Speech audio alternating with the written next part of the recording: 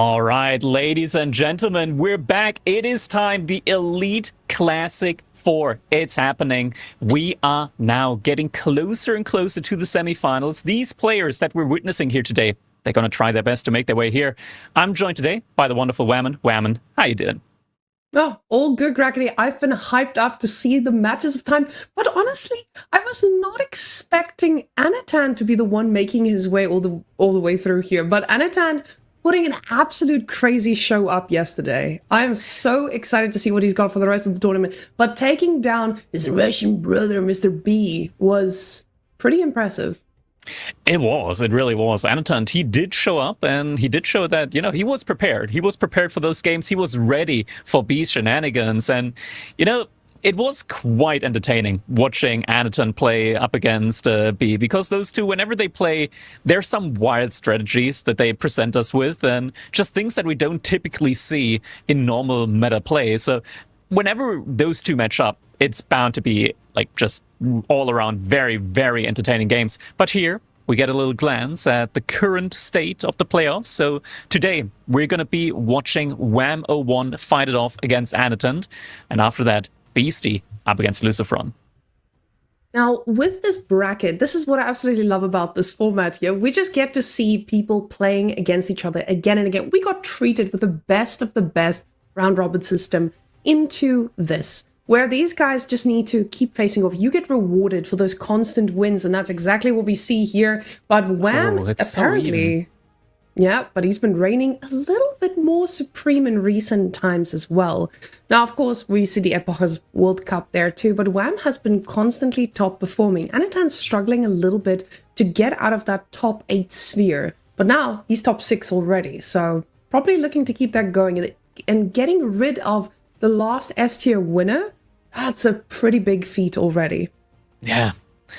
Man, I gotta say, those two players, just looking at the win rates, looking at the sets that they've had between them, it's gonna be a very, very interesting game. Obviously, as we're getting closer and closer to these finals, I mean, we're already in the playoffs.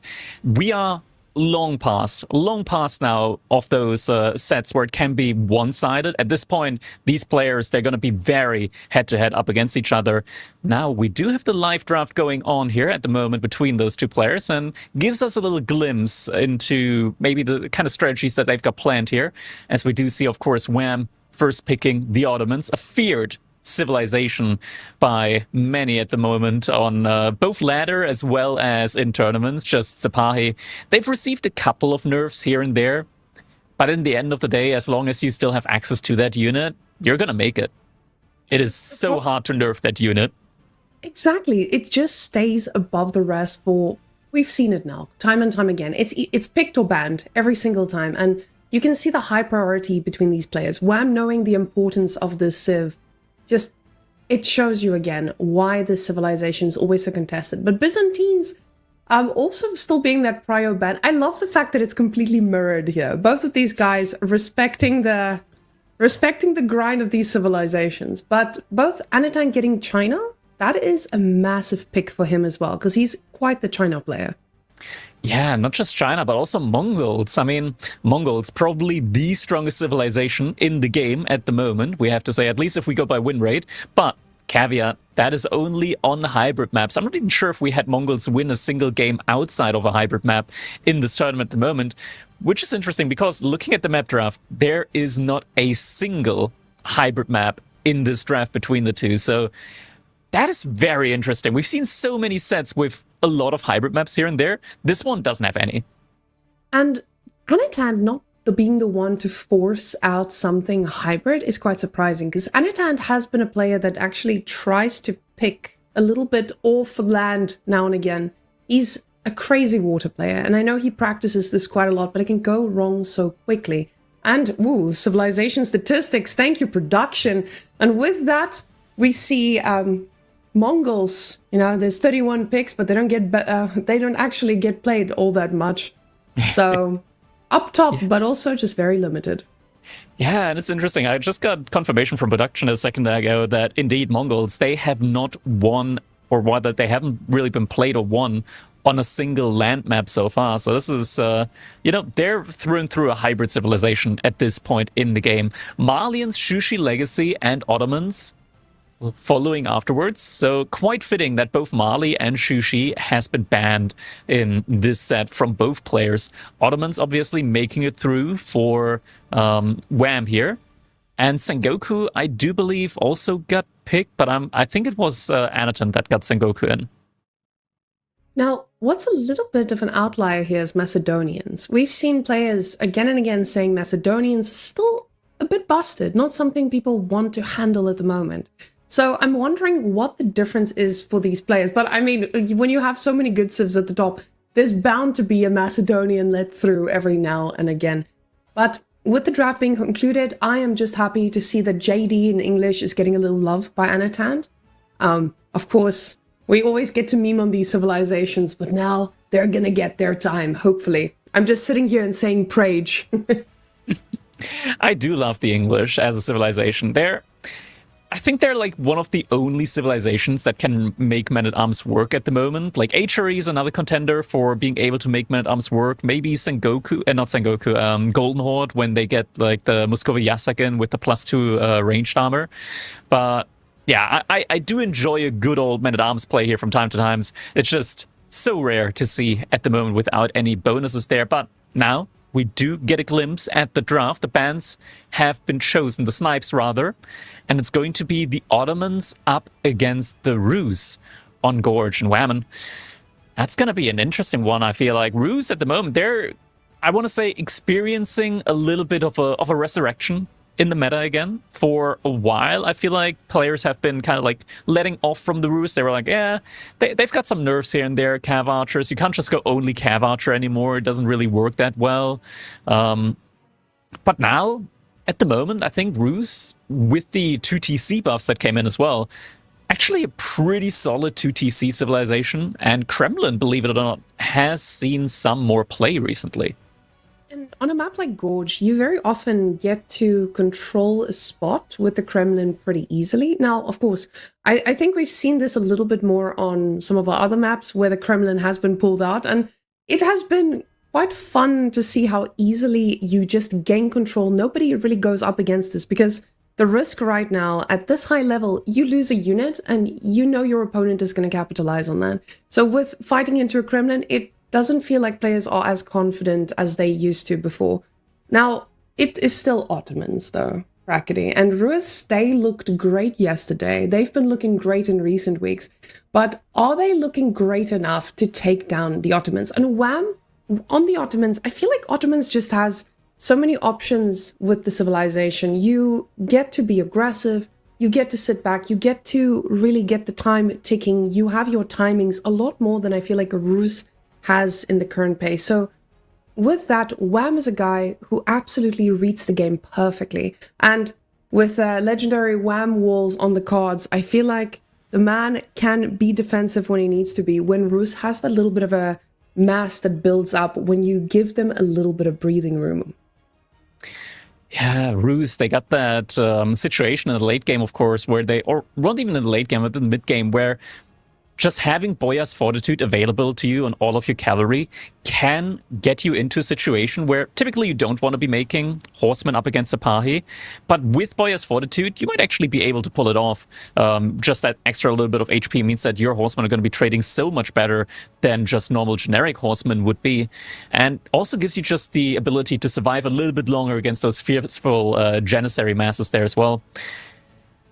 Ottomans, it's so strange Whammon at the moment, right? Like there's been so many changes here and there with the Ottomans. They've touched the Janissaries every now and then. They've nerfed the Istanbul Observatory, so it no longer generates units quite as quickly as it used to.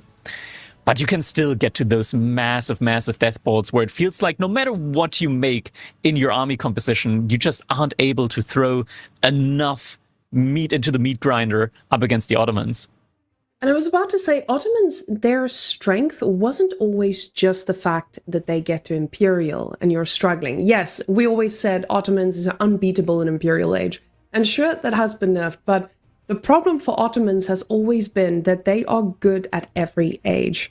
Just with the cards you get to play, with your Imam timing, you get to make those pushes. But now, with Rus just having that TC available a lot earlier as well. And this is what I love about the Golden Gate. And going into the TC changes now, so with the TCs being that bit cheaper, you don't need to invest as much idle time from your villagers to really get there. The timing feels impeccable. It doesn't feel like you have that same time limitation of, let's say, 11 minutes where you have to attack. By 11 minutes, it feels like the second TC has more than paid off already, even with just that little bit of a decrease in cost. Yeah, indeed. Wondering, though, if we're actually going to be seeing the Golden Gate here. Like, Kremlin is such an amazing defensive landmark to have, especially against a civilization like the Ottomans, which, you know, once they do get that death ball going, having that panic button available to you with the militia, which now also spawn your own hand cannoneers as well, that is just such a nice quality of life that you can use when you're playing up against them. So wouldn't be too surprised if this might actually also just end up being a Kremlin game here from Anatund. And just, you also save up a lot, right? Like, you immediately have the influence on your Kremlin, so you get some more wood income. You don't have to make that wooden fortress, so you save almost 200 wood there right off the bat. And sure, the Golden Gate is nice. It generates, like, if you do the math, it's like 50 resources a minute that you get out of it with the way it accrues resources. But just the defensive capabilities from a Kremlin, just stacking that up against it, really just puts it into perspective just how good of a landmark the Kremlin is in theory. I feel like it doesn't feel like Kremlin got as many touches for us to really see its viability. It feels like that time back in the day when Malians got released and nobody really understood the full Malian capability, and without any significant changes to it, it just became something people understood. And maybe that's exactly what we're seeing with the Kremlin. But before we just talk about that, I want us to take a quick look at these two bans here. Golden Horde, we know a lot of players just see it as an amazing civilization right now. And I think on Gorge, where you're usually not getting punished as quickly, Golden Horde makes a lot of sense to get banned.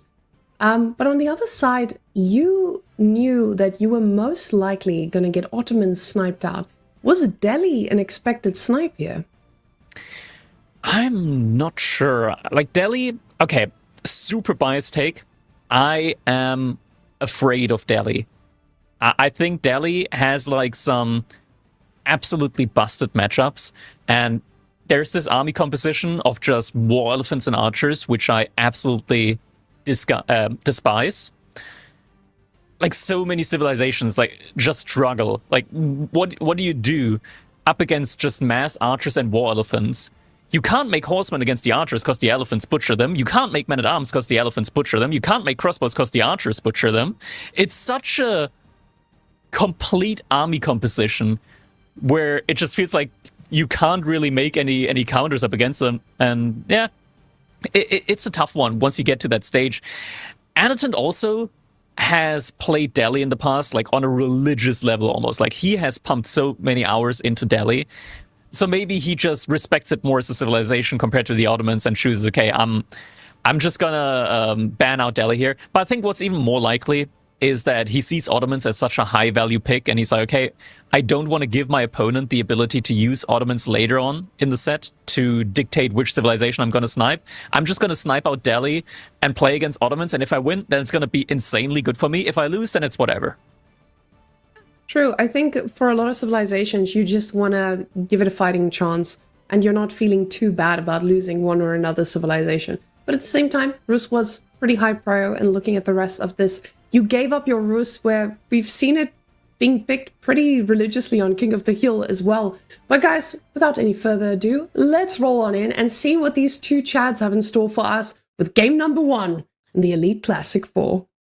And we're jumping right on in. Wham 01 in the color purple here, playing as the Ottomans. And look at that. Already gathering that little bit of extra stone to be getting that military school out nice and early. His opponent on the other side of the map, it is Anatund, playing for Team Volda Esports. And interestingly enough, started the second hunting cabin, then decides to cancel it. And he built the first one with 5 villagers, sending the sheep next to it in order to minimize, like, walk time there, walk distance. That's an interesting decision from him, and he is actively making additional scouts from that hunting cabin. And the way you said it, I was also just, my brain just instantly went, interesting. 5 villages going on out there. It feels like this is something this man has practiced, optimized, and he's like, this is exactly the right move for us. And honestly, something I don't think we've seen from any Rus players. And it might sound strange to you guys in chat. Hey, why are we... Oh, we're back. We're back, guys. That's us. That's us. I think we were missing audio there for a second, so working on that. Just going to be a second until we'll be right back into the game.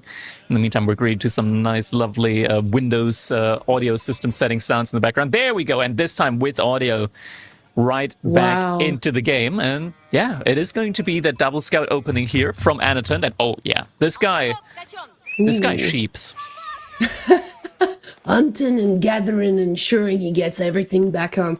But in the end, still just a 3 sheep differential, and that's pretty good, all things considered, for Wab. He's not going to be too unhappy with all of that.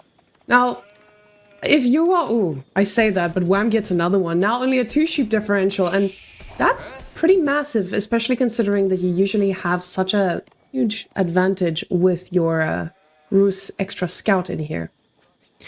Yeah, but the scout is going to be useful all throughout the game, so it's not necessarily like... When you're playing as the Rus, you're going to be, I want to say, like, time-limited or time-gated anyways when it comes to your age-up timing, just because of the amount of bounty that you do generate in order to be able to age up. So investing into that one additional scout, you can tell, like, Anaton right now, he is still floating some additional food at this point.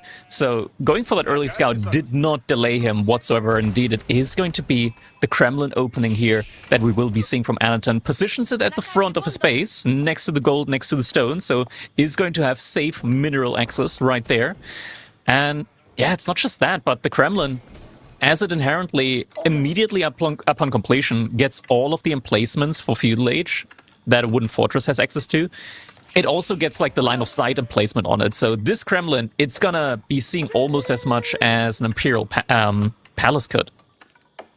The beauty of the Kremlin, it might not, and this is something that the Kremlin usually secures a big chunk of food, etc., but with this position, you have access to your gold, and we've been seeing the Rus go out on gold a lot earlier than they used to. So now, with the gold access being there to the front, you know you're going to get shot down. The Kremlin is just going to make that a lot safer.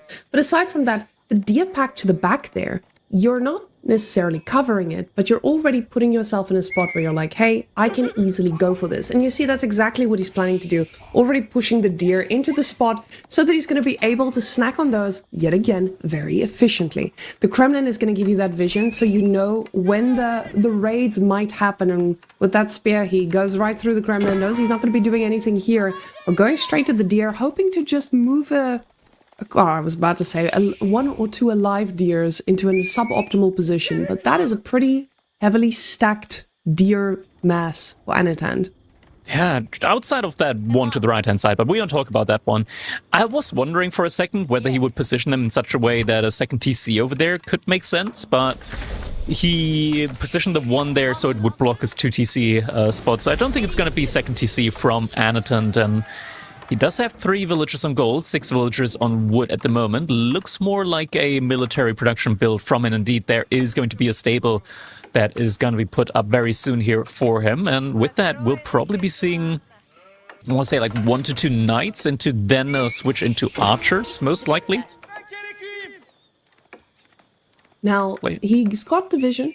He knows what's cooking, and with the spears, he's already putting himself into a spot where he doesn't want the food to be accessed anytime soon. But the first night is underway, and Anaton with 4 on gold already. He's going to be hoping to keep this going, but we're seeing that archer composition we saw yesterday, beautifully from the Rus. And I am very excited to see what Anaton is going to pull out of here with that comp, especially knowing that the Sipahis are going to start on coming, and with the stable going down, you can see he's doubling down on this. He knows how important it is to get these horses up and running.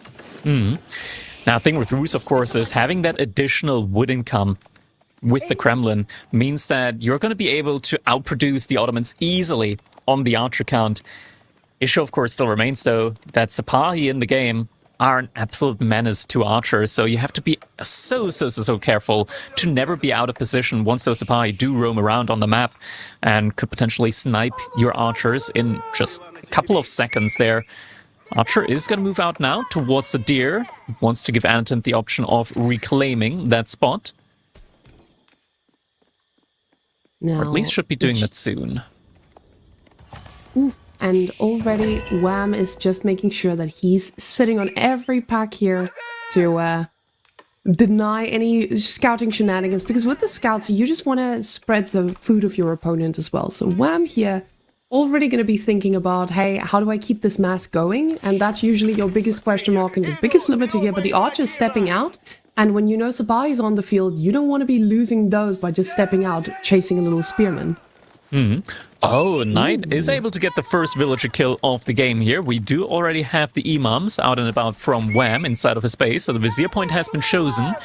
And now, with that, with the knights having been revealed, we do see Wham opting into a barracks here. So not going to be going for his own archers, instead doubling down on the spearman play. And also, of course, wants to be able to upgrade those spearmen to the ardent variety, in order to just be able to keep up with those knights. Now, we still see a very much committed man to spears and Zapahis here. He knows he's going to need to find a way to deal with those knights, because anytime just getting a little sneaky chase in there, it just means that Wham is now on high alert. He knows he's not going to be able to get out here on the food, gold, anything too easily with just a handful of knights roaming around. Now, upgrades coming on in, loving this for Anatant. He's just going to be able to stay in feudal as long as he needs and can keep on producing. I see nothing in queue though, and that always scares me just a little bit, because I never know if it's the UI or if this man is very comfortably just sitting and making or letting it happen. But now he feels confident enough to move out onto the deer and queues up another 2 archers just to make sure that he can respond to anything. The problem is just, that's a huge amount of Sapahis. Yeah, they do come out very, very quickly, especially once the blacksmith has been put down. The production speed does ramp up quite nicely. At the same time, though, knights are going to be charging into the wood line here from where... Oh my god, such a nice reaction here in time to combined with the early wheelbarrow upgrade that Wham chose to get. Was able to move away in time now. Outpost and mill to secure the deer out on the map on his side. Wham! In a pretty decent spot, even though he did, of course, lose 1 villager out early. Having that military school does kind of make up for that. Overall, not in a bad spot at the moment, I want to say. I also like the little conga line of lumber camps inside of Anaton space, just to be able to spread the influence from the Kremlin all the way to the wood line to be able to get that plus 20% wood income right there. Blacksmith now also coming in for Anaton. Doesn't look like he wants to be going for an age up.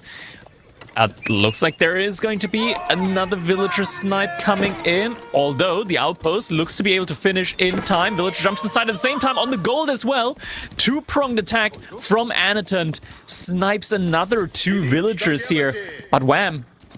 He's on his way up to Castle Age fairly soon. 9 villagers on gold, but that has just been spotted out by Anatant. So I wouldn't be too surprised if Anatant's going to be also sending more villagers over to gold, or send his army forward to try and pressure Wham now. Now, him going from 4 to 6 here is telling you that that is the reaction. He knows, I need to do something. It being like, hey, let's get a few more upgrades and keep the fight going, because I see how greedy you've been. With those 3 knights, he spotted the amount that Wham has on gold. But the big question mark of how he's going to sustain this and even getting to castle, this is a risky move for Wham, because if you are going to castle, you have to ask yourself the one question: can I survive this?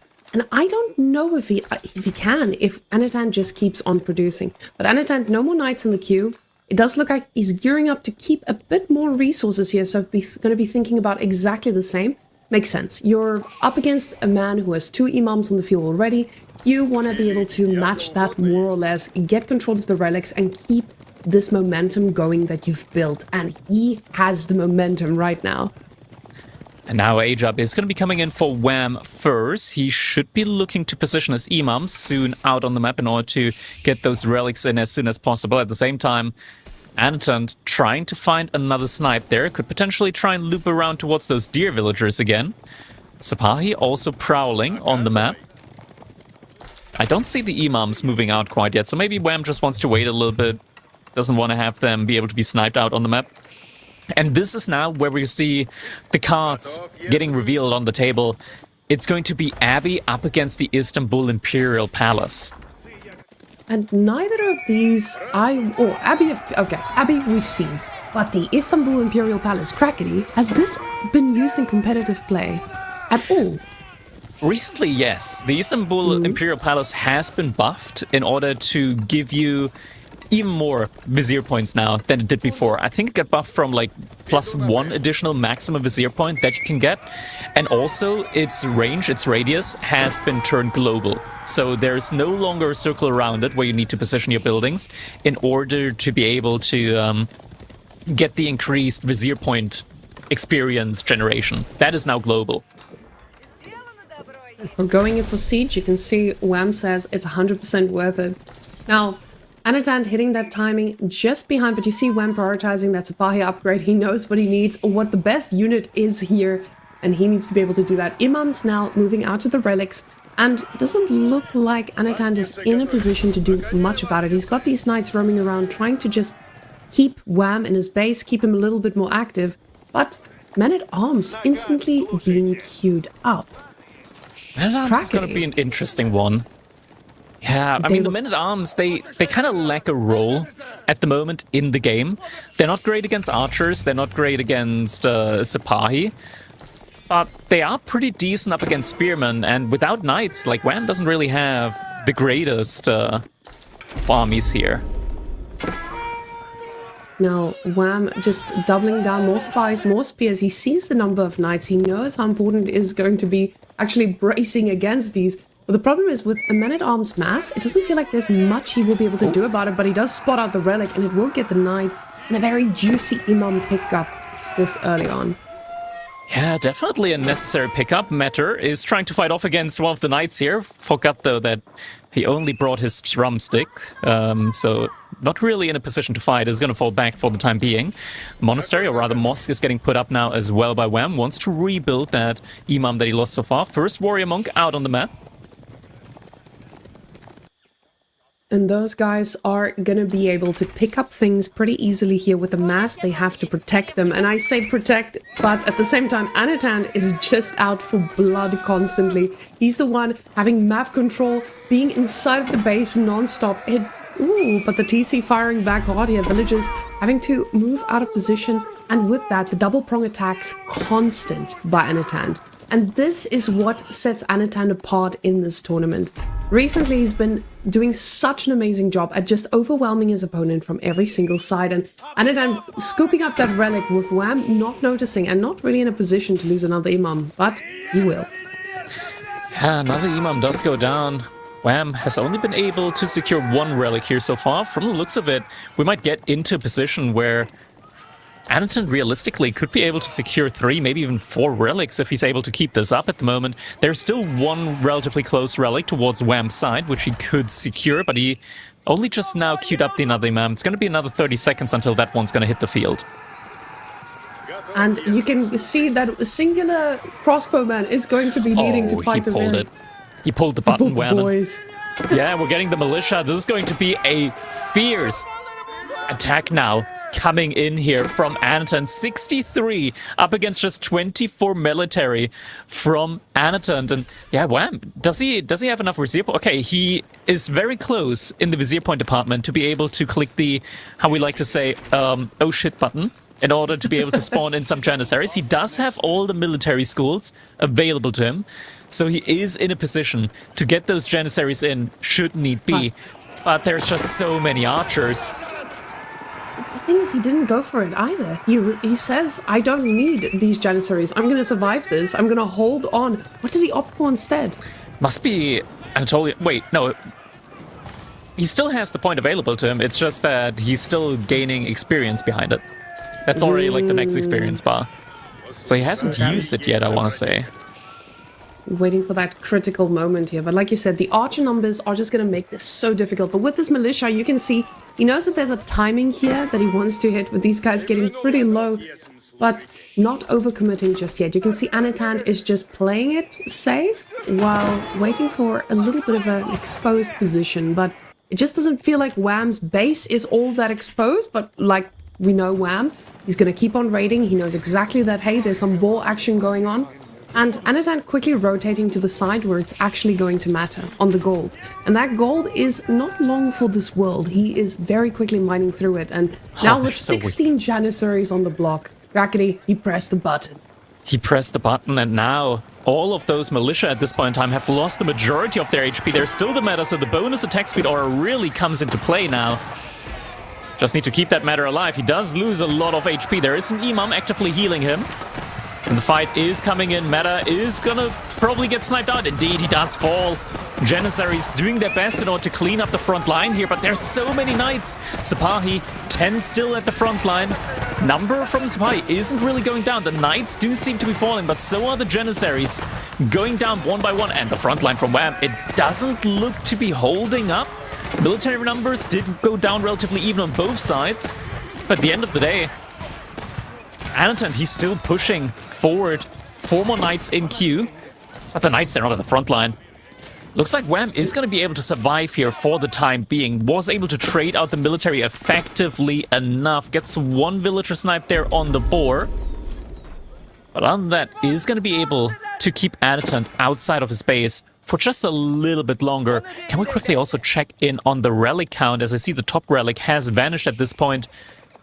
And, oh, Anatan, he has been able to sneak it.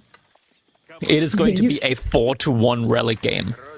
And the problem with playing against Rus, who doesn't need to touch a single grain of gold, you know this army is going to keep on replenishing. He gets to focus on anything else. Anatan is out on the map, just snacking on whatever he feels like and constantly producing these gold-intensive units, knights. But with the archer mass, you're still not under that much duress. Adding a few men-at-arms in here forces Wham to keep making units that he most likely doesn't want to be investing in, which cost gold. Because as we can see, with that gold expiring, he doesn't have access to these resources for too much longer. That 1 relic is not going to be producing what he needs to be able to contest this. So the army from Wham getting scarier and scarier by the second, with nothing that Wham has in his arsenal to be able to respond to this. Right now, it's just a bunch of Sipahis who need to be doing the raiding, finding some miraculous damage, and a sad few Janissaries who are not going to be able to face up against 27 archers who will be heading their way pretty soon. A nice, constantly active scouting from Anatan is going to see the move out from the villagers to the top gold here at the same time. Just that single knight again. Oh my god, the scout actually killing a villager here at the same time. Knight hitting from the bottom, kills another villager. Wham, and so many villagers have gone down this game on Wham's side, 6 in total, and all just from these little individual snipes. We're now sitting at 51 to 19 military. Wham, he's got 11 Sipahi in queue. But how many stables does he have? 2? 3. Okay, he's working on it. The poor military schools are just a thing that keeps this game alive for Mr. Wham. And you can see with him having 11 vills out here on gold and on food, he's just desperately clawing at those berries. Oh, no. But more villagers dying at the back. The man is in trouble on all fronts, Crackety. This is a destruction. It is certainly looking very rough here at the moment for him. He's just now getting gold again to be able to get some Janissaries out. The issue is now that he's struggling for food, and the second the military from Wham gets pushed in one direction, Anatan strikes somewhere else, and just a constant back and forth. This feels very much the way Louis likes to play his games, and Anatan, I'm not sure if he's been practicing with Louis behind this, but yeah, this feels very much Louis-esque the way it's being played here. Just some prime time luring Anatan around and just attacking, or rather luring Wham around, just attacking from these different sides time and time again. Even if he doesn't find any immediate target, he's just sending the units in deeper, because you never know, just return a little bit later and you could find value, and just like that, another villager is getting sniped. Wham, somehow though, isn't that far behind in the villager department. Did he get a second TC? He doesn't have a second TC. There wasn't that much villager idle time on both sides. What's oh, did Wham use the vizier point to get villagers out quicker? He must have. He did. He did use the vizier point for 75% faster villager production for 4 minutes. That keeps him in the game, kind of. The problem is just that now there's sacred side sticking, and sure, this doesn't feel like the win condition just yet, but it's adding that another layer of problems that Wham has to deal with. And with these knights, the problems feels plentiful. They're on every single angle. The farm transition is very much lacking. And you can see with the villagers being this far out, he is desperate for resources. Another 2 villagers getting picked off. Yeah, but this time on the side of Anatant, when you see those Sabahis just trying to find some damage, and that miraculous damage they're looking for, he's aware he needs to find it. The problem is just the army is in position, and Anatant, he's just looking for more. Crackety, this is a slaughter. Wham, react! The villagers! He's got AirPods in, Wham, and he doesn't hear us. Okay. Loses a couple of villagers here. Janissaries to the rescue. Okay, that's but a little bit early. That's a pay little bit early for the world. Oh my god. The villagers are just trying to leave a legacy here, making sure that they work until the very end, but some of the knights still staying alive, and this is the issue. The fact that these knights are still alive doesn't matter if they're almost semi-dead. They are just a constant pressure that Wham cannot react to, and very soon, as we can see, our observer showing us, Anatant is thinking about something very specific, and that is going to be a sweet Imperial Age, and we know how nice a Rus Imperial Age feels. Forwards Baskaya to end the game here. He's on 65 archers, Whammin. Now, there are a ton of Sipahi on Wham's side, but with this many archers, you could almost make an argument that at some point, like, the archers are just going to be able to one-shot the Sipahi. Okay, respect Wham. Was able to quick wall in his villagers there at the top side to keep them safe. Didn't lose any of those villagers, but the high armory is going to be on the way now for Anatant. Going to be able to get some of that very, very cheap siege in, but most importantly, just being able to upgrade this insane ball of archers to the elite status. Once they get to the elite status, they are going to be able to deal with the Sipahi as well. It doesn't matter what type of unit you have. When there's an elite upgrade advantage, with these numbers, they're going to kill just about anything. It hits so much differently, especially with him having +2 ranged attack already. He's yeah, not, there it is. He knows. I'm not trying to fight Sabahis into Imperial Archers at any point in my life. But that is so huge. This is so huge for Anatant to be able to not just win with the Rus, but also get Wham's Ottomans out of this set early on. So not only is he going to get rid of one of Wham's strongest civilizations, the civilization that he picked first in the draft, but also he's going to be able to get a point ahead on the scoreboard. This is amazing for a start into the set here for Anatant. This is now Rus on a whole different level. We're seeing Rus coming out, not a single horse archer, but Wham was actually a guy who pulled out horse archers with Rus recently and still made them look good. So I feel like with Rus, we're just now seeing the tip of the iceberg. Players are showing us this civ is very much back, and they are scary, but masterful play here by Anatant. Again and again, just showing us what constant pressure can do to a man. They say pressure makes diamonds, but you have to survive this pressure first, and unfortunately, Wham was not strong enough. But with the next one coming up, we actually get to see an HRE snipe, and I honestly would not have predicted anything like that. And letting House of Lancaster through. House of Lancaster has been something we've seen people snipe. HRE? Definitely not. Yeah. Getting a little glimpse back at the replay here. I think this was also just such a crucial turning point here from Anatant, being able to utilize the panic button that the Kremlin provides with the militia to be able to trade out up against the death ball that was still in the making from Wham. And that is such a crucial point in time, right? Like being able to keep your opponent from reaching that critical mass before it starts getting overwhelming on your end. Such a beautiful, beautiful timing there that Anatant was able to find. But now, moving over to Dry Arabia, the House of Lancaster up against the Golden Horde. The Golden Horde, one of the, I want to say, most anti-fast castle civilization in the game at the moment, just with it's so weird. It's such a weird tempo conundrum with them because they have such a long age up time to get to the feudal age. But then once they do reach feudal age, they're actually able to just produce units so quickly with the Golden Ten being there immediately. Like you just get the Khan out as soon as you hit the age up. And then after that, non-stop toggle production into mass archers, you immediately have a full army composition. Can't really be asking for more. On the other side, House of Lancaster, they've recently had a, I want to say like they've had a second coming when it comes to looking at manor play again. They now enjoy 2TC into manors, which is very slow as a build in general, scaling wise, but it gives you an opportunity to play a long game.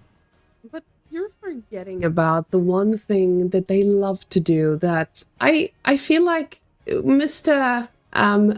Golden Horde is not really prepared for, and that's Dark Age aggression. You get to shut down that uwu, which stops the fact that you get your Khan out. Sure, you're gonna have enough stone for that, but afterwards, what then? You don't have access to your gold, you don't have access to your stone. It starts to feel like the Golden Horde doesn't really get that tempo going that we talked about a little bit earlier. Golden Horde needs that tempo because when they start rolling, it's really hard to stop them. House of Lancaster, they have a funny way of doing that.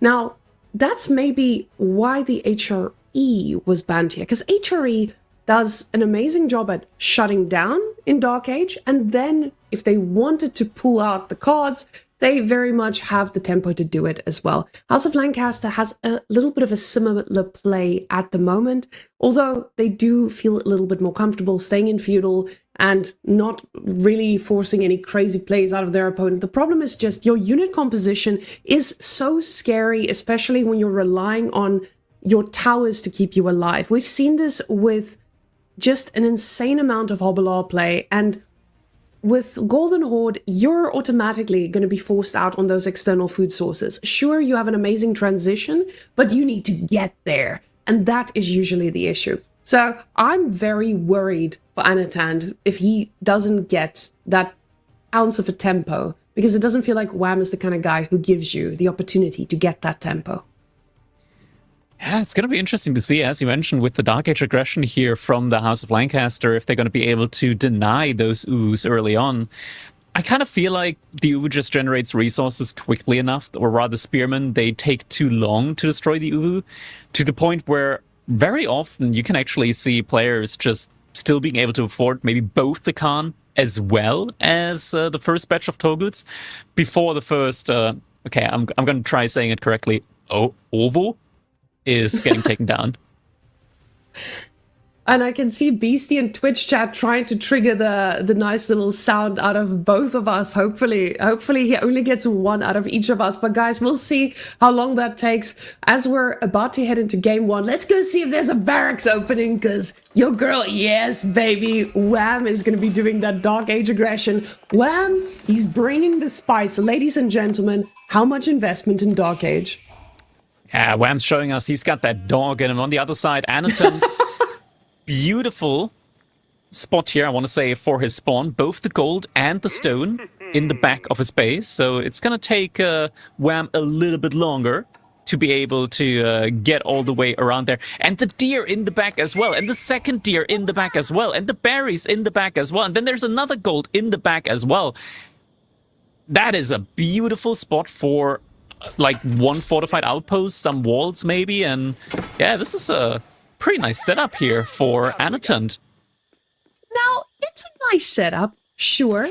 The problem is there's going to be a bunch of spears that are going to deny you off of everything being to the one side. Now, of course, Anatund will be able to eventually respond to this. I don't think it's going to take a lifetime, but it's still something where Wham only needs to shut down one side. And we've seen a House of Lancaster just do exactly that. A fortified outpost may be built, but the problem is some of your units don't really care about a bit of fire. But yeah, let's take a quick look at this food situation in the early stages of the game, as Wham is ahead with a few sheep. And this is going to be important when you need to keep that spam going. Anatand making sure he gets enough gold for that age up. And the first spearman going to hit about now. Now, of course, with the stone already coming in, like you said, you don't get to kill the Uwu too early, but it's just going to deny him from having too many extra horses running around. 4 spearmen already out from Wham. Is he going to be investing into a 5th one? Doesn't look like it, though he still has villagers on wood, but he also needs a house fairly soon. Yeah, I don't think he's going to go for the... Maybe he just put a 3rd villager over to wood. Is there going to be... Yeah, there is going to be a 5th spearman. I was wondering, like, if it was just going to be the 2 villagers on wood, then I don't think he would have gone for it. But with the 3rd villager, he's going to get enough wood income to then follow up with the house soon enough before getting housed himself. Anton does have enough gold already. There's one more villager still gathering. Doesn't need to necessarily, unless there is like an upgrade which he wants, but not really achievable for him at the moment. Yeah, the Ovo is going to be getting torched down here relatively quickly now with 5 spearmen, and the Gur should also be next. That should be roughly like a 225 resources worth of lost resources there for Anaton. So already like kind of making up for 3 of the 5 spearmen there. Yeah, Anandant is the kind of guy who's going to stay on that gold for the extra few seconds just to see if he can potentially get the gold he needs for the upgrades, if so needed. But of course, Wham reacting to that, telling you, hey, there's no point. And also telling you very clearly, no for you today. Your stone is cooked. The 250-ish that you're going to be having in your bank, that is it. So, Kanador goods coming in, 1 minute 20. There's still a lot of time in Abbey of Kings. It is not going to take too long to get there either. Wham completely, I was about to say completely pulling off of gold, but the man's being cheeky and he's leaving 1 on gold just to make sure that he can get those spearmen upgraded. Alright, Abbey of Kings going to be coming in for Wham. Ovo about to be going down. 2nd Gur on the wood line coming up now. Is that going to be Wham's next target? Indeed, it does appear to be the case.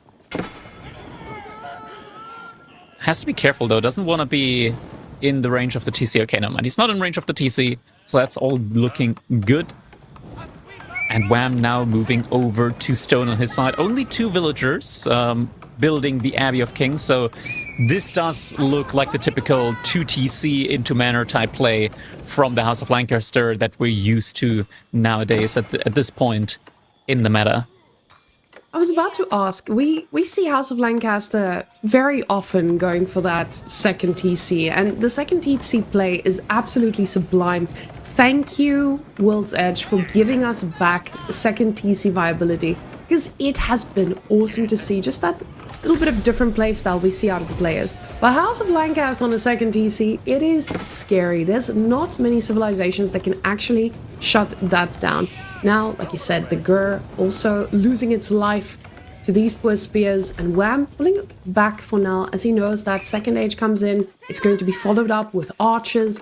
Whatever the man pleases, he's going to be able to take those down eventually. He doesn't want to overextend too much, but at the same time, keep an eye on those resources and see where they can be of use at the moment. And where they're going to be of use is exactly where the scout is keeping an eye on that Vil as we see him trying to sneak in another Uwu. Gets that out early in the middle of the map, but there are the spearmen from Wham making their way towards it. Villager could be getting intercepted. But he... Okay, never mind. Doesn't find the villager in time, but will find the Ovu. But I think rather than going for it, he needs to fall back towards his base, because the Khan is going to be there and he's going to be applying some pressure. Wham is so close to be able to have enough stone here for that 2nd TC. Scout is trying to block. Wham should have enough that is being held by the villagers currently. Ooh, but he's very set on fighting this though, Crackety. He's going for more. He wants to get enough of the mana as well, but this might be insanely expensive mana with Villager paying the price. But the spears are finally in position. He does overstay as well, come a little bit. The spears getting dangerously close, but another villager. Oh my god, 2 villagers! That is so big. That is so big. That is already 10% of Wham's economy just gone immediately. In the follow-up, there's already the archers here. Where's the little Lenny? The little Lenny's sitting on the other side of the Abbey. Not being utilized at the moment. Now, I don't know if he's gotten enough stone. The villagers haven't dropped off just yet, furiously building a house. But this is such a massive advantage for him. Now, Wham needs to get that 2nd TC to actually have some value before it really starts making a difference. But now the archers are in position to rotate, to find the damage. House of Lancaster, they may have started off pretty strong, but this is pretty dangerous going up against this mass already. There it is. Villagers coming on in. First spearman is going to be going down, but the TC will go up. Villagers, though, maybe a little too many there. They are going to get pulled back in time. And one of the archer and the Khan is going to get taken down. So now, Wham, he is in a position where... I don't know, Wham, and this just feels so tough for him at the moment. He wants to get a manor out, but he also needs production buildings out as soon as possible here. He needs to get either yeomen or hobelas onto the field. I think he could actually be making a case here for the hobelas just because the Torguts, they don't really do damage. And indeed, it is going to be some hobelas. The stable is going to be coming up, but Anaton just so active on the scouting. He's going to be seeing this come in immediately. You're seeing, you can see one thing that Wham may have missed here as well is he didn't have enough stone for that manor. So those villagers not dropping off, they put him into a spot where he had to go and reinvest into getting the stone he needs. Now, of course, he needs the stone anyway. The problem is, with him having 7 vills on stone for that extra minute, it just delays him from so much more. That is such a cheeky rush. This Anaton guy. Yes! So Shut aggressive here with the fortified outpost, wants to make sure that Wham, he's gonna need gold for the hobelas, right? And now he's gonna be putting the outpost up, the fortified outpost, to block the gold on one side. And now he's gonna rotate the army to the other side in order to block this outpost from coming. Oh my god. Wham is in trouble. Wham is in so much trouble at the moment. He just made the stable and he can't make a single unit out of it because he has no gold. And the archers were not in the spot to protect their poor little vills, but the villagers are not giving up on that just yet. As you see him do, he doesn't cancel. He knows this thing is going to take 1,000,000 years to kill, and Wham doesn't have the units to contest that. The archers just firing away, actually dealing with the lords pretty well. And now, that's just the 0 gold House of Lancaster. This is not the House of Lancaster we're ever scared of. Oh my god, and there's just going to be more and more archers coming in soon here for Anaton. Wham, now that he knows, or rather now that it's obvious that he's not going to be able to get any hobelas out, he has to switch into yeomen. There's just no other way. There's nothing else that he can do. He needs yeomen. The problem is he doesn't have the wood for this. He's invested onto the farms. He's he needs the taking food. his deer, Wham, and he's stealing his deer too. Because he knows there's no way for Wham to leave his base. And there's double archer rages now. Oh my god, this is... Okay, the next 3.5 to 4 minutes for Wham are gonna be the most painful, no doubt. Okay, he is getting some gold in. The archers are gonna be jumping inside of the outpost now, though. That's gonna be enough gold to at least get the hand upgrade, I guess, on the spears. I think they're still... Dark Age at the moment. That's something. Luckily, it does look like they're upgraded, so those could even be cheekier as we see him going for another lord. So this is, with 42, you can make a hobbylaw. You're not going to do much with said hobbylaw, but at least there's something. And you now see Wham going onto the berries as well. And going onto the berries, it's not a good look when there's a bunch of archers just floating around your base, and you can see they're just constantly looking for damage. They're going to spot those vills too, and they are quickly moving in, just doing a little snipe. No one going down just yet, but the warning signs are out, and luckily these lords are in position to shut them down. But if he loses these, they are not getting replaced at any time. Crackety made one hobbylaw. He believes. The one hobbler that did believe. Wham, he's got so much food at the moment in the bank. There is, of course, the potential of him just getting a market in, selling some of the food to get some more hobblers out onto the field. But this is just such a doomed situation here at the moment for Wham, it feels like. Now he's got a lot of food in the bank, but food income is going to be stagnating from here on out as he now has to rely on farms, villagers using the short bows up against the archers. A lot of idle time being forced here. Currently up to 10 spearmen at the moment, but just 6 yeomen up against the 30 archers here from Anaton. Anaton only 3 on gold, but the second I want to call it out and say that he could start thinking about a castle age, 5 more villagers getting pulled over to gold. Anaton, this is going to be his transition now into a castle age follow-up from this point on. Oh, and you can see this constant pressure on the wood line is just idling Wham out, not just with the Vils, with the army. He's trying to split them up, trying to get into the right spot here. The second TC firing away at those archers, but there's 30 more of them. So with these yeomen just trying to get the fight through, these horses are just providing the front line he needs. You see him quickly sniping out absolutely anything that does mean something. Horses getting on top of the yeomen, getting rid of them pretty quickly, and the spearmen getting sniped at the speed of light. These archers are doing work, and Anatan is not slowing down. He's bringing more, and they're gunning straight for the base. This brutal denial of resources here in this game for Wham. He's been so constricted all this time. And Anatan, even though he is prepping to go for a potential age up soon, he's still winning or trading well enough at the front side. To be fair, destruction value is in the lead for Wham, but there's just so much more for Anatan out on the field.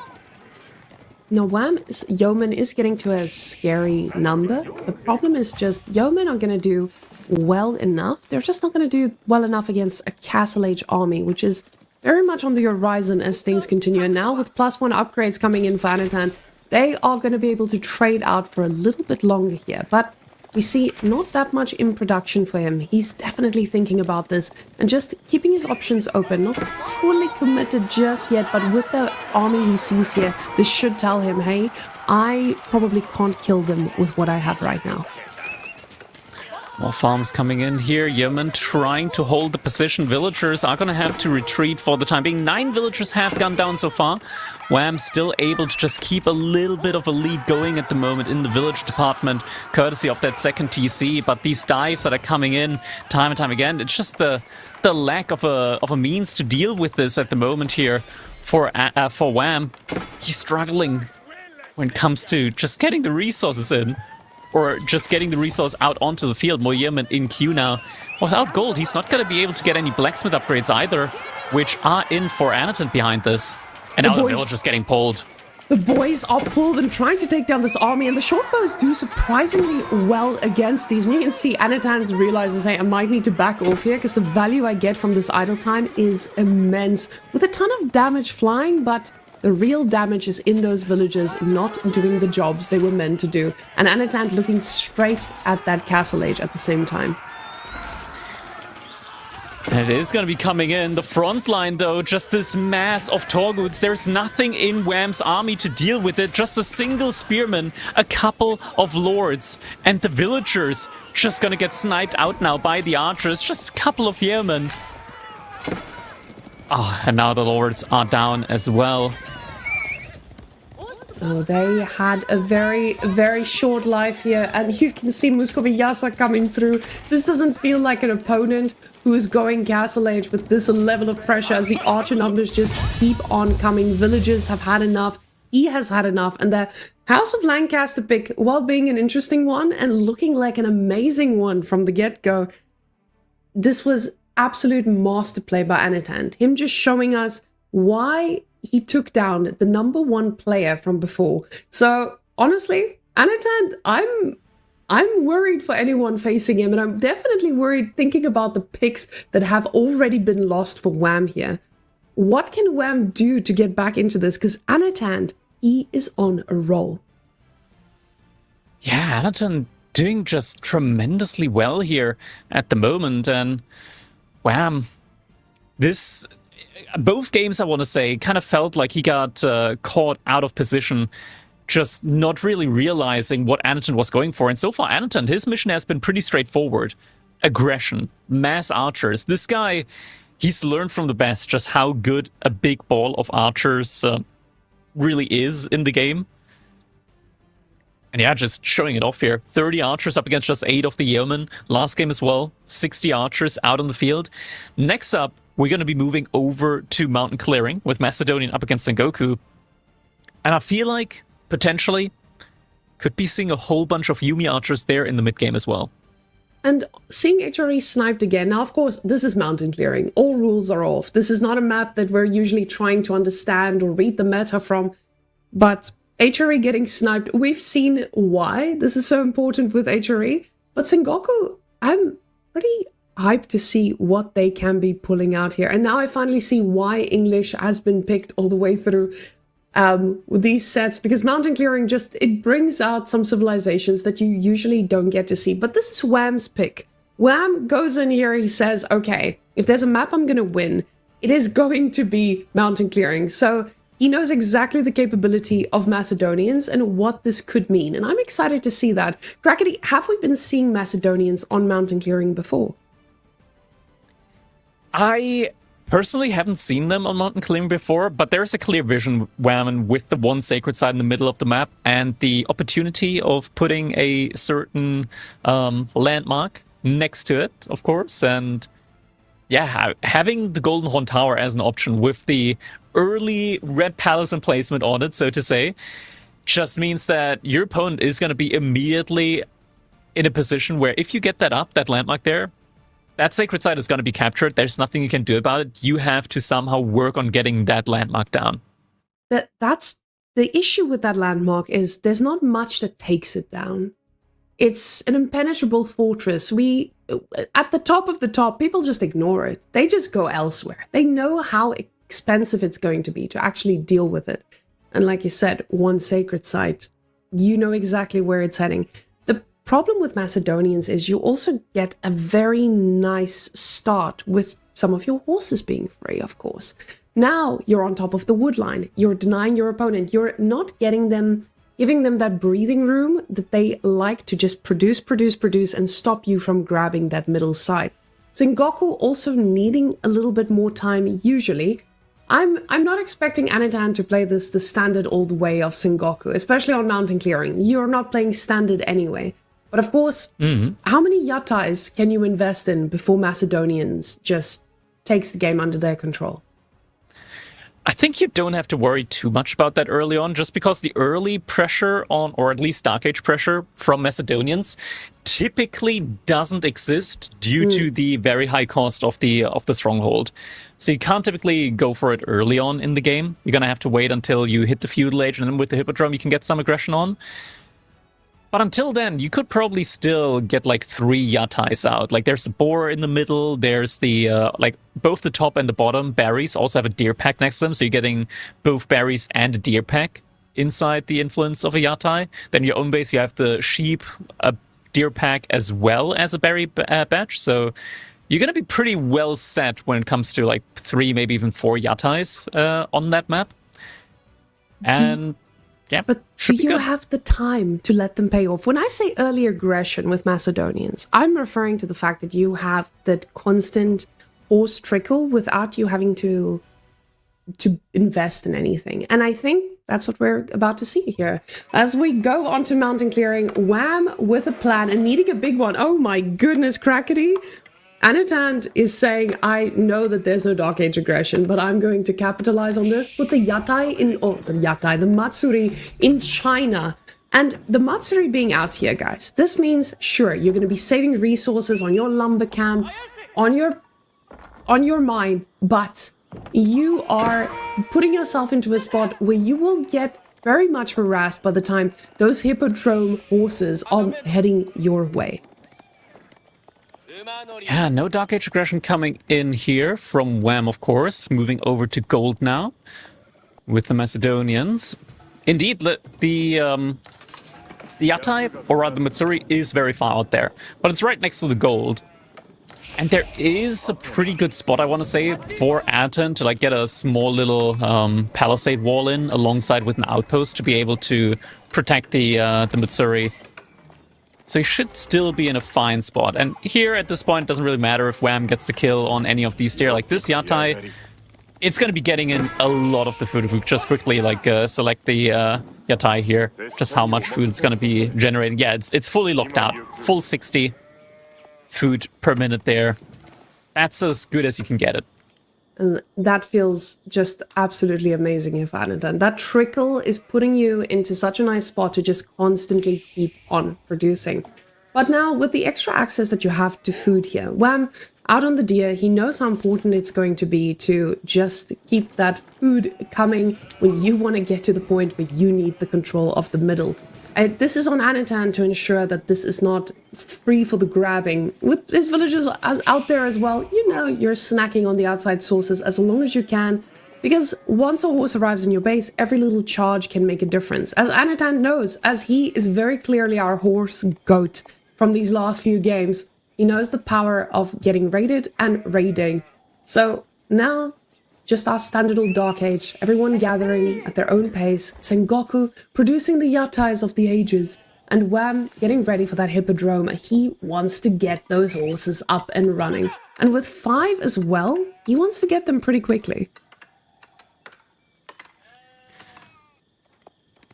Yeah, it's gonna be a pretty good age-up timing here for him, looking at like 3 minutes 50 for the age-up. To be fair, probably more like 4 minutes. The early play onto the deer does delay you a little bit when you go for survival techniques on the age-up, since you need to gather up the little bit of additional gold there as well. But should still be a pretty quick age-up overall nonetheless for Wham. Coca Township coming in the meantime for Annatant. Only went for the second Yatai, so we're not going overly greedy here. The second Yatai being in the middle of the map there next to the boar.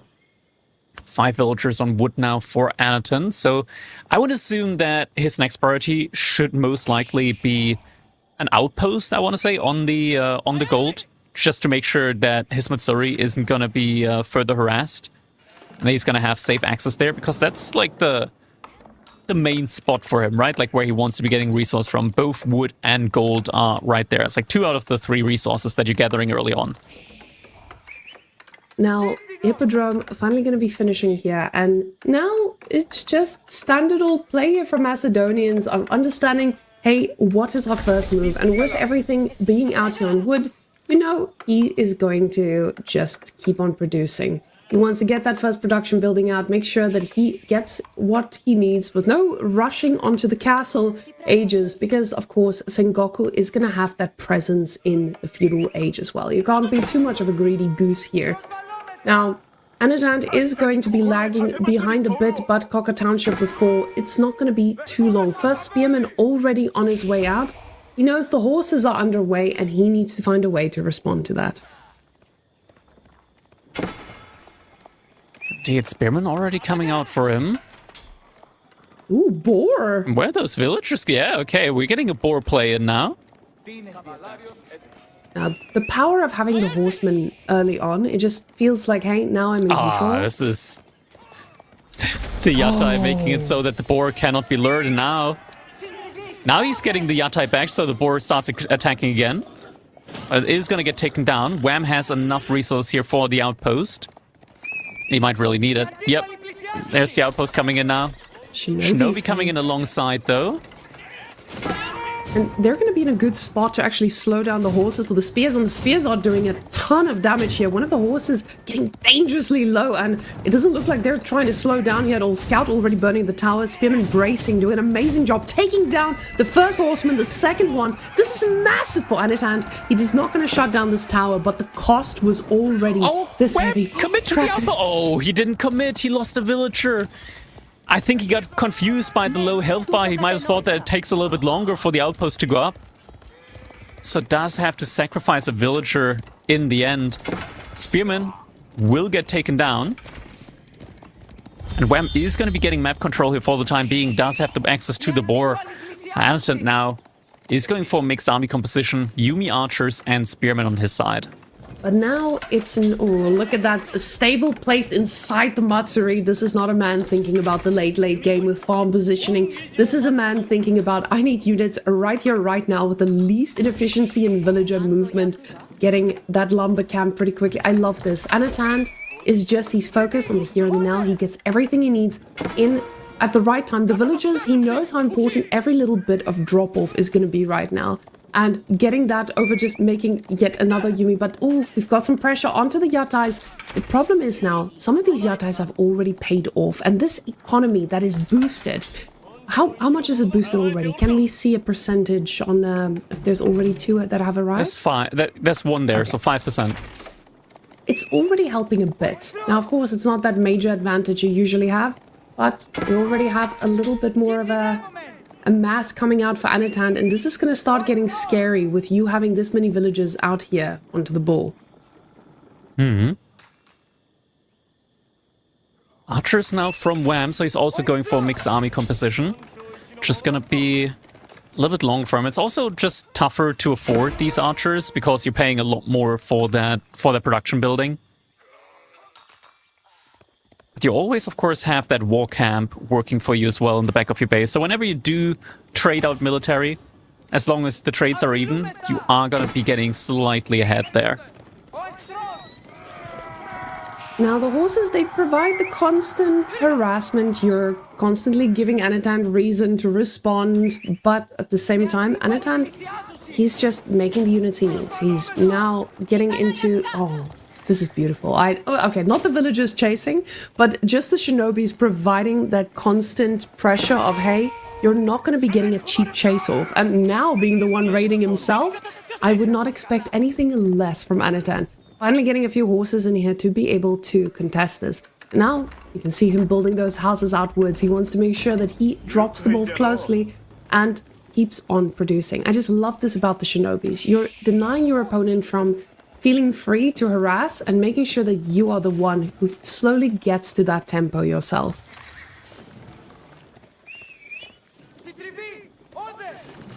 What's his plan now behind this? We don't have any silver being used for upgrades yet. 3 villagers are on gold, so slowly you should be able to get some silver in there. Horseman going for a little dive underneath the outpost. Does see the archer range there as well, where it's positioned.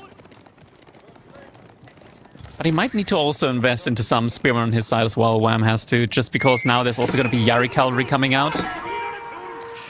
And the Yari numbers looks like are getting scary. Yeah, Wham, he might be thinking about just getting for the Aristotle placement on his strongholds next. He is gathering up some stone for it, so wouldn't be too surprised for it. Now archers could be getting a connection in onto the spears. Yari cavalry just a little bit out of position here, but can't quite catch up to them.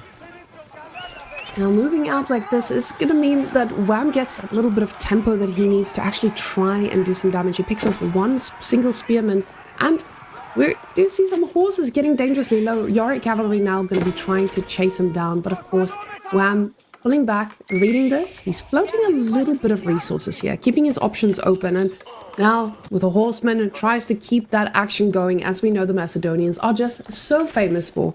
But with the resources he has in the bank, he has options. He gets to decide, hey, I'm going to be transitioning elsewhere. I'm going to be thinking about that castle age. I've got the units to pressure you and be able to move out, but at the same time, just he continues producing without over-investing into everything. I like this from Wham. But Anadand, he is just a relentless force. Now with the horses, he's going to have pretty good advantage against this composition. Like you said, there's just no spears here, and the numbers are starting to get scary.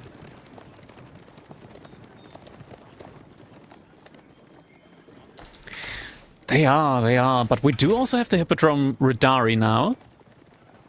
So with that, Wham having access to almost an Imperial Age level unit in the feudal age.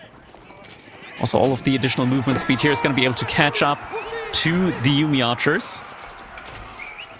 And fight looks to be taken here.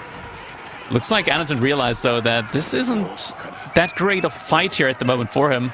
Now the spearmen are going to get focused out. Just 2 spearmen remaining at the front line here. 2 more somewhere else. And there's just not enough Yari cavalry here. The archer's not able to really get any damage, focused damage done here either. He has to pull them back. But now the Yari mass has been completely limited. And Wham is now in that position I talked about. He stacked up a little bit of resources, didn't overcommit too much into the feudal, and is now ready to age up to castle. The thing is, now he gets to place that wherever he pleases. And we know exactly what is going to be the juiciest and the hardest to shut down. For Anatan is nowhere near being in the same position. He's out here on the food. He's getting pushed off of the food as well. And not in that great position we usually see here from the Sengoku. Now, Wham, let's go see where he places that landmark. Ah, we know. We know exactly where it is. Absolutely disgusting. There it is, indeed. The Golden Horn Tower is coming in. The landmark we've all been waiting for. Yumi archers in the meantime. in position here to potentially make a play at it. Oh, they're trying to go for the villagers here in the center of the map. There are a lot of the outposts here. Wham, he needs to pull the villagers back. Loses one villager instantly. That next villager, well, he went in the wrong direction. Oh, this is a little bit spicy. This is okay. It looks like the Yumi archers aren't following up though. The army wasn't in position to actually follow up or protect the villagers from this, but now they are, and Wham finally has his mass together to try and shut this down. Horses here on the front lines doing an amazing job against them, and finally the Golden Horn Tower will reign supreme, but it was a pretty expensive one at that too. Yeah, losing 2 villagers for that. Villagers somewhere else as well. Once it comes up, though, it is going to be just absolutely amazing value. And right now, Anatun doesn't have the resource to age up anytime soon on his own side. Archers still trading off against each other. But now the entire front line from Anatun has been lost. No more Yari cavalry, no more Daimyo. He's 2 more Yari cavalry in queue at the moment. But with very limited food income. Or food in the bank, rather. And just Yumi archers being pumped out, but lacking the daimyo for them. This is looking very, very dangerous for Anatun at the moment. Even with the shinobis being pulled, he knows he needs to get a little bit of damage done. The age up comes through. Wham is in a wonderful position to do the real work here, as we see horses still feeling very comfortable coming all the way through as they are barely tickling. But finally getting some upgrades in the mix as well. And we do see one single unit that is going to make sure that these little archers are barely tickling them. And that, ladies and gentlemen, are just those real Radari. Radari are going to be taking a beating without even flinching. So, Anatund, he knows he's on a timer. He just keeps on making units. But at the same time, we do see not much can be put in queue. He's very, very hungry.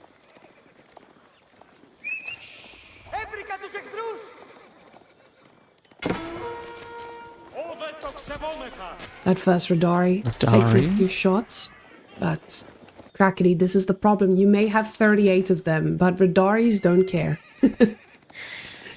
Truly don't, and I mean, there could be a case made for Anatund here if he had like a significant unit mass advantage, but when it's 2-1, but there is a significant tech advantage, then 2-1 really isn't like enough of an argument. It's not even 2-1 at the moment for Anatund.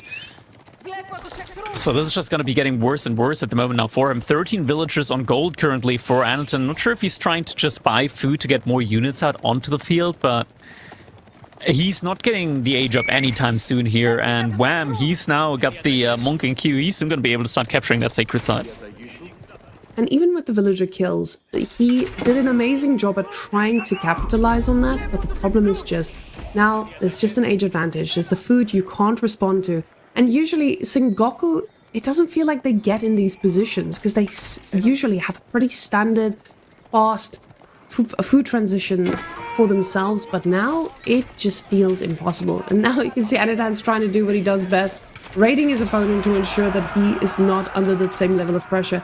But he's very far out against the composition that can quickly run over him, just trying to snipe out what he can. And with that, he does get a little bit of damage done, but the Sacred Side victory is approaching, and both of them are planning to move out on the food here. I feel a little bit more optimistic for Mr. Wham, though. Wham, he's got that big mass advantage at the moment. Yatai is going to be taken down. And getting cut off from the resources here. Villagers getting idle, just tries to build a house instead, but you can just tell there's no damage coming out of these Yumi archers. Shinobi getting spawned at the front side next to the house, but the villagers are being all idled out here. They're all going down, and with that, GG is going to be coming in. Wham, not giving Anatund an easy set here, is going to be setting his own score on the scoreboard, and now he's back in the game. And Wham coming back on a map that he was very, very prepared for. Mountain clearing, again, is something that feels like a little bit of a wild card. I know some of our top players are not the biggest fans of playing on mountain clearing for this exact reason.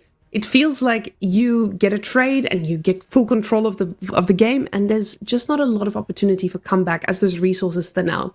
And Wham knew exactly how to play that perfectly. And with these plays, you can see the Yatai being pulled back there just a little bit too late, not really getting the damage on these villages, but Anatan just, again, reading this so well to try and get every bit of damage he could. It looked really good for Anatan up until that point. But Wham was just able to utilize these resources for a bit longer and really gain control of this, making sure that Anatan was the one overextending with these archers and the composition from Wham just reigning supreme every single time. Yeah, definitely a good call for him to be also going into his own archers. Felt like the Yumi mass just wasn't going to be enough here for Anatan to really try and overwhelm Wham. The Yari cavalry also just didn't work out all that well, even with the Daimyo in combination there. Once that Hippodrome Radari just hit the field, you kind of felt like Anatan, he needed like 5, maybe even 10 more Yari cavalry to really be able to take these engagements. Now, these pickups here were, again, fantastic from Anatan. Reading this every single time and Wham realizing, hey, it's worth it to pull back and then push out. And finally getting that army together and really doing, I feel like this point was maybe just a bit of a killing blow as so many of these archers went down. And once you're losing that mass, with Anatan's economy, he just wasn't able to get back on there. For a second there, it looked like he was thinking about Castle himself as he was just floating a ton of resources there. But you're going to get to Castle and then you can't make anything because there's just no more access. But that being said, ladies and gents, we see another yellow civilization being sniped. And I'm just referring to Aeobids here because we got 2 HRE snipes in a row, but finally King of the Hill, we get to see another pick. Now Aeobids, I see why it gets sniped constantly. This thing on King of the Hill has been disgusting. Now, of course, with the Manjanique nerf, it does feel a little different, but rather goes up against the French. Now, Wham's French, that's pretty scary. Yeah, and this is going to be on King of the Hill, of course. I'm kind of wondering here, Wham, and China on King of the Hill, you don't have a long distance to your opponent. There aren't like a lot of ways for Wham to like try and sneak out. At the same time, this is so difficult. Like China, they can be greedy on maps like in general, China can be greedy, but on maps like this where you always know where the resources are, you can always estimate where your opponent's going to end up being. I think as China, you probably still need pro scouts. As French, I would argue you could also go for pro scouts just to make sure that your opponent doesn't pro scout the deer way. But you kind of don't want to invest into it as French, even though it is cheaper. You'd rather just like get more knights out, put on aggression on your opponent, try and deny them from getting the deer in. That's a tough call to make, honestly, when it comes to whether you want to go for pro scouts or not. The thing is, this matchup in general, historically, has been slightly favored for the French. When, like, with the little asterisk there, when China runs out of food. Like, initially, when China runs out of food and they have to make the farm transition with the granaries, that's where they typically die. They struggle with getting that farm transition in. Pro Scout historically has, like, been the technology that is able to keep China in the game longer for a potential turnaround. But it's just so difficult up against the French. Like, if they don't go for their own Pro Scout, you're going to have to go for Spearman first. Honestly, if Wem just goes for Archers, Knights immediately, this could be incredibly tough for Anatan to get access to the deer. On a map like King of the Hill, you're not up against too many spots. You're going in these directions, and it's pretty quick. So I was going to say exactly that. The only time China loses is when you see that pro scouting running out. The moment the pro scouts run out, you just see a drop-off of China instantly.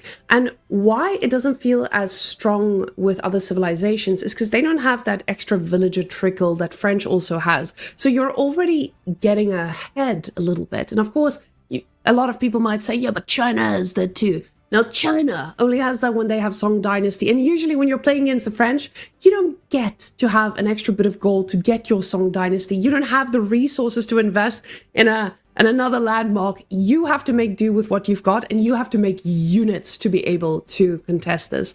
So I feel like on a map like King of the Hill, you have the two sides of French. French, now they get to deny the Pro Scouts only in a very small portion. It's not a hugely open map.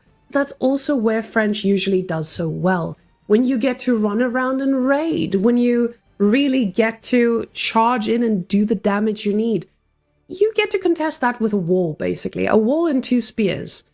But at the same time, Wham is he's quick to react, and he's not scared of going archers. We've seen Wham with a ton of archers early on. He knows when to switch and when to deal with the units from the other side. But Anatan, let's go see if the man actually goes pro scouts, because I think this has been a big question for most of us.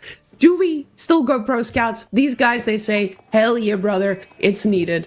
But of course, ladies and gents, we're here, King of the Hill. Are you ready for a lot of action? I say a lot of action, but we might just get a stalemate with a lot of walls. Anything's possible on King of the Hill. Well, I mentioned this a couple of times every now and then. I'm going to mention it here again. I love this map, King of the Hill. Just the concept of it, in Age of Empires 4 especially. Just, I think it's such a nice balance, having the objective in the middle, but then all the important like food resources out on the sides. I just, something about this map just really clicks with me. And I always love to see when it comes in. So here we go. And this is a classic matchup with the Chinese up against the French. We do, of course, have Anatan here starting us early on with the no IO opening, as is common at this point. So we'll be getting that Imperial Official only once the age up comes in.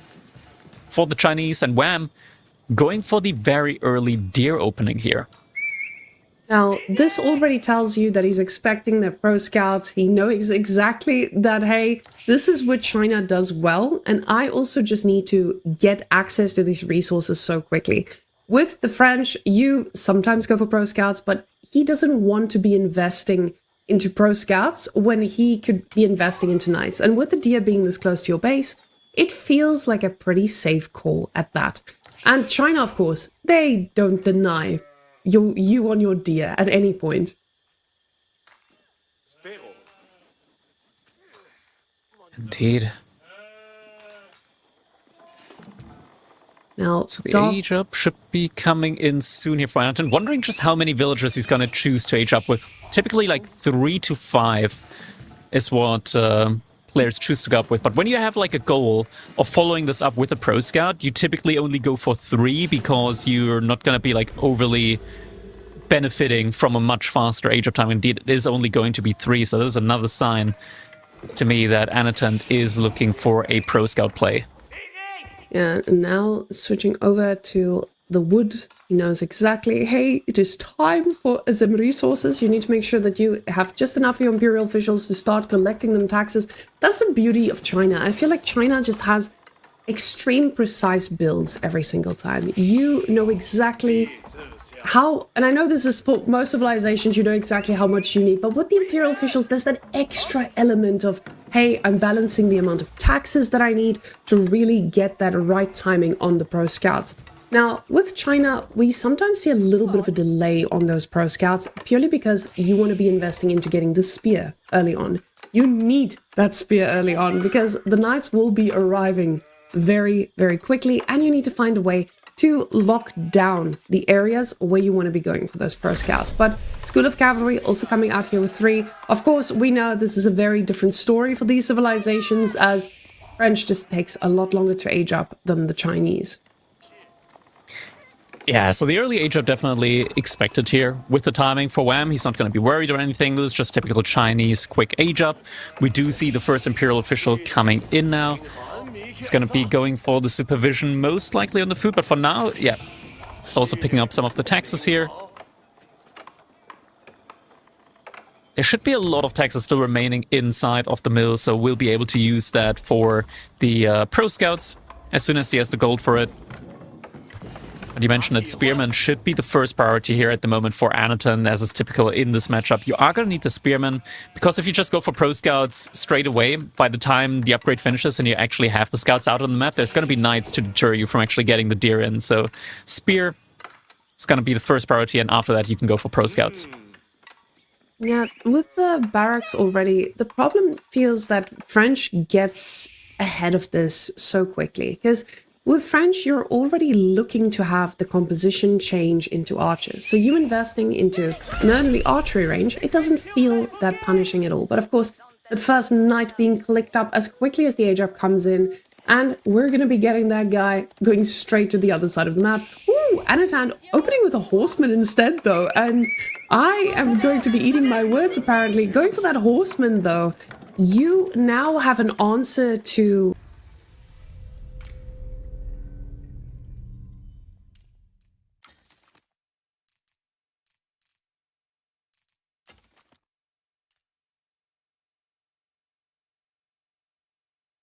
Are we back? I think so. Looks like we're back. Okay, we're back, everybody. And luckily we see, as we saw from that observer view, we're still in the game. Nobody has died just yet, ladies and gentlemen. That is good news. Guys, just forgive the Norwegian internet. You guys know it's a country that really struggles to keep connection going. They just have so much good water and happiness out there that sometimes we're going to get stuck. Internet isn't everything. Yes. There's more to life than a good internet connection. Right, guys? Right? Surely. Everybody can agree. Now, where we were in that game, the fact that we had a horseman opening, I don't know where we got cut off, but the horseman feels like such a cheeky play. It can pay off so well. Or you're going to get yourself into the most sticky situation because you just don't have a response to the knight. Now, of course, the horseman responds to the archers that you're going to be up against, and he's already getting a little bit ahead of that. But we are back, ladies and gentlemen. That first horseman is going across the map. I just wanted to catch up with the game speed as well. That's the second one. Ooh, is that the... No, that's the second one already. So we can see the wall coming up from Wham. Wham living up to his Wham wall reputation pretty quickly to make sure that those do not get interrupted. The wall is going to be coming up relatively quickly. Anton does see it with the scout, but the knight is going to be there. Scout trying to be a little bit annoying here, but is going to get forced away by that knight. Unless he wants to just lose the scout. That's probably fine with Wham as well. Horseman from Wham as well. Probably just didn't have enough gold to immediately queue up the second knight. Instead choose to at least get a unit out on the field. Really maximize the active time there from the School of Cavalry. Archer's coming out as well, so it is indeed going to be the play here from Wham to just be as active as possible with the pressure on Anaton, but just really great timing from Anaton to still be able to at least yoink the first deer spots there. Yes, away. And the army completely engaged Crackney. He's just making sure that all these knights are nowhere near his base.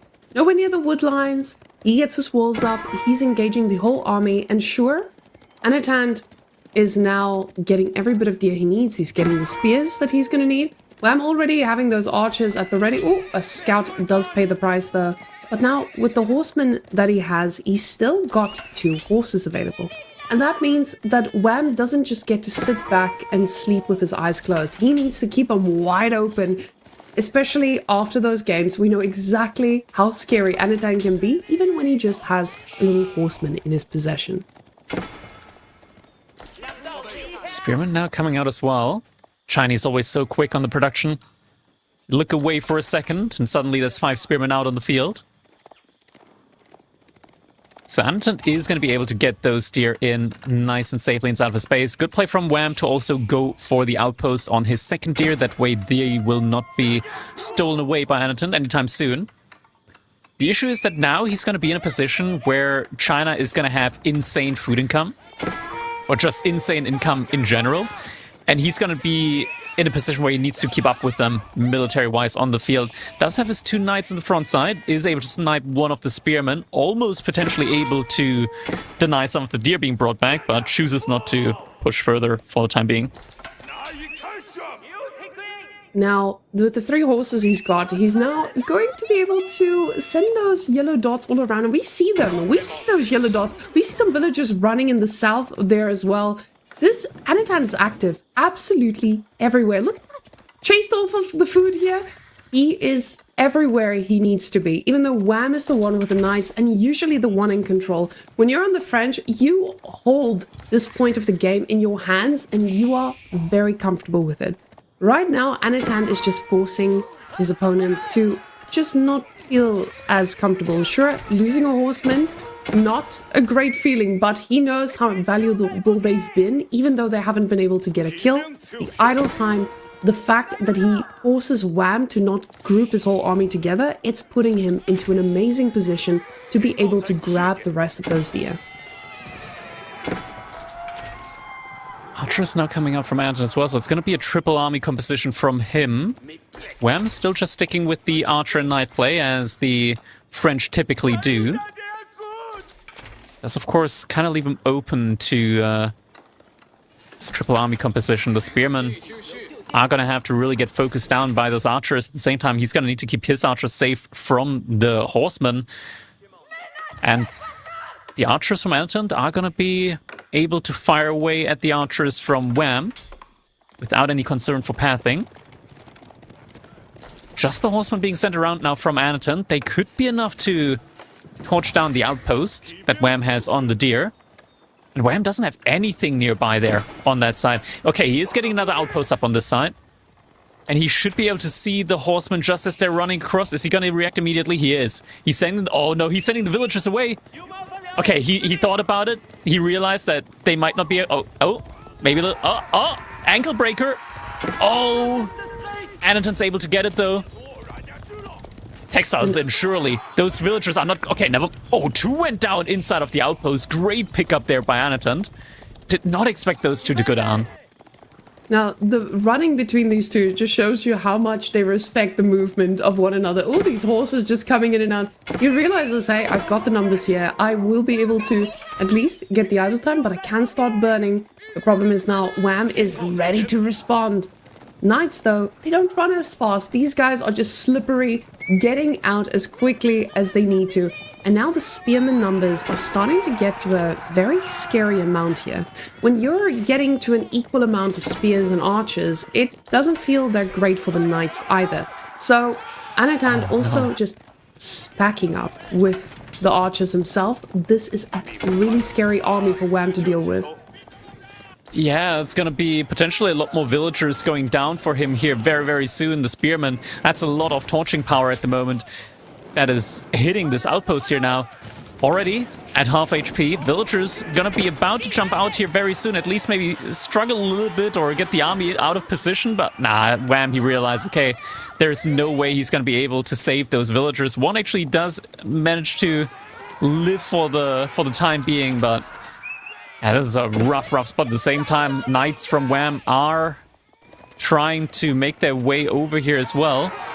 But it just doesn't feel like he has the army here in order to really take this fight. He does have enough archers to, for the time being, at least one-shot these spearmen. And he's doing a good job with that. Really good job, actually. He's doing such an important micro here, making sure that every single archer is targeted. The spearman going straight for the knights. He knows what he needs to kill. The only thing that can take him down are these knights, and the only thing that can stop them are these spears. So quickly getting rid of these archers, ensure the numbers are falling. There's not a lot of spears left, but he's done an insane amount of damage. These units are not replaceable. He's denied off of every bit of food, and even if he loses all these archers, he is not in a bad spot at all. You can see he's trying to get every single knight down he can because they are so expensive, Crackety. These things are not going to be making a comeback anytime soon. Yeah, heavy losses here now for Wham. At the same time, though, Anaton looks like he is also burning through his food. Very little remaining underneath his mill. He is now moving out onto the map. Wham, though. He lost 7 villagers so far, Wham, and 7 villagers. That is a ton of his economy. We're looking at almost like 20% of the villager economy that he's lost so far. Now, he is still playing as the French, so it kind of makes up for a lot of these losses, but definitely far from ideal here for him. And he's going to be feeling it. It's not just about the villagers lost. I think the value of the knights that have been lost is so immense already. Because Anatan, he's doing the responsible farming. You can see he's still got access to quite a bit of food. Oh, and now making a play out here, getting the Barbican. Like I said before, you usually don't have the ability to go for the Barbican, especially in feudal, but he's in charge. He's already done the trades he needs to do. He's gotten the value needed as well, but Wham realizing he needs to find something himself too, using these knights to try and find a bit of an opening, but he's running a little bit low on food. And sure, he's still got a few villagers out there on the deer, but they're just sitting ducks because, again, Anatan, he can make a play for these eventually, and only 3 of them being engaged. This is not something that Anatan even feels the need to invest in on. And Wham now is the one who's being the aggressor, pushing all the way out. But with the villagers being out here on the Barbican, they're no threat. And he just gets to use these resources and keep making units. And he's doing something that Wham loves to do, just making a ton of archers. At the moment, the army is looking up again for Wham. Barbican up for Anatan, of course, so he is no longer going to be falling behind slowly. Or at least he's going to be scaling on equal grounds, if not a little bit better than Wham is. But Wham is able to find the archers here, a little bit out of position. Spearmen are going to try and brace for them, but looks like Wham realized the position the army from Anatan is here at the moment. He's going to be trying to take the fight, doing a good amount of damage here. Anatan now switching over into Jugunu. That's not going to be doing much better for him for the time being. Oh, I like these farms around the TC. Sure, you don't want to be farming around the TC with China, but sometimes you just don't really have another option. And just having these 4 farms here at least means that you can have pretty much full uptime on your TC to produce villagers non-stop. And usually those 4 farms can make such a difference when you need a unit or 2. Yes, a massive chunk of army already getting picked off. And you can see the archers again just trying to pick off archers. They know they're not going to be doing too much against these knights anyway. Might as well just get the value they can. Now, these pick-offs has been pivotal for Wham. Wham needed this to be able to get back in a way. And now he has quite a bit. Yeah. He's definitely put himself into a decent spot here. But Anatan's now in Song Dynasty. He does have the same amount of villager production speed. He's not going to be in a position where he falls behind more, and especially with the resources that he still has access to, he is okay. He cannot afford to have a ton more of these trades though, and at this rate it feels like he's playing a little bit too comfortably with these archers. Castle, looks like he's trying to go for Castle Age, yeah. Double hand cannon placement will be coming in soon for him. Chivalry only just now coming in for Wham, but Wham also looking for his own Castle Age behind this. The issue here is Wham, 20 Jugunu, they lose an insane amount of value going from Feudal Age to Castle Age. Like, Castle Age Jugunu are just sad. They're not good. They're really not good. They do much worse in Castle Age than they do in Feudal Age, so you kind of lose a lot of value from them, especially up against a civilization like the French, which are just going to be hammering out those knights, and now the age-ups are going to be coming in from both players. Astronomical clock tower here from Anatan, so I like this play from Anatan, not going for the palace, because realistically, you're going to know where your opponent is on the map. Right, like there is no information gain from the Imperial Palace here. But the Clock Tower, having that Siege Workshop with a lot more health on it, that is a lot of value. That is a lot of value right there. It's something that's going to be very pivotal when you know your opponent has such massive archers that you're going to be having to fight up against. Because when they do start pushing, this can spiral out of control so quickly. Now the first lancing cue from Anatan already. He knows the value of actually having these armored horses running into these masses of archers himself. And now Anatan is desperately trying to get these walls up, as he knows that, hey, these knight numbers are getting really, really scary. My Jugunu, like you said, they're going to be falling off quite a bit. He doesn't invest on the upgrade though. So maybe still feeling a little bit more confident here in the early stages of Castle. First Knight, or Lance rather, is getting sniped out. Scout still running around here from Anatan. Outpost in the center of the map is going to be the target for Anatan, so we'll be able to burn that one down. And Wham, he's just waiting at the moment for his upgrades to kick in. Veterancy on the Knights is going to be completing first. Looks like he wants to take the fight before the Veterancy on the Archers comes in. Could be a little bit dangerous. Doesn't have +2 armor yet, so the Jugunu, actually, for the time being, are going to be able to do a good amount of damage here. Yes, with him not having +2 range defense, they are doing a decent job at cleaning up. They've got their own +2, so quickly going through everything. And feels like a little bit of a misjudgment here with the connection. He's sacrificing these knights again to the front lines. This pathing hurts so much here for Wham, as a ton of these knights just Not really sure where to path around the sacred site, but Veterancy has come in now. And Critical Mass, Wham is going to be able to one-shot the Jugunu here. So Jugunu falling quite quickly now up against the veteran archers. Knight's able to be kept alive. And now starting to mass up his own knights. But Wham in a really good position, all things considered. Wham might be in a good position with his units. The problem, again, is just the food. Let's take a quick look at his base to see if there's any type of... Yeah, this is where French also usually starts to struggle just a little bit. But Wham, he's already getting ready for that first keep, though. So this is going to feel pretty good. Now, the question is, do you still put it in your base, or do you feel more comfortable putting it out onto the sacred site and getting that timer going? Especially when you know that China usually runs out of food and slows down. Thing is just, this is not one of those normal Chinas right now. He does capture that first sacred site, as we can see, and now Spearman coming out from Anatan. Anatan, he's got the farm set up, he needs this. I think you need the keep in the center, just because it's also where you're going to be gathering gold from. You can always, like, make another keep down the line inside of your base, or just put more forward production up as well, next to the forward keep. So both definitely an option here for him, but I would personally expect the keep to be placed forward. And he's got all the villagers in the middle to be able to do that pretty quickly as the timer has started. But now Anatan is getting his own stone, and you can see with all those villagers, he might be thinking about gaining some map control himself with all that stone. Now the question is just, keep goes in the base though. Brackety, what is... This man is brave. Yeah, I didn't expect the keep inside of his base. Okay, so now he's going to be able to afford a lot more military units. But he might have to forfeit the center of the map, at least for the time being. Walls being put up here. Oh, he needs to be so careful with this, though. Okay, that was good. Still sacrifices 3 villagers, but gets the wall off. Does he actually sacrifice the 3 villagers? He doesn't even sacrifice... Okay, that's great. That's great value. That is absolutely great value right there. And now Anatan has these lancers stuck at the back of the base, but of course you can see he's just trying to get the value still by splitting them off and trying to get a charge or 2 in the mix here. But where's his keep gonna go? That's the question, isn't it? There's nothing really for him to secure at the moment with a keep outside of the middle of the map. But it's...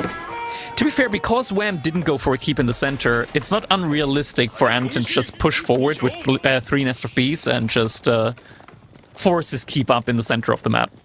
And also knowing there's a big chunk of these archers and knights chasing behind these lancers. Oh, yes, and that is the Anna Chad that we know and love.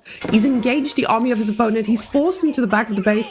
And now Wham is pushing forward, but is he going to be quick enough? We just see purple dots everywhere. Now the spear's doing an amazing job at just cleaning up a scout, cleaning up a knight, and now the push begins. Disgusting. This Chinese building speed just coming in at the speed of light, and Decap already underway with the scout. Wham is nowhere near denying this. Yeah, this is going to be going up, and Wham, he's going to see this come. I mean, he already knows it. Yeah, has to cancel an outpost. He's just going to have to be really careful about securing his relics now. There's 3 relics in the middle. He's got the 2 monks there. He is going to try and get those relics out of there and secure them inside of his base. Because he most definitely doesn't just want to give them over for free. Could be that this 1 relic in there he might not be able to secure. There's going to be more and more Nests of Bees now out and about from Anatan. He's getting to a critical mass of those Nests of Bees, and the question is, what can Wham realistically do in that situation? There's still some gold here that he could pick off. If he's able to get to Imperial Age, it's a little bit awkward for him to place the Imperial Age landmark. There's no good spots at the moment for him realistically to be able to put it. Because ideally he will want to put in the middle. Actually, looks like he's going for the aggression. Oh, he has to be so careful with the archers, though. Archers are splitting up. Staggered formation here at the front side. And the knights, great wraparound, able to make their way onto the Nest of Bees. Villagers just getting pulled. He's trying to heal these up, and he gets a very decent shot. Oh, these archers falling like flies quickly. Yeah, Wham, he just lost a ton of military. An absolute ton of military that he just lost. Was able to take down 2 of the Nest of Bees, but I'm not sure if that was really too worth it. To be fair, Anatant, he's in an awkward situation right now, food-wise. He's gonna have to do his farm transition. And it looks like he's doing a granary transition outside of his walls, though. And that doesn't feel optimal when you're up against a bunch of knights, but luckily, this doesn't feel like the most impossible place to secure, though. You do already have a Barbican there in the south, and a very natural wall protecting your farms.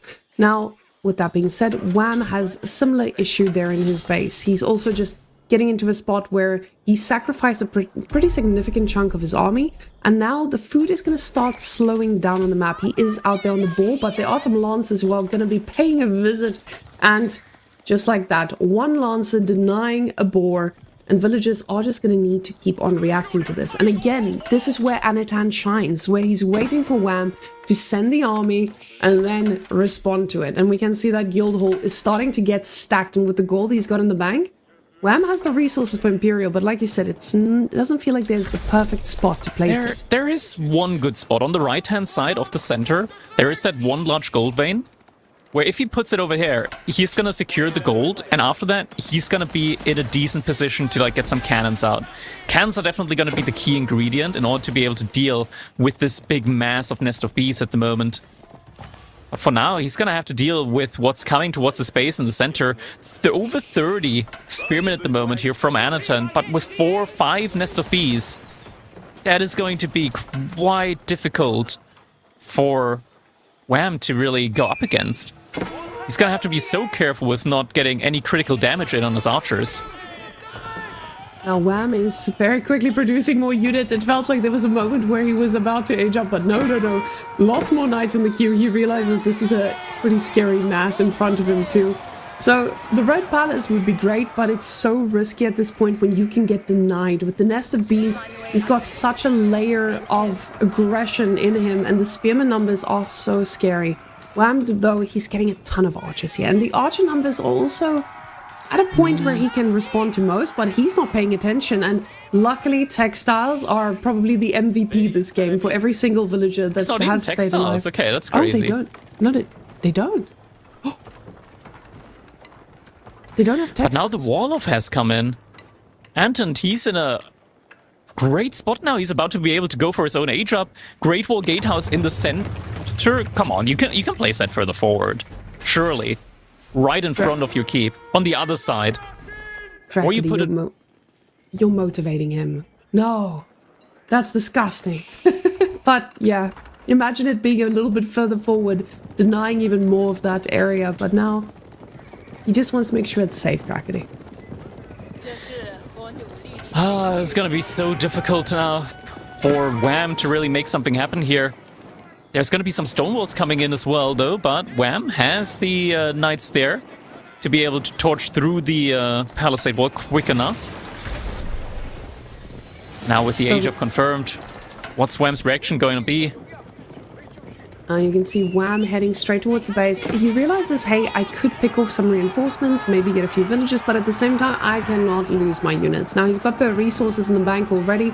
He's ready to click that age up. The question is just where the Red Palace... Not that's a sad palace. Yeah, that is not the Red Palace you worry about too much. Not really putting you in a position where you can start sieging down anything either. It's just a Red Palace in front of your base, not protecting a single thing. That's going to be interesting. Anton has a pretty decent farm transition going for himself. So food income, not looking bad at all. But this Red Palace, it just irks me that it's not going to be securing any gold at all for Wham here. And there's very limited gold remaining outside of the center. Anatant now in a great position to start fortifying the middle more and more. He could just pull like 30 villagers onto stone and just start spamming stone walls in the middle. And with all the walls being dragged around the map, you can see he is starting to think about those defensive positions too. Oh, and Wham getting his own little cannon in here. Double cannoning it up. He realizes I need to get this down now. The problem is he's not really in a spot to out damage the Chinese villagers that are all the way up front here, because Anatant has a lot of resources here at the front. that he can easily protect. And with those extra layers of walls, he's making this so much harder and so much easier for him to siege from. Him getting his own 2 bombards in here is going to mean that he gets to snipe back when Wham tries to extend just a bit too far forward.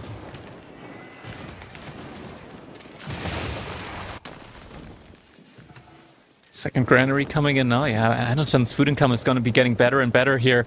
Large army from Wham is walking around the left-hand side here. He's going to be able to find out now where exactly that Great Wall Gatehouse is positioned. 2 more cannons. Okay, at 4 cannons, there we're getting to the point where Wham's going to be able to start one-shotting even these clock tower nest of bees. Spearman still being incredibly annoying here, though, for Wham. Has a ton of idle time. And finally actually denying a bit of that gold, because it feels like those villagers they've been able to live a pretty good life out there. The problem is just that's the only gold he has access to, and he's thinking about that as well. As you can see, this is just a pretty maxed out army. And the problem is just that replaceability. Ooh, and now the bombard just stepping forward. You feel confident when you have all these walls at the ready. The archers doing a decent job against the spears, but you can see the bombards, they have a goal, and the villagers are there to support that goal. Disgusting hit. Massive fire raining down there. Cannons need to be kept safe, though. Wham, he needs vision. He's trying his hardest to get this outpost up. The knights not going for the dive. Are they going for a dive? They're trying to go for a dive there. They're going to be able to get at least one of the cannons down. Yes. But losing a couple of knights in the progress, though. Where's the other cannons? I only see 2 cannons at the front side from Wham. Now, the crossbows are actually providing a decent enough front line against all these knights. But we can see now the spears just positioning himself in such a way they are making sure that the losses are plentiful and the cannons are a little bit too far forward. One of them going down. That is devastating, losing these cannons at this point. Still able to take a couple of Nest of Bees down every now and then. And more cannons. I'm realizing he needs even more cannons at this point. This is crazy.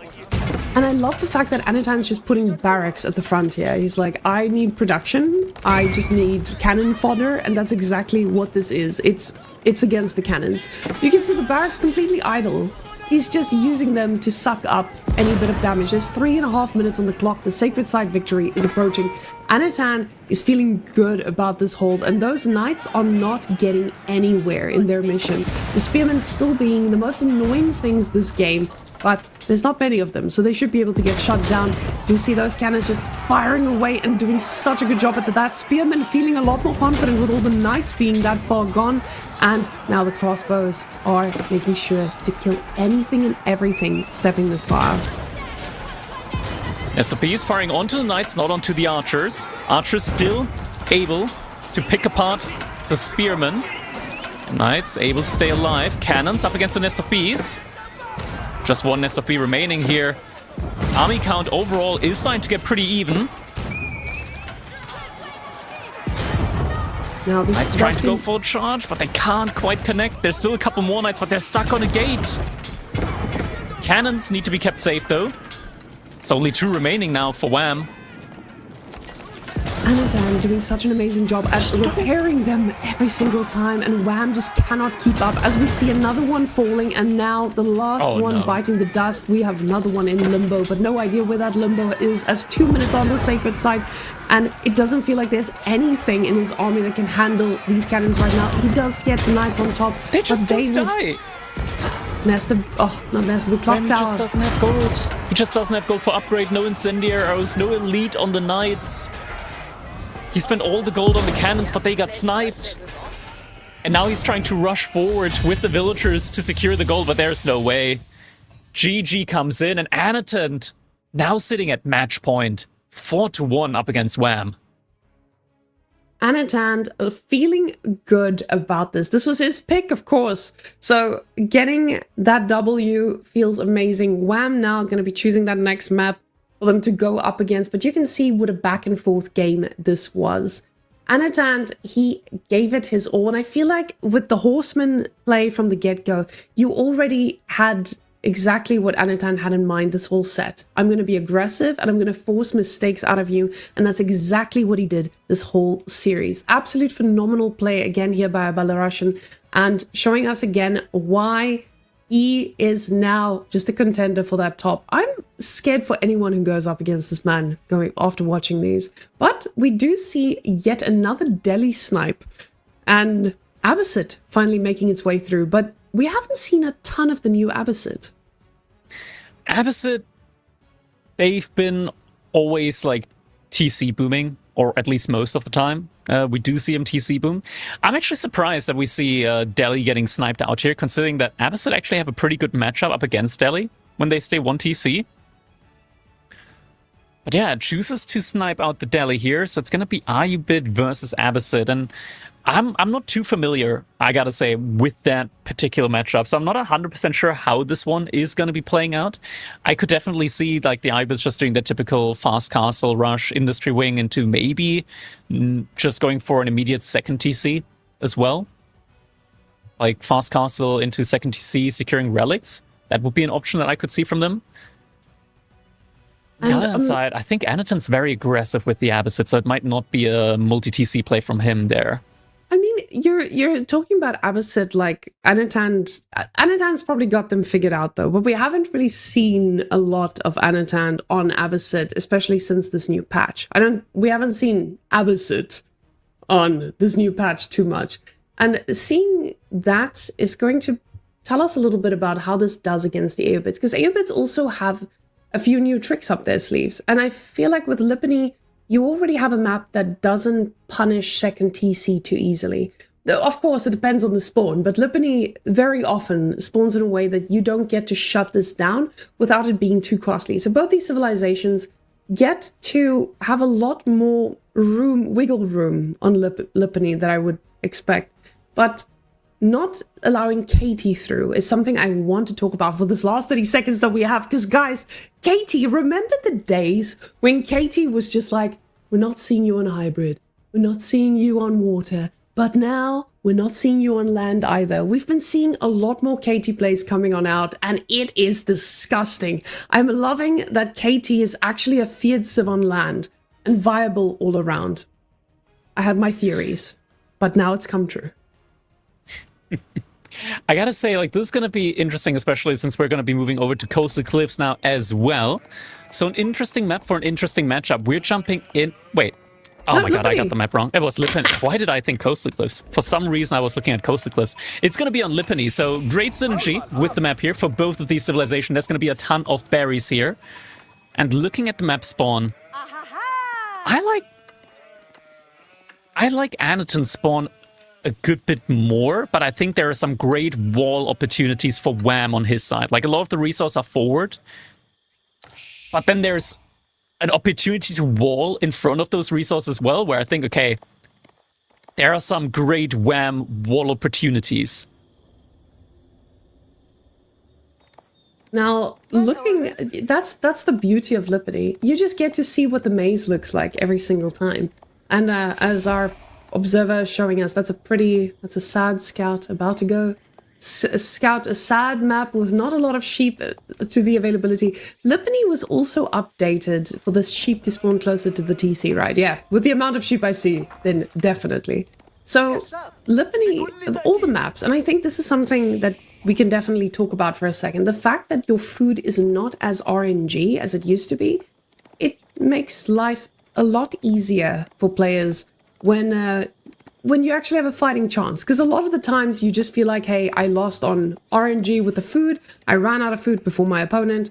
Now it just doesn't feel like that same case. But now both these guys going to get their scouting in, but that's the issue when you're playing Abbasid and Aeobids. You're not really getting that information at 2 minutes. You need to wait a little bit more before that age up comes on in.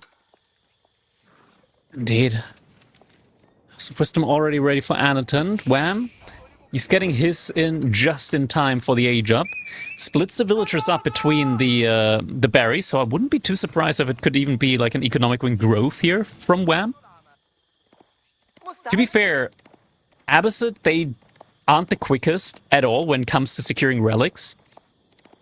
So I could see a growth wing making sense there for him. But no, it is going to be logistics. Okay, so it will most likely be logistics into either reinforcement. I think industry actually makes more sense. I think industry up against Abbasid makes perfect sense to be able to get the second TC up as well very quickly. Now, you can get second TC and double more skin.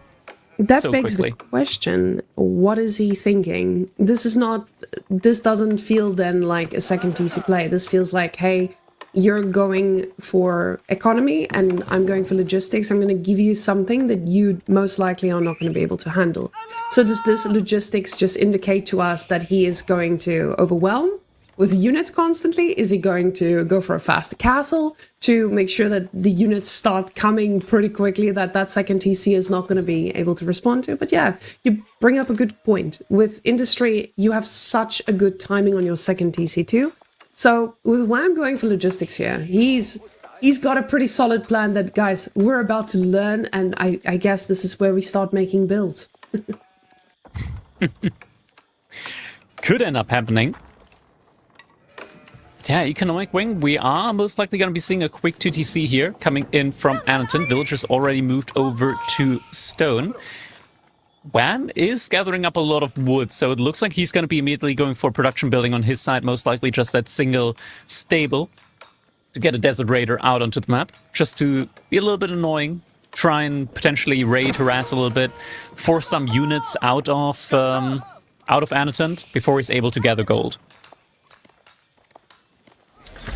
Now, with 7 vills on stone, you get there so quickly.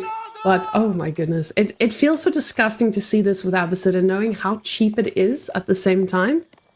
Now, logistics it's going to be hitting, but we see the wood is already in the bank and it is going to be a stable. Now, of course, this makes a ton of sense. Your stable sets you up for your Castle Age units that you may be thinking about as well.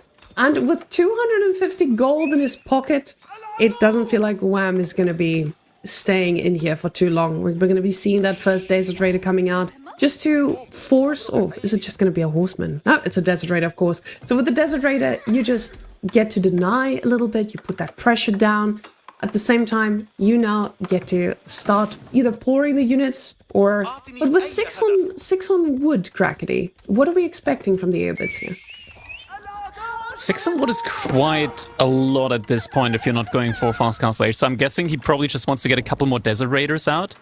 Is going to be my best guess. This TC is most likely going to be going up in a very nice position for Anneton. He's going to be able to secure his gold with it. There's a single villager coming. Oh, yeah, he has to be so careful. There's a boar and a wolf here, so that villager is already going to suffer a little bit of damage. To be fair, there are going to be dervishes, so he's just going to be able to heal that villager back up to full. But it looks to be like he just wants to get an outpost in between the gold and the berries here. So Anneton, he's going to need a very quick production building to get some units out. It's just, when you're up against Desert Raiders and dervishes, you need quite a few units, actually, to be able to deal with that. Where does he want to put the outpost, though? That's the question here. I'm wondering. Now, the outpost needs to... Ooh, it needs to be in a spot where you're denying resources, and the resource that you get to deny here is just simply a wood line. The problem is there's a back wood line. Oh, I say that. Where's he go? Oh, he wants to deny the deer and bear. No, he wants to... Next to the... wait, does he... Okay. That is... Oh, no. That is no. Crackety says as he's very much disagreeing with this. I love that, Crackety. You say things just the right way, with the right amount of finesse here. Now, that villager does stay alive, but you can see what Wham's thinking. I'm not breaking this. I need camel lancers. So, camel lancers on the menu, coming in hot.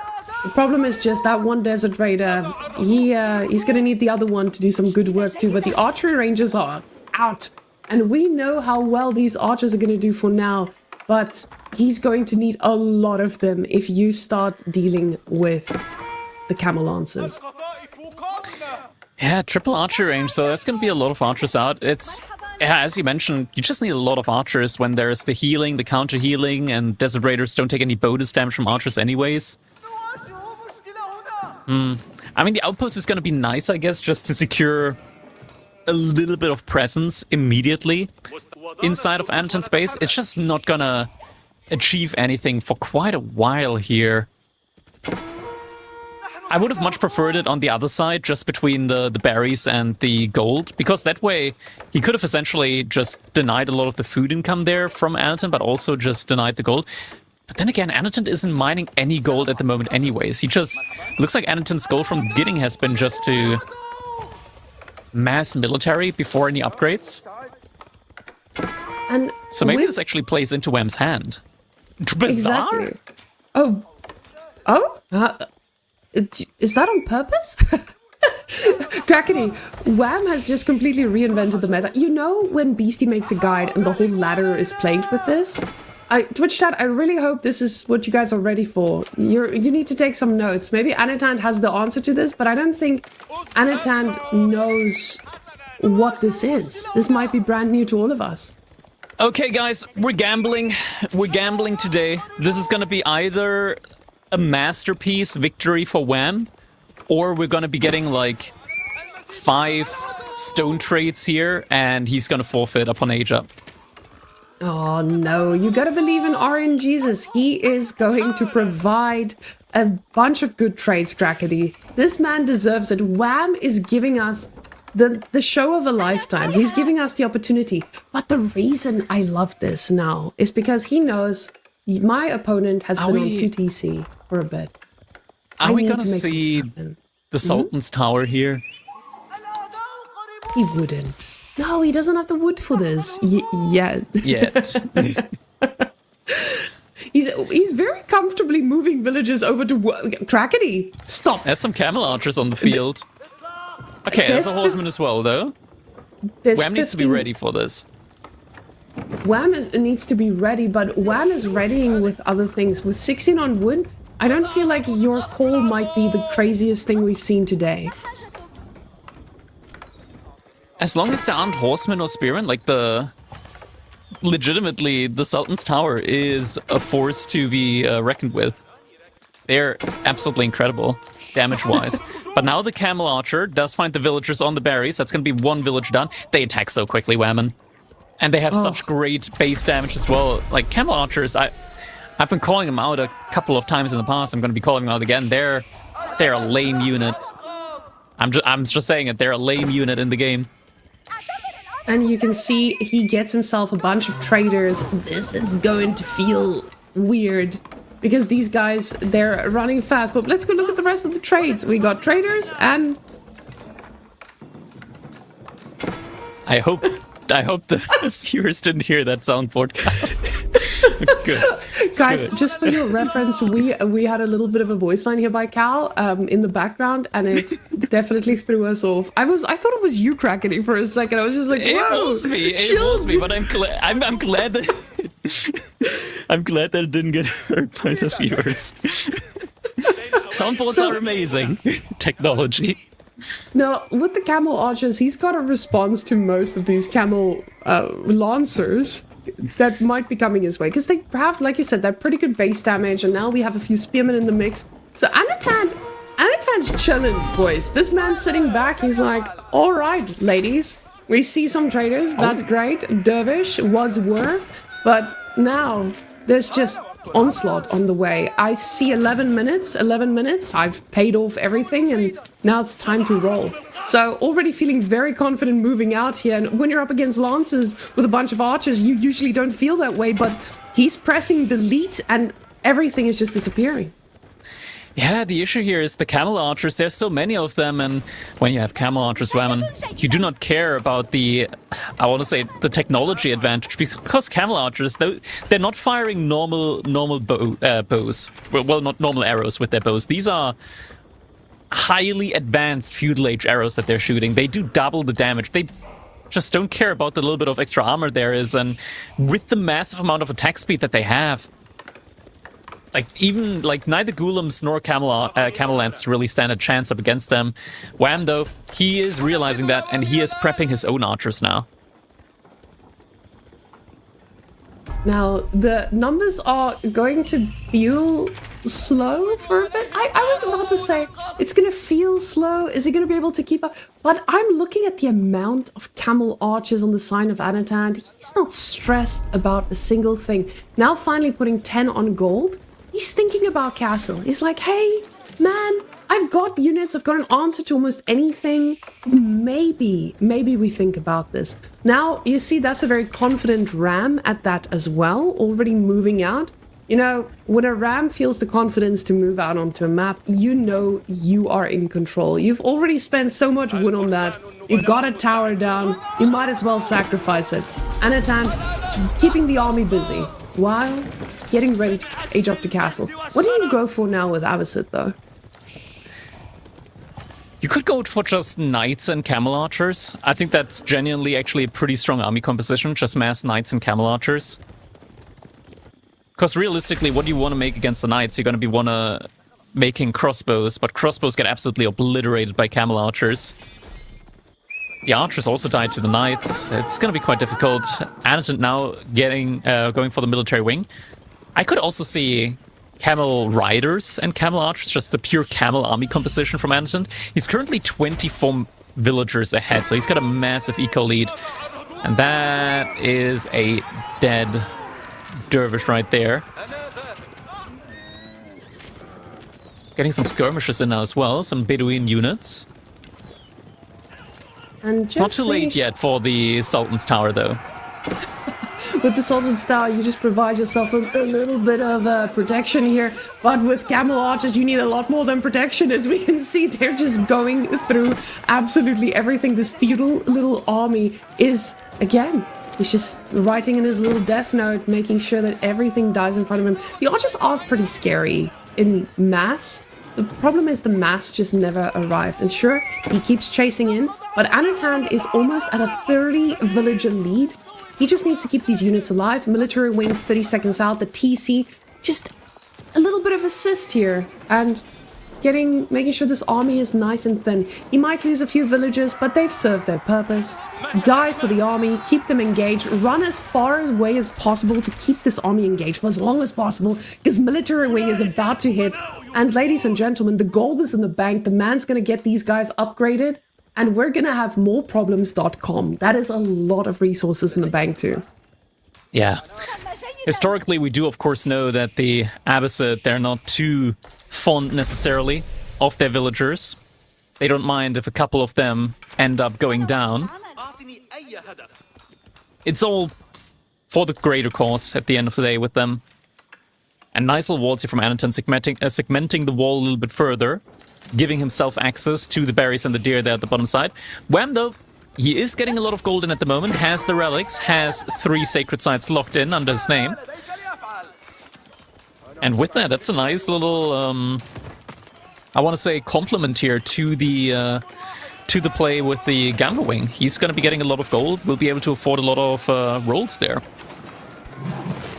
Now, gold might not be enough to save him, as that army is starting to look scarier and scarier by the second. We see the Lancer numbers starting to add up. And Camel Lancers, though, doing a little bit of work finally.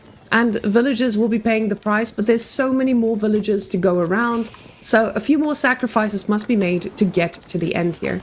Now, this is still a scary enough army. The problem is just, I don't feel like he has the firepower to really take down or really hit that significant mark. I think maybe with this army now, he could be in a decent enough position. There's some of the Bedouin swordsmen as well. They're actually relatively tanky, even up against the... Okay, man, these camel archers, they just don't die. You need so many volleys up against them. It's a little bit insane just how much health they have in Castle Age. Just hiding on back. It felt like you believed there for a moment, and then you realized how good camel archers were, and now everything is just history. Oh, actually, the units still stay alive. And I mean, a lot of these camel archers did fall, as we see all those dead camels on the ground. I firmly believe we still need those to be edible afterwards. But you can see they're getting thinned out, and it doesn't feel like Anatan has the food to sustain this, though. He may have overcooked here. Yeah, the camel archers slowly but surely are going to be getting taken down here. Ram's getting taken down as well, but when the villagers go down alongside them, well, mission kind of achieved anyways. Ram actually stays alive, but now Anatan, he's lost his entire army. No more food income for him at all. 140 food per minute with 42 villagers on food here at the moment. There's a big train of villagers making a run for the berries here, trying to vacuum them up as quickly as possible before Wham's army arrives on the left-hand side yet again. But Wham will very soon, I think, turn to the left here as well. He must know that Anatan needs food, and he's got to be getting it from somewhere. Now, the problem is with Anatan just investing this much, he didn't think about the food sources that followed. So sure, the villagers are slowly getting picked off here, and with those camel lancers, or camel archers, he did a really good job in that mid-defense game, I would call it. But now, the food has completely slowed down, and it just doesn't feel like there's anything that can keep on sustaining this. He's got a few units in the bank, but Wham is out on the map, he's got the sacred sites, He's in an okay position, even with the villager disadvantage he had for a while. Now, you see Anatan getting further and further out, and it just doesn't feel as safe as it was earlier.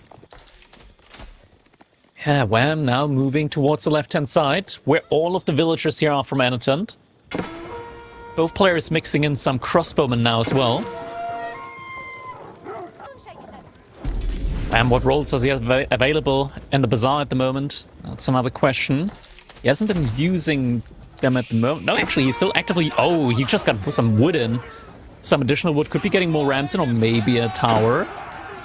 Crackety, you really want this tower to happen. But honestly, it could be an amazing choice here. Because considering with that tower, you just give yourself that nice little DPS boost. Oh, but there's a connection here. And you can see with these lancers, he's trying to get on to the back-ish here, but the rams are the ones soaking up the damage. Villagers running around, trying to burn these down too, but it just doesn't feel like the army is here for Anatan to actually take this down, and Wham might be the one who stays alive in this, being on match point, but yeah. Wham was prepared. He got that trade wing. The trade wing really paid off in the end as he got what he needed with those skirmishes too.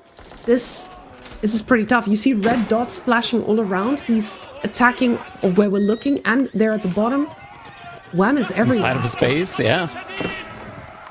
Knight's able to deal with some of the camel lancers there now, but yeah, Anatan just doesn't have any army remaining, and he's making a run for it with the villagers, but he's been found out. Splits up the villagers, tries to keep a couple of them alive, but that's not gonna happen. Ton of villagers is gonna be going down now. Still has a villager lead, but that lead is shrinking by the second here. Camel archers looked like they were completely dictating the pace of the game, and I feel like there was a timing where they were doing exactly that. But Anatan, seeing how well that worked, maybe over-relied on that composition, and it's really showing how that can change with the archers just being upgraded. The composition just being completely made against that, and Wham showing us a masterclass of pressure and trade and unorthodox methods. With this being said, he probably, I was about to say probably has 5 relics, but it looks like 4, and that's going to be more than enough as more villagers are falling and the villager count completely equalized. The difference is just Anatan is a very, very hungry man behind this, and Wham is the one who's very comfortably just sustaining this army. And yeah, this is just uphill battle for Mr. Anatan, but I don't think there's anything he can do with that army just standing at his door. And you don't have manganiques. Yeah. No manganiques for Anatan. Wham could make some. Or a tower. Crackety, I hope Wham will bless us with the Tower of the Sultan. We'll get it. I'm so confident in it that we will get it. There we go. Crackety. You blessed us. You blessed us.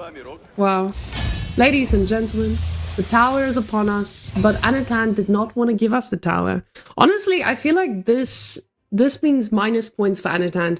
He saw this, he knew we needed it, but it shows you that a unit might be good, and it might be amazing, and it might be voice clip worthy, but at some point...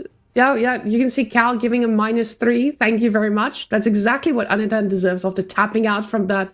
The economy count just nosediving there, because for a moment there, Anatan just completely traded like an absolute Chad, but not doing that switch fast enough and just over-relying, not having that farm transition, because that is what Abbasid is usually so good at doing. They're great at constantly making units and slowly getting that food transition going for themselves. I remember when Abbasid was played like English for a while, it was just absolutely impossible to shut them down. Even with Wham's questionable tower here, it may not have hit the mark, but Wham was busy cooking, he was busy playing 6D chess, and we just didn't even realize. Finally, though, we're going to be seeing them. We're going to be seeing the Knights Templar coming in. And this time, Delhi make their way through on Hill and Dale. Still and Stale coming up next. But with the Delhi being part of this, even though it is Hill and Dale, the match is going to be anything but still and stale. Because Delhi, they set the game pace. And the game pace is 10-minute timer on the sacred sites. And on Hill and Dale, this is so fruitful. You have all the sacred sites very far apart, usually. Depends on whether the spawn is in the favor, because most of the time this map is pretty standard with that. Delhi does such an amazing job at keeping control of this. And now with Anatan losing that last game, this was his choice. Him getting Katie here, that tells us also he's not too worried about Hill and Dale, because just like the sacred sites I talked about for Delhi, KT likes that as well. They love sacred sites being split apart. They love being able to switch. The problem with Hill and Dale is the entrance. There's an entrance, and your pilgrims very much love to go straight into the enemy army with a little bit of pressure, and Delhi does pressure so well. They do. At the same time, KT, they're a civilization that exists in Age of Empires 4, and what they like to do is make units. Lots of units. A lot of units. Not very good units, but with them, it's quantity over quality. And when they have just these big archer bolts with spearmen accompanying them, even the Delhi can find themselves in a position where they are going to get outmassed, even when Delhi have like sacred sites under their belt and they're able to trade out for additional resources to keep up with the army count. Just the economy from the Knights Templar, it's made for trash units. Spearmen and archers with their great wood economy, you can just truly pump them all day long and just get so many units out onto the field that even an elephant could struggle against them. Like, elephants are pretty good, but when you're surrounded by 30 spearmen on a high-protein diet, it could get difficult. And guys, Crackety is the expert here, as we have seen his transformation over the last few years. High-protein spearmen are standing right here in front of us. I was referring to the heavy spearmen just to... I know. But heavy spearmen are just from a different dimension. You think you have an answer to them. You are like, hey, I just need archers and I deal with spears. But these guys, they just change the game completely. The problem is Crackety. Do we get there? Is there an opportunity for Katie to get there? And now, as we're ready to load on in, I have more questions. Because, guys, Crackety is one of our best and highest ranked casters here. This is why I absolutely love, because this man has game knowledge to infinity. KT has been the civilization that loves going to DC. Is this still something you do against the Delhi, or is there no time for something like that? I've tried it in the past. I have not been successful with it. I'm not sure if Anatan considers it viable, but I've tried time and time again to go to TC up against Delhi. I have not been able to make it work. I would be interested to see if Anatan can make it work. On a map like Hill and Dale, I'm gonna give it a solid maybe, but you're gonna give up sacred site control for a significant amount of time, and yeah, that is not typically something that you want to be doing up against the Delhi Sultanate, especially when you consider that once a sacred site has been taken, you cannot send your pilgrims towards it.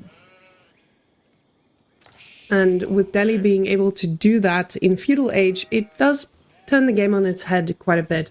Usually, when you're playing against any other civilization, it doesn't feel as punishing to go for that second TC because you don't get denied as much. But with those sacred sites being capped by Delhi this early on, it changes the game quite a bit. And of course, you cap the sacred sites, you make walls around them with your military units, so the investment feels so much lighter to shut down Knights Templar.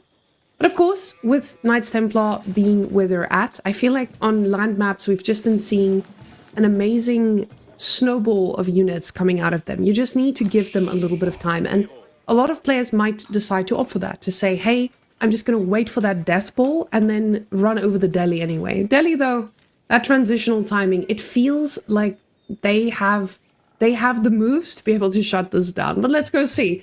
What does Mr. Anatan age up here with in the feudal age?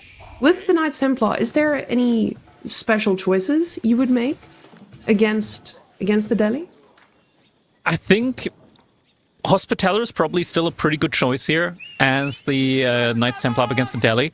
Because if you're going to go for like feudal age engagements, it's always difficult when your opponent has healing and you don't. So just having healing on your side as well is going to be quite nice. I don't think Chevalier are going to be that great up against Ghazi Raiders. And Ghazi, of course, they do a little bit more damage. They do bonus damage up against heavy units as well. And the Chevalier, they're like demi-lancers. What the hell? We're getting Tower of Victory. Okay, this... Wham must have been cooking. Wham must have been cooking. Now, Tower of Victory got stealth buffed to an extent, so infantry is gonna be... like, the attack speed has been made even better, even more from an attack speed benefit. Or rather, it's been made more accurate. Anton is gonna be going for the 2TC play. Wham is gonna be going for the very aggressive play with Tower of Victory. Knights Hospitaller is going to be the age up here from Anton, as expected. That's going to be interesting. And as Cal just told us, Tower of Victory is also a blacksmith now, so yeah. it does feel a little bit better when you get to research something through it and it doesn't just stand there. So you get your units that are a little bit better, which you kind of need against the Knights Templar. They do feel like their units do tend to overperform. So this does answer that question quite a bit here. Now, Tower of Victory coming up pretty quickly and not getting a lot of villages on wood here to start that first production building to get our first unit out, but I wouldn't be expecting anything too crazy other than just getting ourselves a quick old Ghazi.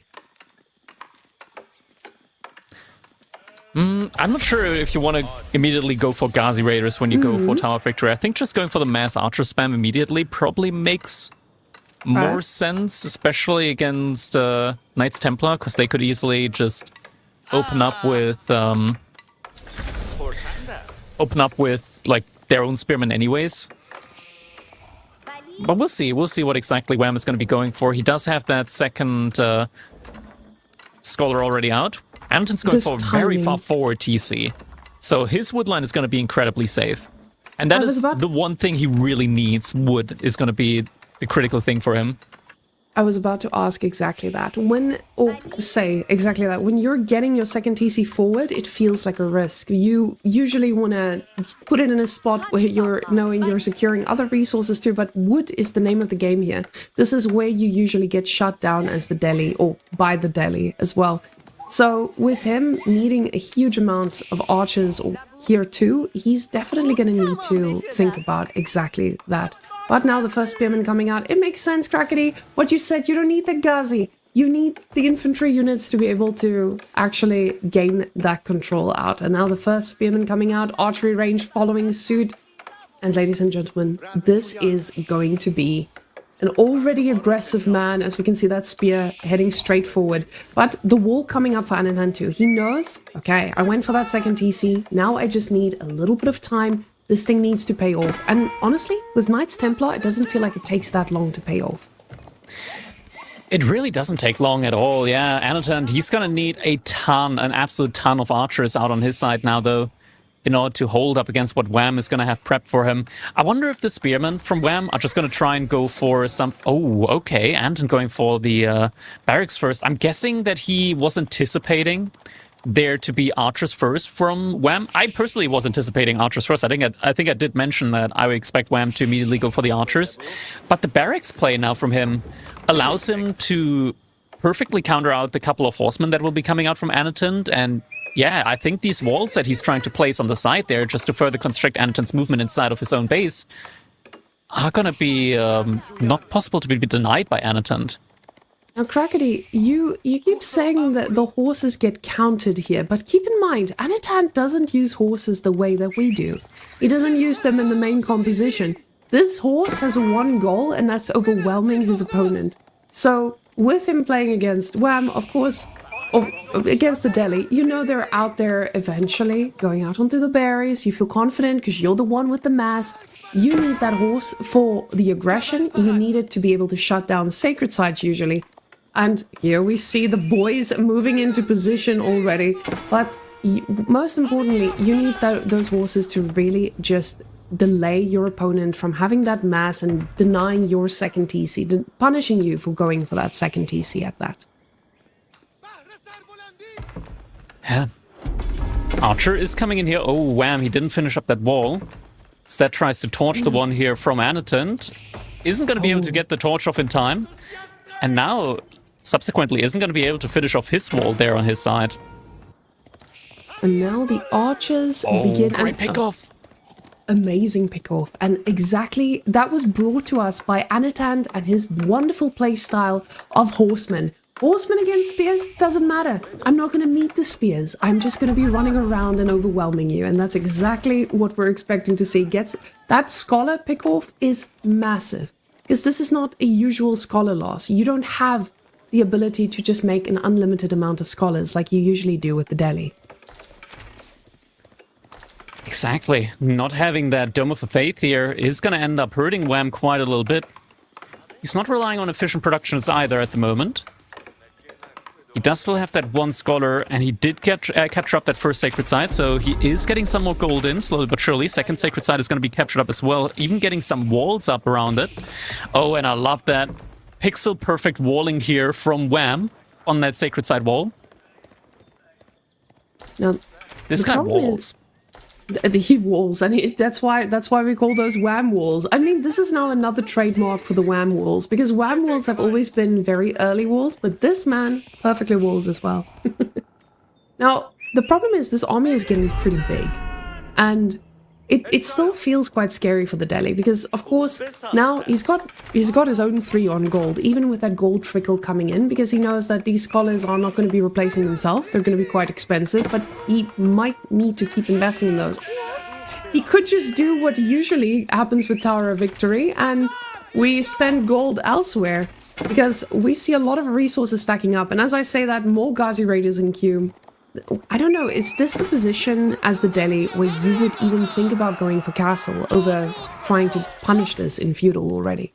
In theory, you could just play for the sacred side victory condition as well, just make a ton of units in feudal age and just wait for the sacred side victory condition to come in. Nice little snipe here though, from Anatant, able to get the first villager kill of the game. It's gonna hurt Wham a little bit. And it's not just about getting that villager kill, it's about the 9 deer here too. Just constantly goes. And looks like Wham is actually going to be going for the Castle Age up follow-up here. Now, getting yourself to the Castle Age follow-up, it feels decent enough for the Delhi, because with that you may get yourself a nice little war elephant to accompany the army, but they are expensive, and it still requires a ton of food, of which you don't have as much as you usually do, because there are horses running around your base. You don't have access to unlimited gold either, because there's horses running into your base. So the timing just doesn't feel as precise. House of Learning coming in with 10. That's this means interesting. It's going to be quick. Yeah, But House of Learning though, without a lot of scholars, the upgrades are going to take forever. That was the big question mark we have here. Is this something that with 0 scholars, your Castle Age hits the same? It just doesn't feel the same way. Or are you just going to be relying on Castle Age units instead? Yeah. Now, sacred sites are going to provide that trickle of gold. Feels pretty good for the Delhi. Oh, but farms coming in for Knights Templar, as expected. Great timing already. Extending those food sources just a bit more. And more archers for Anatant. But Anatant, he's going castle himself. Pretty soon. The thing is, Anatant, he's just making mass archers at the moment. We're already up to 40 archers. So he's already doubling Wham's military count here at the moment, which makes sense since he's, been undisturbed on 2 TC for quite a while now. Sacred sites in the middle and the right-hand side have not been walled yet. I would love to see Wham going for some walls on those as well, just to make it so that Anatant cannot easily get control back over them. But yeah, Anatan, he's getting close to his own age up now. And we will be very certain that he's going to be going for the janitor age up one, just because was it Anatolian? The Anatolian age up, I think it was, because or Castile, I think it was Castile, just to be able to fight underneath all those sacred sites, like with an aura similar to a Kurultai. I'm still just amazed at how tight those walls are, but now he does get the sacred sites to de-tick at least, or it looks like Wham is going to be allowing him to do so, because now there's that timing. Now the Lancers coming out for Wham is not going to be able to be taken down by these archers when the upgrades eventually come in. But the problem is he's prioritized getting +2 ranged attack, and he doesn't really have the archer numbers to justify that just yet. In this case, it feels like you are prioritizing the ranged attack over ranged defense when you're up against a man who's only going for the archers.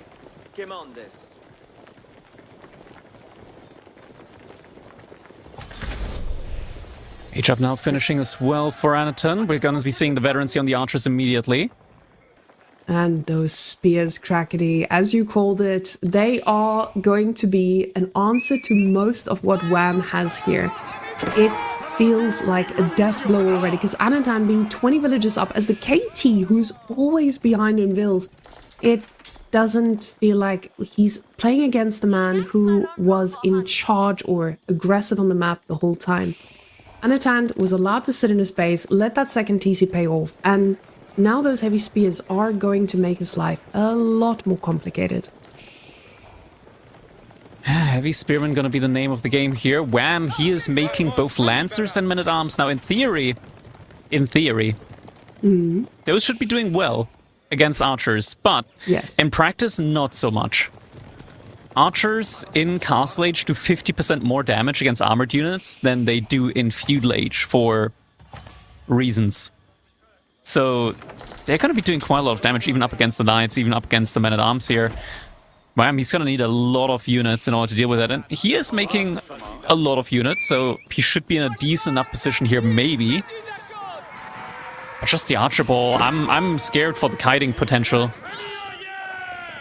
And Archer Ball is not going to be something I feel like Wham has a direct answer to, because his composition, sure, they're going to directly counters it, but with +2 attack, you're already able to take down most of that with the numbers that Anatan has. And you can see Anatan is feeling very confident in just making sure that he gets more heavy spears.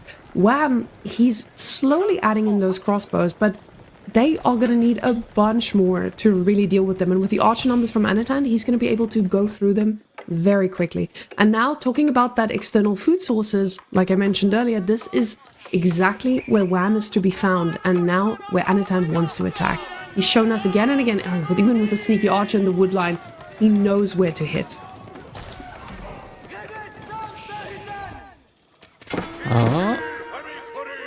We already have a lot of these heavy spearmen out now, some crossbows coming in as well.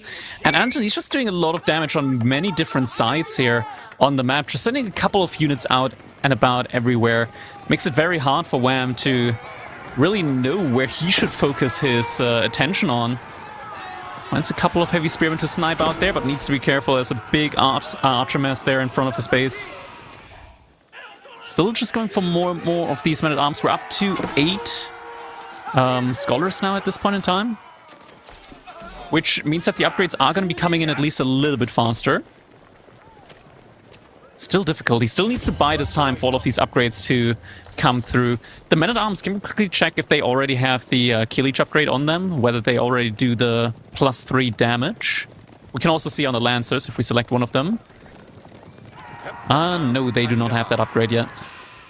You can see with the scholar numbers that he has, he knows how important these researchers are going to be, and getting later into the game, if you get the chance to even see Imperial, then you are going to need those so urgently. But quickly picking off a little bit of a scholar trying to get one home.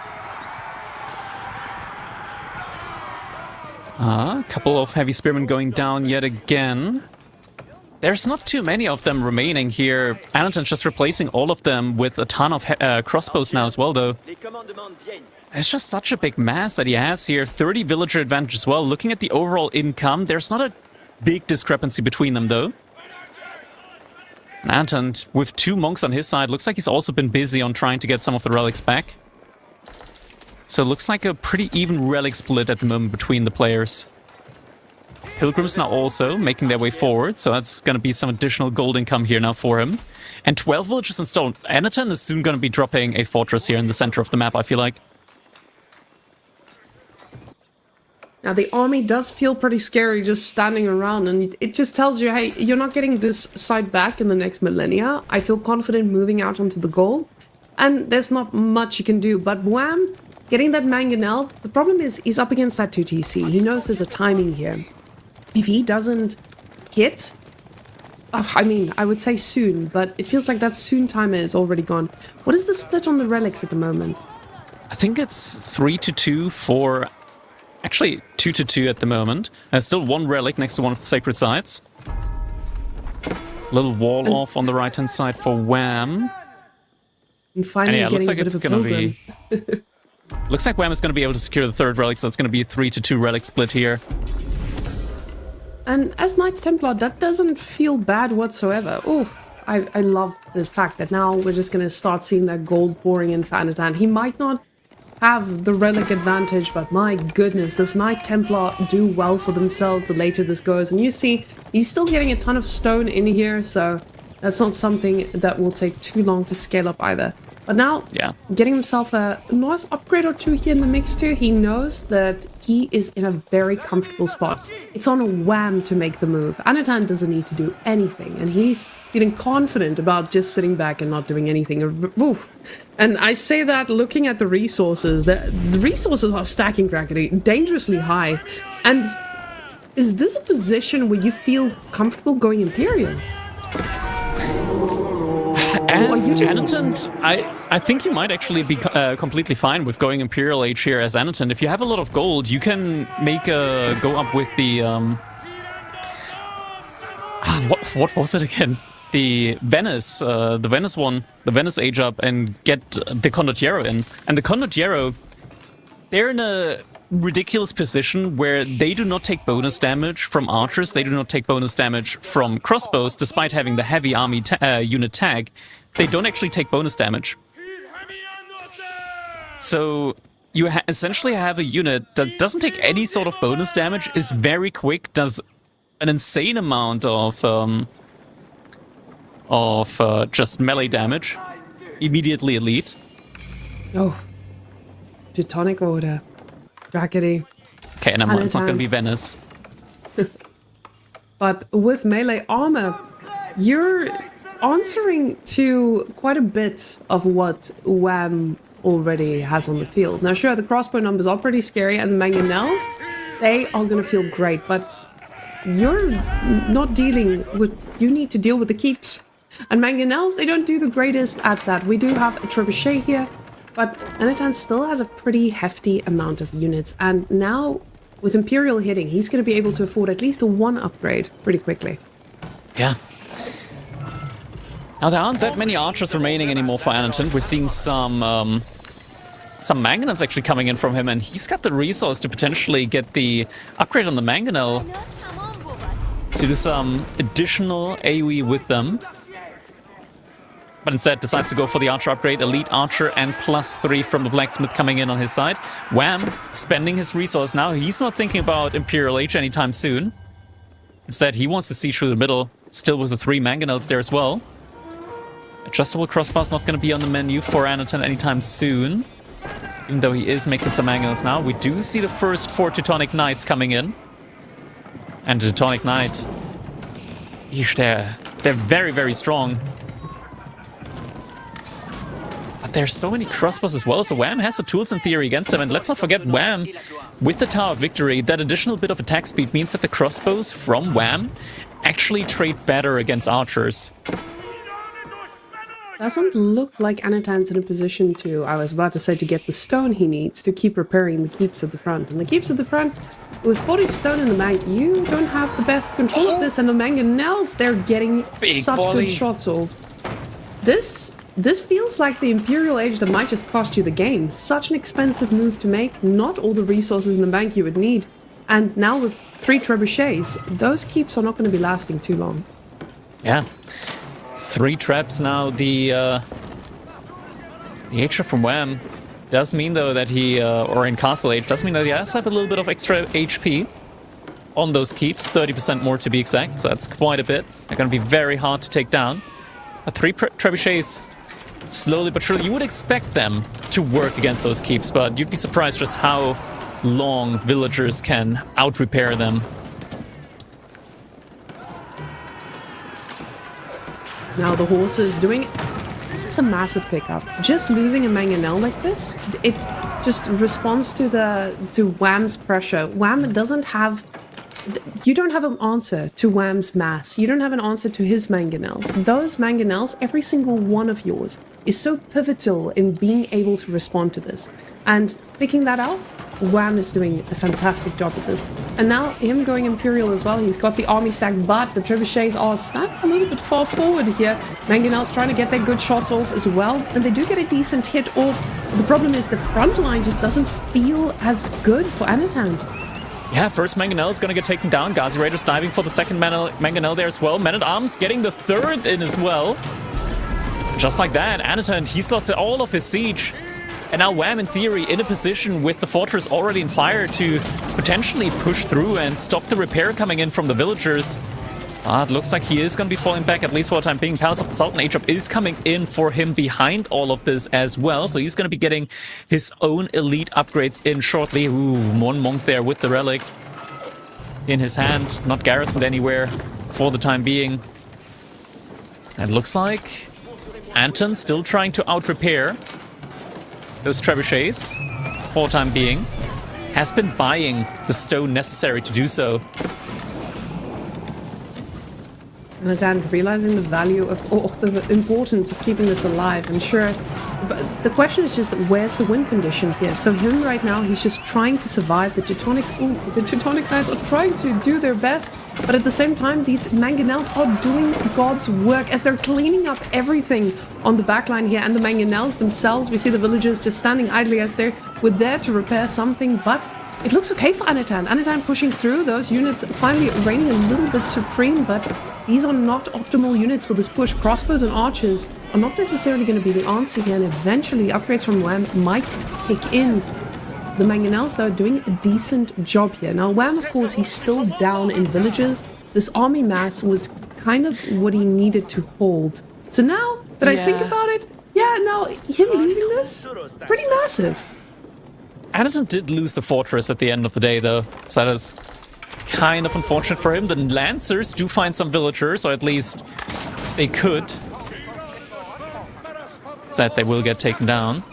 Lots of villagers from Anton being sent over to Stone there now on the right-hand side, so he's spreading his influence over there. And Wham, he is actively making tower elephants now. That's pretty expensive.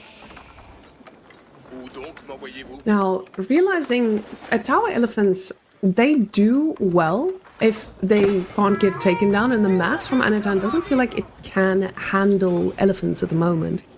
So maybe... look at this. Anatan, he's just walling in Wham on the right-hand side. Are these stone walls? Oh, they're not stone walls. Actually, the right-hand side is not walled. Yeah, like Wham... I'm not sure if Anton expects that to like be connected to the edge, but in theory, Wham could go over there. Now, in a way, trying to secure himself a little bit of the map as well as the resources. Now, this is the beauty of needing the map control to get your resources. Now, not having any pilgrims, not having that unlimited access, it's starting to feel a little bit heavier, but of course, he's still got a 50 villager lead. As long as you have 50 villagers extra, it doesn't feel as scary. There's a massive food difference, though. Massive income difference there when it comes to the food here for these two players. And Wham, He's barely got access to food at the moment. I don't think there's a major farm transition. I think there's just one that's coming up in the back of his base. But yeah, the villagers, they're not actively working there right now. And you can see Anatan's trying to get more fortresses up as well, trying to get that control of the sacred sites again, because this is usually where things start falling apart too, when you lose access to the gold completely. So food, major differential. Wham able to keep up until now with that, but for how long? Because now Anatan's the one raiding, as we see more yellow dots running to the south there as well, going to be hitting that golden vein pretty soon. And this is just going to keep on happening with Anatan having the map control. Sure, the timing was pretty wild for an Imperial Age and almost lost him the game, but the fact of the matter is he held. And holding is showing us that it's paying off. Now, the hit is about to happen, Crackety. This might be a slaughter. Ah, villagers, fine. Oh, actually, never mind. They're hitting the mining camp there. Okay, Wham. Gonna be able to survive here for the time being. Warning shots. With those villagers. Yeah, warning shots, indeed. What I'm worried about, Whammon, is that at the moment it's just mostly tower elephants. And now tower elephants are great against a pretty much just army composition of ranged units because they have a massive amount of ranged armor on them. But there's a mixture of other units that are going to be coming out now as well. We do have the Teutonic Knights, we do have mass horsemen coming in now for Anaton. And Anaton, he's got the food to sustain that army composition. So I'm quite worried for him. Tower elephants aside, though. Well, still, anything could happen here. It feels like there's nothing that can kill them right now. The horseman switch feels great for sustainability, but those elephants are still an imminent threat here. So army value, it still feels pretty. Of course, it looks one-sided, but at the same time, I know with Delhi that doesn't always reflect 100% accurately. So is this still? This still feels like a fight that Wham could have an advantage on if he catches Anatan at surprise, especially with those mangonels. The mangonels are showing us time and time again they can hit a deadly punch, and it's showing in those trades. And now the push is starting to get scarier and scarier, but Anatan looks like he's waiting for a timing here. Now biology, that's the timing he was waiting for. Getting the biology upgrade is just going to mean he is going to be hitting where it hurts, and where it's going to hurt is on top of those mangonels. Still just a couple of raids every now and then. Benefit, though, for Wham is that his villagers, they can run into the houses or garrison inside of the houses. So anytime there's a little raid from unarmored units, Wham, he doesn't have to really worry about that too much. Sacred Site in the middle is going to get captured up again by Wham. Still has just 2 trebuchets to just take down some production buildings here and there. But Anton, he's building up his army mass and he's getting ready for the next engagement. Now, the one issue that I'm imagining here for Mr. Wham is that he's about to deal with a much bigger army. Anatan deleting those city villages, he's putting himself in a spot where those are replaceable, and they're replaceable with more horses. So those horseman numbers are going to start getting scarier and scarier. With the villager lead he's had, the army value has felt even, and the exchanges have felt pretty good too. But that doesn't last forever when the villager count is that even. He's had the resources in the bank, he's gotten every university upgrade he wanted, and now he feels like it's the time. Now waiting maybe for a little bit of an arrow upgrade in there too, but he knows there's a timing here, and I feel like the timing might be devastating. The 4 war elephants here are going to make the difference. There are 40 horsemen from Anatan. He needs to wait for the war elephants, else those horsemen, they're going to absolutely obliterate everything that Wham has. And Whammon, I think we might be seeing a little bit of a premature move here out from Wham, as he tried to move forward with a key potentially as well. And now the army, the horsemen, is just collapsing on him here. War elephant is coming in now, though, on the side. That's going to have to do a lot of heavy lifting here. Mangonels as well from Anaton, just firing into the center of the army from Wham. He's trying to kite back with the elephants. Villagers getting pulled, but nothing they can do here. Wham losing every bit of siege that he had. Those siege units were the ones that were supposed to deal with this mass archer composition here at the back too. But the horsemen, Crackety, they're doing God's work right now. And it looks like all these elephants, they're surviving. Good job. They're doing a pretty decent trade Yeah, here, the but the horsemen are elephants gone. are surviving. Yeah. The elephants are... Teutonic Knights are the name of the game here. The horsemen are the ones who are running around trying to get the bills. We do get a Warlord Law coming in. Army being pulled back very, very quickly. But honestly, I'm surprised these elephants have survived all of that and still live to tell the tale. Yeah, don't be surprised. Elephants are a unit in the game, for sure. One of the units of all time, right? Yeah. One of the units of all time. Now, Anatand, him sacrificing all those villagers, this just means he doesn't have that usual replaceability. He's still got an amazing food income for himself here. But those horsemen again, he's still got a bunch of them. He realizes, hey, they don't trade well against the elephants, but what they do is they will kill anything and everything. And a little bit of a villager trade-off here, but of course not the end of the world. They do get in, but the problem is there's not a safety wall behind this. The horses will just keep on pushing. Yeah, so Wham, he's gonna have to react to this now as well. He's getting some Ghazi Raiders in, so they could potentially take care of this for him. But until then, some more villagers are gonna end up falling, and behind this Anton now on triple trebuchets, he's gonna start getting some of these keeps down from Wham in the center of the map.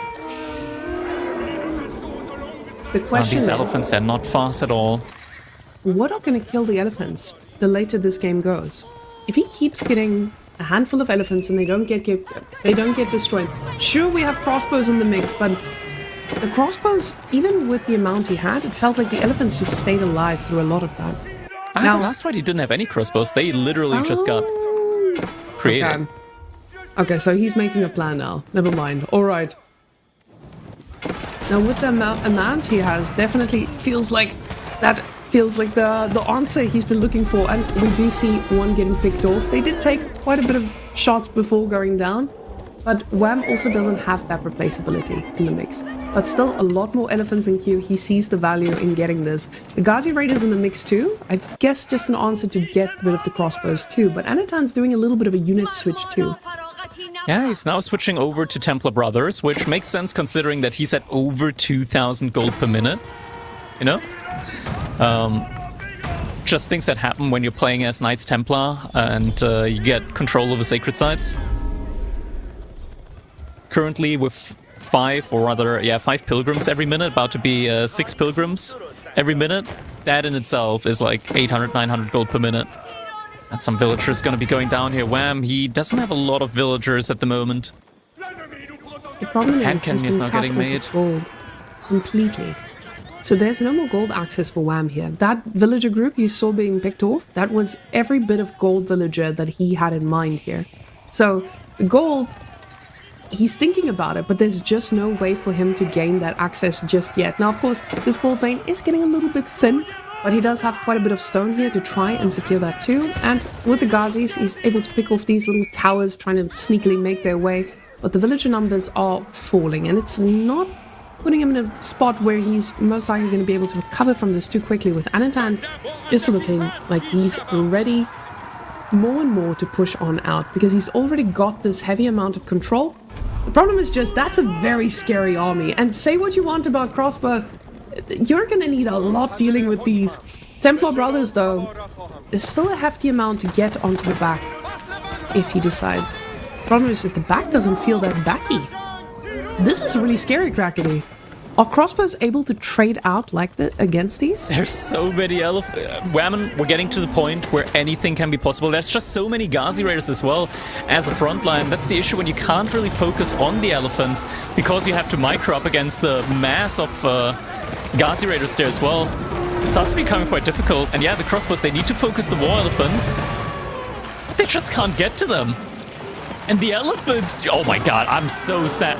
I'm so sorry, Anatan, but what are you gonna do against this many elephants now? His army's getting completely wiped. He cannot remake this. Oh my god. Okay, all the crossbows are gonna be going down now to this force. Some heavy spearmen in the mix as well. He's trying to remass into Teutonic Knights, but realistically, he just lost his entire army mass. It's 10-1 military. And Anatan, he cannot keep this army out of space. The elephants, they have so much ranged armor. The keeps do nothing to them. And these guys handled buildings pretty well, and nonetheless now just going to be pushing right on forward. And even with the crossbow numbers, like you said, you can't focus fire when there's so many. You need to identify, you need to look, you need to do so many things at the same time. And even with the Ghazi delay, it looked like the elephants were very comfortably getting through them. Now, elephants doing elephant things, taking care of keeps, but these keeps, he's not even tickling. And the next wave is upon them. This wave has a bunch of Healy boys as well, so this does make the Scholar army a lot more difficult to handle, especially when you are the one just pushing for that W. Anitan, though, it doesn't look like he's completely ready to tap out, making every bit of army he can for that last fight, hoping that there's an answer to this. Yeah, there's a lot of hope there for sure. He's trying to go into mass mangonels now against us. Now, the mangonels will do some bonus damage up against the ranged elephants, but they have so much health. It's going to take a couple of shots for them to really do any meaningful damage to them. In theory, Wham, he shouldn't even think about the right-hand side of the map right now. What he should be thinking about is that main TC from Anitan. You take that down, there are going to be no more pilgrims spawning. Granted, at the moment, the pilgrims can also just easily be intercepted. Gold for Wham as well. He's going to be able to actually access it, as we see now 15 there, but Anitan is the one under siege right now, and every bit of building here at the front is going to be laid to waste, as we just see the army walking on through, getting rid of every stable. But this also keeps him engaged for a little while Anitan is hoping for that miracle to come on through, just quickly getting every bit of horse he can out of these before they fall. But now you see him getting the springald emplacements all around. He's not ready to give this up, but getting a springald emplacement at this stage of the game against all these elephants, it feels like a cry for help. It's gonna be the next keep getting taken down by the Dumbos. Just a couple of Templar brothers every now and then getting sent around to raid. And he is making mass heavy spearmen now. The issue is that there's 15 crossbows in the army from Wham as well. And not just any crossbows, but Tower of Victory crossbows, so they're easily going to be able to deal with these heavy spearmen. I think Anitan at the moment, he probably just can't even... probably is struggling to realize or accept that he's just losing to mass elephants. And honestly, in his position right now, I don't know. I wouldn't know, as Knights Templar, what unit I should be making against this legitimately. I think maybe there could be a point made for if he had went for Slapta. But alas, he didn't go for the Kingdom of Poland here. And this is maybe the big weakness of the Knights Templar in the late game. If you're going for the wrong composition, it's so unforgiving. Now, clearly, these fights from the front is not working out so well for him, as we just see the Scholars healing right through every little mangonel shot they can. But now is the one fight, and this is the fight he's hoping changes everything. We see the mangonels moving very far forward, but the Ghazis are looking for a flank too. Elephants just elephanting away. I don't even know what to call that. That's just disgusting. There's destruction all around. It just feels like they're not going down at all.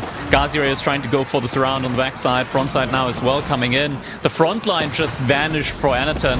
Mangonels now getting torn apart. And there's just still so many elephants remaining. Still 16 tower elephants on the field here. Oh, these guys are not dying to anything. Crossbows, not even target firing one, as there's just A moving with them back and forth. He's trying desperately just to do any damage, but you see the Scholars just making miracles happen, keeping everyone alive, and Anitan not ready to accept his fate. He's got almost 4,000 wood in the bank, and it just shows you he is desperate for food too. It's a checkmate army situation where no matter what you do, army composition-wise, you just cannot deal with these units now. Unfortunately, Anitan, he doesn't get fire springalds, so there's no miracle unit on his side to help him come back. Archers being the name of the game, being the only unit he can afford right now, and even the farms are getting torched in this mix. So Anitan now needs to make that farm transition at the back of his base, and that's exactly what he's doing to try and stay in this, not ready to give it up. And maybe this is the bit of a saving grace for him, the fact that he can still get all the wood, or the food from the wood. But I say saving grace, it's more like a surviving grace for now, until those elephant numbers keep on going up. And as I say the word keep, we see keeps on the side of Anatan's base, but by Wham. And finally, Wham is the man completely in charge of all these big goals and the whole map. And Anatan is going to need to start thinking about that game number 7. And Crackety, I can't believe it. When you said earlier how closely matched these players are, I did not expect to go into a 3-3 situation in set number 1. Yeah, honestly, Anatan, he played so well the first couple of games that it honestly looked like he could potentially just wipe Wham completely. But Wham, Phoenix from the Ashes in this one, able to go all the way to game number 7 now. And even this game, it looked like Anatan was in such a commanding position, in such a great spot on his side. But now, the entire right side of the map has been completely wiped clean of Anatan's infrastructure. We're up to 40, almost 40 heavy spearmen and 40 archers. He's gonna try and make something happen here now, but I don't know, Wham, and this is looking rough and rougher. Now, clearly, these fights head-on are not working. So maybe he tries to switch this out. I was going to say to go for rather an economy kind of kill, but no, the kiting archers is the name of the game for him. And he did have a ton of those heavy spears trying to shut down the keep that was coming up. But Wham gets it up. That's it. Wham gets it up. He gets control. Now the pilgrims get cut off yet again, and no gold access for Anatan. This feels like such a rough spot. And Anatan just keeps making anything he can afford. Every bit of gold right now is going to crossbows and heavy spears. Anything to get the army count back up again. Archers a little bit out of position here. Trades them against some of the hand cannoneers. And remakes them. I was about to say remakes them, but it just looks like he has focused his attention onto heavy spears yet again. He picked up quite a few of these hand cannoneers, but the problem is those hand cannoneers are replaceable because, you know, Wham has gold access, which is absolutely fantastic when you get to this stage of the game, where gold access is so rare and hand cannoneers are so plentiful for him. Those archer numbers, not something that would make the biggest of differences, but he needed everything for this final push coming out of Wham. And now the elephants, they're knocking at the door. Making their way through now into Anatan's base. There's one fortress here for Anatan to at least get the buff in on his archers with a little bit of additional armor and attack range. Doubtful though whether that's going to be enough here. With the archers, he is going to be able to snipe out the hand cannoneers. A good couple do go down here. But 17 more in queue. He has an unending force, and you can see the resources already stacking in the bank. Ghazi's now feeling a lot more confident moving out with the elephants ready to support. Heavy spearmen coming from behind, though. They are hoping to collapse, but the elephants get pulled back right at the time. Oh, he doesn't want to be risking this. The formation shuffling, the hand cannoneers getting sent to the backside, not where they want to be. They're getting taken down there. Now the fight is coming in. Look at the numbers of the heavy spearmen. Was at 30 and it just evaporated in the blink of an eye. Now down just to single-digit numbers. While I think there was like maybe 1 or 2 elephants that just died, if at all. Might have not even been a single elephant, realistically. These elephants have been just a relentless force. And you can see he knows exactly what he needs to kill. He doesn't care about the units. Your archers can keep on firing. It doesn't matter. We'll just go for the keeps. So it goes for the buildings.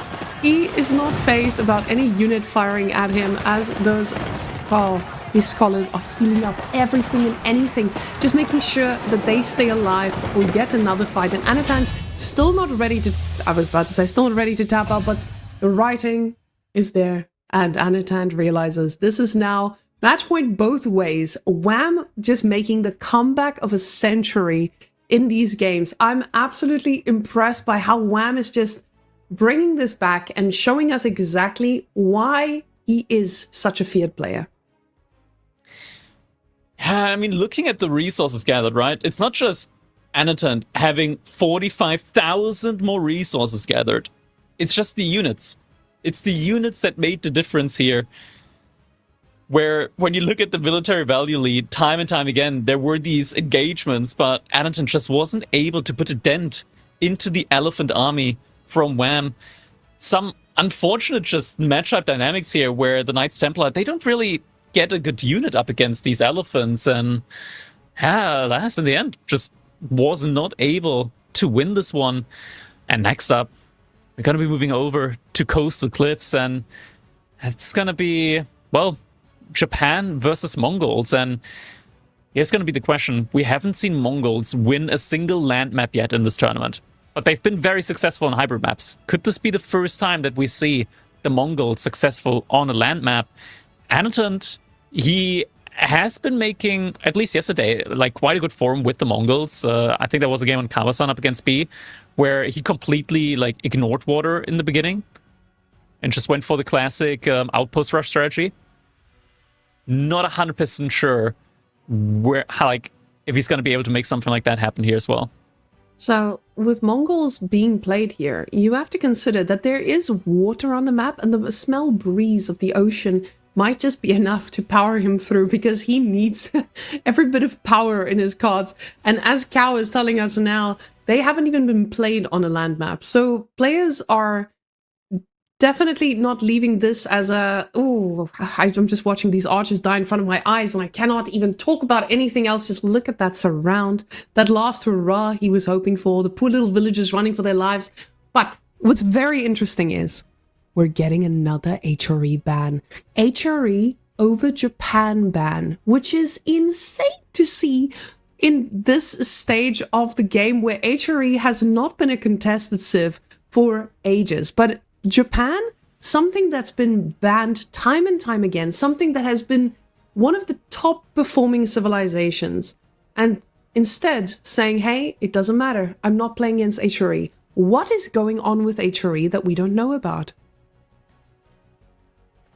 I think it's mostly just matchup dependent, because for all things, you want to avoid playing Mongols up against HRE. That is just not a fun matchup at all for Mongols. And I think Wham, or rather Anatund here, is much more fine with taking the matchup up against the Japanese here rather than the Mongols. Are we offline again? I hope we're not offline. I just hope we're looking at this beautiful last moment. Never mind, we're back. No, we're still there. We're still there. Okay, the replay just ended there. Okay, kind of had me there for a second. I was like, huh? Is something going on? No, we're still here. We're still here. But what's also interesting is the JD snipe. I like the JD snipe over playing or allowing JD to go through, because with JD you still have that unpredictability of, hey, I just looked away for a second and now it's snowballing to a point where I cannot contest almost anything. So Japan is still a scary civilization to play through. Like you said, matchup dependent. It is not something you want to face archery against, but Japan is still something formidable. And on this map especially, we usually see quite a bit of Dark Age shenanigans as well. But with both of these civilizations having that on offer, I'm not expecting it from either side. Because Mongols, like you said, we haven't really seen them on land, so we don't even know if the right move is spears. And from what I'm aware, most people don't even practice Mongols on any land maps. So with Anatund having his set left, you're realizing, hey, I have English, so I guess we better trade on Mongols and see how it goes. And here we go, Mongols. It's gonna be for Anatund on Coastal Cliff. What will we see here is the question. Villager making its way out and about to find the stone, which, is very far away here on a map like this. And Wham, opening us up with a barracks play in the Dark Age. So we'll be investing into those spears. Makes a lot of sense, because on a map like this, where the stone is very far away, chances are your opponent is going to be having a tough time to defend that Uhu straight away. So Anatund most likely will need to immediately go for his own barracks after finishing that OVO up. And usually with that Dark Age aggression, you see this from the Mongols. They do such an amazing job at just overpowering.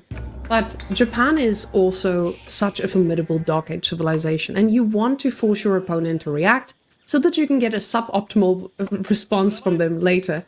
But it feels still scary when you're up against someone who does have that movement speed bonus. When the Khan arrow strikes the skies, it feels scary when you have the double production. But if you just make more units, is that then going to be enough? And the Khan already seeing that first spear, peppering him up, making sure that he doesn't fall victim. But this is going to mean we might just get a ton of spears in the Dark Age. It is going to be an expensive feat, and usually with this, you run out of food between two civilizations that just keep on producing. The thing with that is that Anatol has a pretty good spot on his side of the map when it comes to food, right? Like, he's got the deer pretty close to his TC, and he's got the ability to go for pastures. And pastures are nice for the fact that you just make one. Sure, it costs double as much as a farm, but you immediately can have up to 8 villagers working again. So just when it comes to avoiding idle time, it gives you that initial burst of resources, which is very, very valuable in these situations. Now we see the fifth spearman in queue for Wham. This man is going for it for a while already. See, I remember the days when we used to get these on Frisian, where people would just go for up to like 11 spears in Dark Age. But Wham, he's a responsible goose, already going for that gold. He knows what he needs. He needs to eventually age up, but keep the production going. With 7 still on food, you have enough for your thought of the age up, rallying onto there more, but you can keep on producing. It does look like he's stopping now, trying to get that reaction from Anatan, because for Anatan, this is just, I don't know when he's stopping. The problem is, Wham just told him, I'm stopping. By pulling back all his spears, Anatan gets that information, and now he feels comfortable going for his own feudal age as well.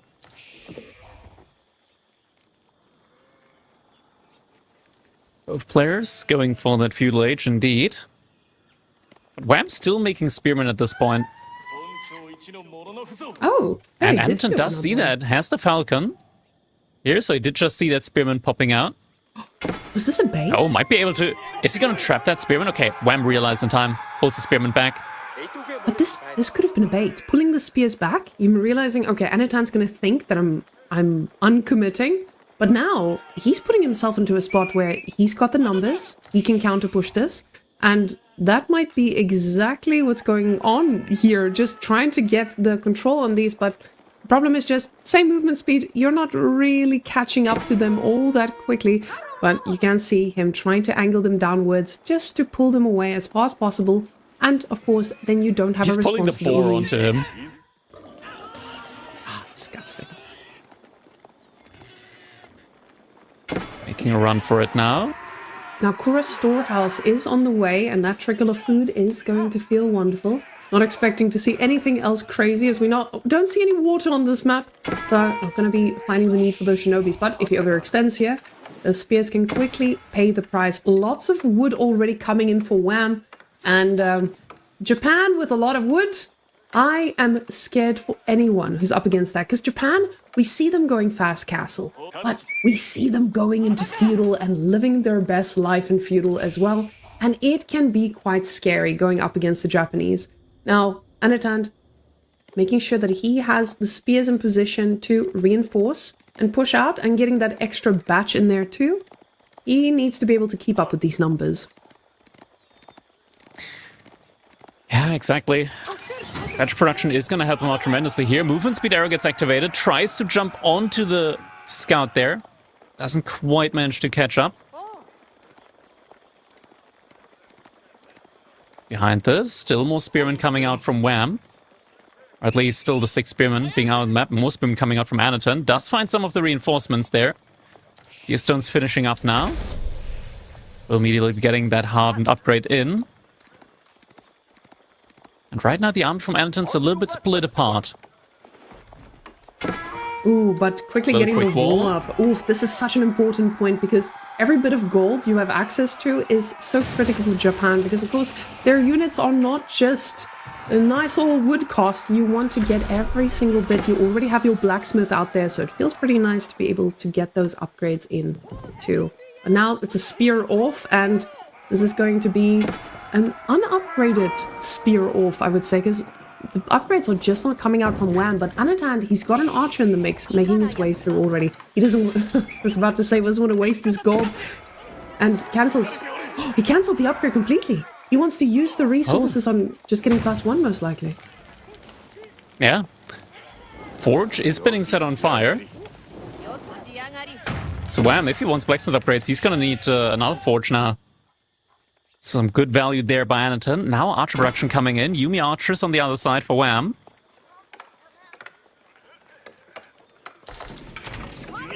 Now, quickly getting those numbers up. And we've seen how quickly that can expand, but with double archery range, it feels decent. Deer stones, whenever I see it being moved, I'm already fearing for the life of the enemy. But luckily, just for the villagers to de-optimize and work in a nice way.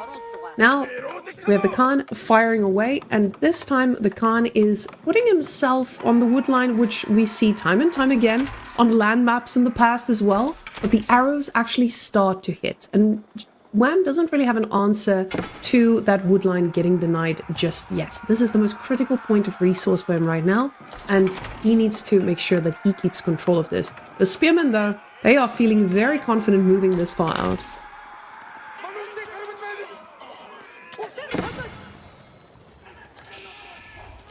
Yeah, Spearmen need to be careful. Yumi archers with that additional bit of movement speed, able to catch up. Spearmen now chasing after the Yumi here, forcing them back a little bit, but that only lasts for such a long time. Now Yumi's once again being able to pick off some of these spearmen, and now switching over to the Kashik. Definitely much needed unit here now. Question is, how many spears is he going to lose on the retreat here? Keeps the archers in the back as they do not take any bonus damage at the very least. But there's a little surprise. Nice, the reinforcements. The surprise is going to be a Kashik delivery, which for spearmen, they usually don't do too well against, and this is a pretty heavy investment here on the Yumis. So double Kashik is out, and the reinforcements, he has to be careful here. But Wham is back on gold. He's getting his upgrades he needs. He has double broadaxe in his pocket already. It feels fine for him to keep this archer production going.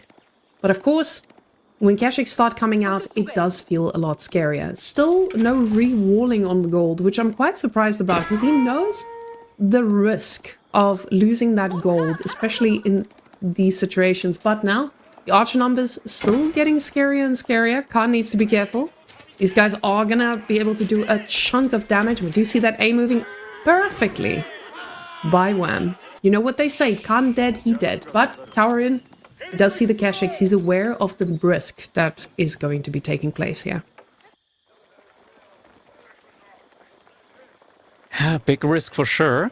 Kashyyyk numbers are starting to climb a little bit.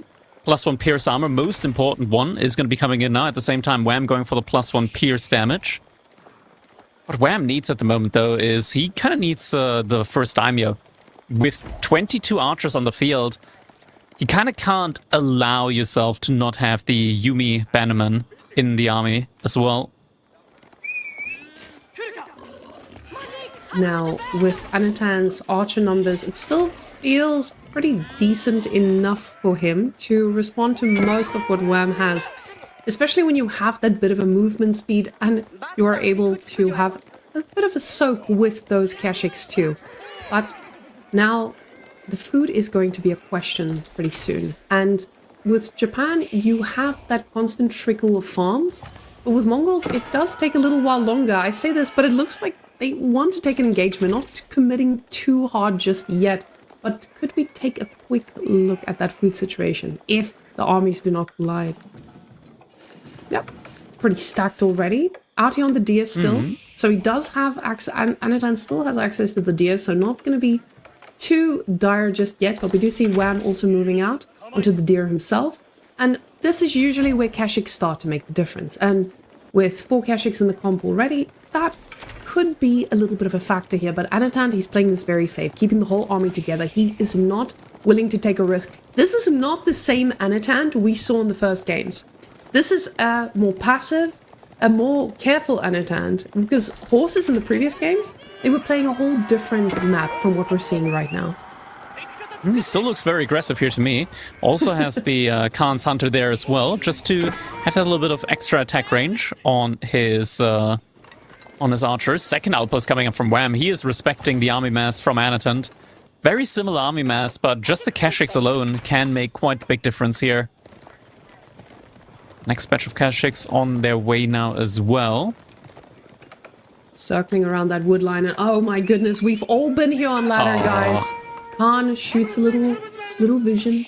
Then archers pick off your villagers, and you are just left frustrated and mad because you cannot get the wood you need to keep this going. And you can see this is an unlimited source of vision. Villagers just idling around, running for their lives. And this stops that production that you so desperately, desperately need. Right now, the composition from Anatant here, this feels a little bit scary. It feels like Wham is on a bit of a timer. And now, with the army moving in between, means the villagers are completely split off. Kashyyyks providing that front line we talked about. And Khan making sure that he gets that movement backwards. But this army is not trading too efficiently. Yeah, it's quite rough here at the moment for Wham with the Yuumi archers. Every time the Kashyyyks go forward, there's just not a lot of damage coming out there on his side. Anton doesn't want to trade underneath the keep, though, underneath the TC. Almost feels like a keep with the damage that's coming out of it. And now Wham, he's getting his Bannerman, and the first Daimyo upgrade is coming on up. And behind that, not just going to be the Daimyo, but also Samurai. Now, Samurai provides... as a front line. Yeah, that provides him with the same type of answer that he's been struggling against with Anatant. Anatant has that answer of the 7 Kashyyyks now. And Samurai, they provide a level of that as well, but is it going to be enough to match up against that type of Kashyyk pressure that you have? Anatant now finally getting himself a little wheelbarrow too. But now, with the resources he's floating, I'm asking myself the question, are we getting a Cruelty pretty soon? Is this man, he's floating quite a bit, trying to just see the wood line, making sure there's no villagers just chopping, because he is ready to take more lives, but moving straight towards that gold, just causing a little bit of panic here on the resource side, and the tower firing away, but the archers are ready to snipe whatever they can. Yuumi numbers are pretty scary though. This is not something you want to fight under, and especially with the Bannerman there. Bannerman has come in now. Suddenly the situation has changed for Anatant. Doesn't really want to take this engagement anymore and has to back off, at least for the time being. Behind us, as you mentioned, it looks like Anatant is trying to achieve his own age up here. Even more of a reason for him not to try and continue sticking around here, or at least trading out units when he could be looking for the age up. But he is giving false information over to Wham. Wham, he is expecting Anatant to further commit to this, and he's now switching into his own horsemen. A lot of resources being invested into further military units now on Wham's side in the feudal age, while the Kurultai is coming up for Anatant. So this could lead Wham into just the wrong investment at the moment. And Wham's investment here it's significant because, again, the food is running lower and lower. Anatant, though, he's in a little bit of a similar issue. The deer should be almost expired on his side. So for him, this is getting riskier and riskier. He is going to hit Castle Age, but the question is, what then? He's got berries that he can fall back on. There's another deer pack all the way out, but Wham still has a formidable army that you don't want to take any chances against. Now, when you are standing at the front of your opponent's base, it does feel a lot safer here. He is also very close to his boar situation here on the front lines. So he needs to keep this place safe, and he needs to get that Kurultai in a pretty juicy position. But Wham knows what's up. He's going for his own Castle Age, as we do see 11 on gold now. This is going to be it's going to be a much later timing, but I don't feel like Anatant is able to hit and hurt him before that Castle Age hits. The problem is just the upgrades. How long are these upgrades going to take? And is Anatant going to find the bit of damage that he needs for this? Yeah. The upgrades are coming in. The Kashyyk upgrade doesn't take too long. Archer upgrade is going to take its full duration. The Uwu in the middle is going to get burnt down. At least until Anatant is going to start showing up a little bit more at the front line. Kurultai also is making its way forward. And floating gate, now in production. But still, no archer upgrade in. Not sure if Wham really wants to take this fight without the archer upgrade in, as Wham still has like a pretty strong army here, even while being in the feudal age. The Kashyyks are taking quite a bit of damage here, and you see with all these Kashyyks dying, even if it's just 1 or 2, this is massive. These Kashyyks could go back, heal up under the Kurultai, and push again. Now with +2 armor coming in against those archers, this could have been a completely different exchange. Veterancy on the archers, +2 range defense. Now these Keshiks are going to feel very comfortable. The Kurultai keeps on moving forward. He knows where he needs to hit. He needs to hit on the resources, but the villagers have already backed off. And with the Castle Age coming in now, we are seeing no upgrades for Wham just yet. Where are the He's villagers going? boy. Oh, they're going to the outposts. No. Oh, well, not really, because, well, they're gonna die here, but they tried to go to the outpost. 3 villagers dying just like that. Kurultai now parked inside of Wham's base. Anatund in a strong position. And the Yumi upgrade. He does gets also find the villagers. See, Crack, the problem is the gold was not in the greatest situation for Wham here. So with him aging up with so many, this is investing such a huge chunk of it, but he didn't have the resources for this. He hit Castle, but there wasn't a plan after that. And you can see the desperation market coming up now because he knows that now food is denied. Farms are going to be denied pretty shortly if the army decided to go that way. But no, they know exactly where they need to hit. They need to hit on the gold, and the gold is the target, fully upgraded, and buildings are about to run a lot faster as well. Yeah, advanced mobility coming in for Anatund here on these buildings. Veterancy for the Yumi archers just about to complete. Pierce armor coming in alongside it, but now with the Kurultai, it's going to be a lot more damage coming in from those archers. Villagers jumping inside of the outposts, getting some sprinkled up emplacements as well. Villagers, not sure if they want to go back to gathering gold here right now. A little bit of a back and forth situation here with them. Veterancy definitely shows you how quickly they make units melt. But of course, the towers are actually doing work. And now you're going to have those 2 sprinkled emplacements, which is just going to eliminate an archer per shot. Anatund doesn't have the amount of archers to sacrifice them all fully just yet without a full committal. Now more Keshiks along the way, and we have a few more crossbows making its way here. But now, again, you have to ask yourself, can he sustain this push? At the same time, Wham is now getting those mounted samurai. And mounted samurai, they are going to do pretty well against this. This is why Anatund needing those crossbows, he needs to get them quickly. Because the archers, they are going to be able to do the damage, but not enough to take these down with +2 range defense already. That's the thing with the Kurultai, they actually are. If we take a look at these archers, it's not going to be +2 on them, but +4 rather. So that's a lot of damage. They basically completely ignore the +2 Pierce Armor upgrade, which makes Kurultai archers a very, very strong unit, even up against armored units. But Anatund's still going to be going for those crossbows. I mean, they also benefit a lot from the bonus damage from the Kurultai. And the trebuchet coming out for Anatund here too. He realizes, I'm not going to keep fighting into these towers. Sacrifices will not be made. We'll just play this safe. And I like this from Anatund. It feels like Anatund has seen now how this can quickly fall. Oh, we're getting... Look at this. We're getting engineering. Improved siege engineering. Oh, okay. That is a blast from the past. It's so rare that we see improved siege engineering coming in for the Mongols. Yeah, with him not being willing to sacrifice any of his units there at the front, it makes a lot of sense. You can't put yourself into a position where you're just bleeding units. Anatund is reading this, learning from the previous games where he may have committed quite a bit of units to those unfavorable positions, but really reading this and being careful. And now with the secondary gold being that far out, it means Wham is completely out of gold here. And that +2 ranged upgrade is the only upgrade he's going to be affording in a while if he wants to keep making gold units.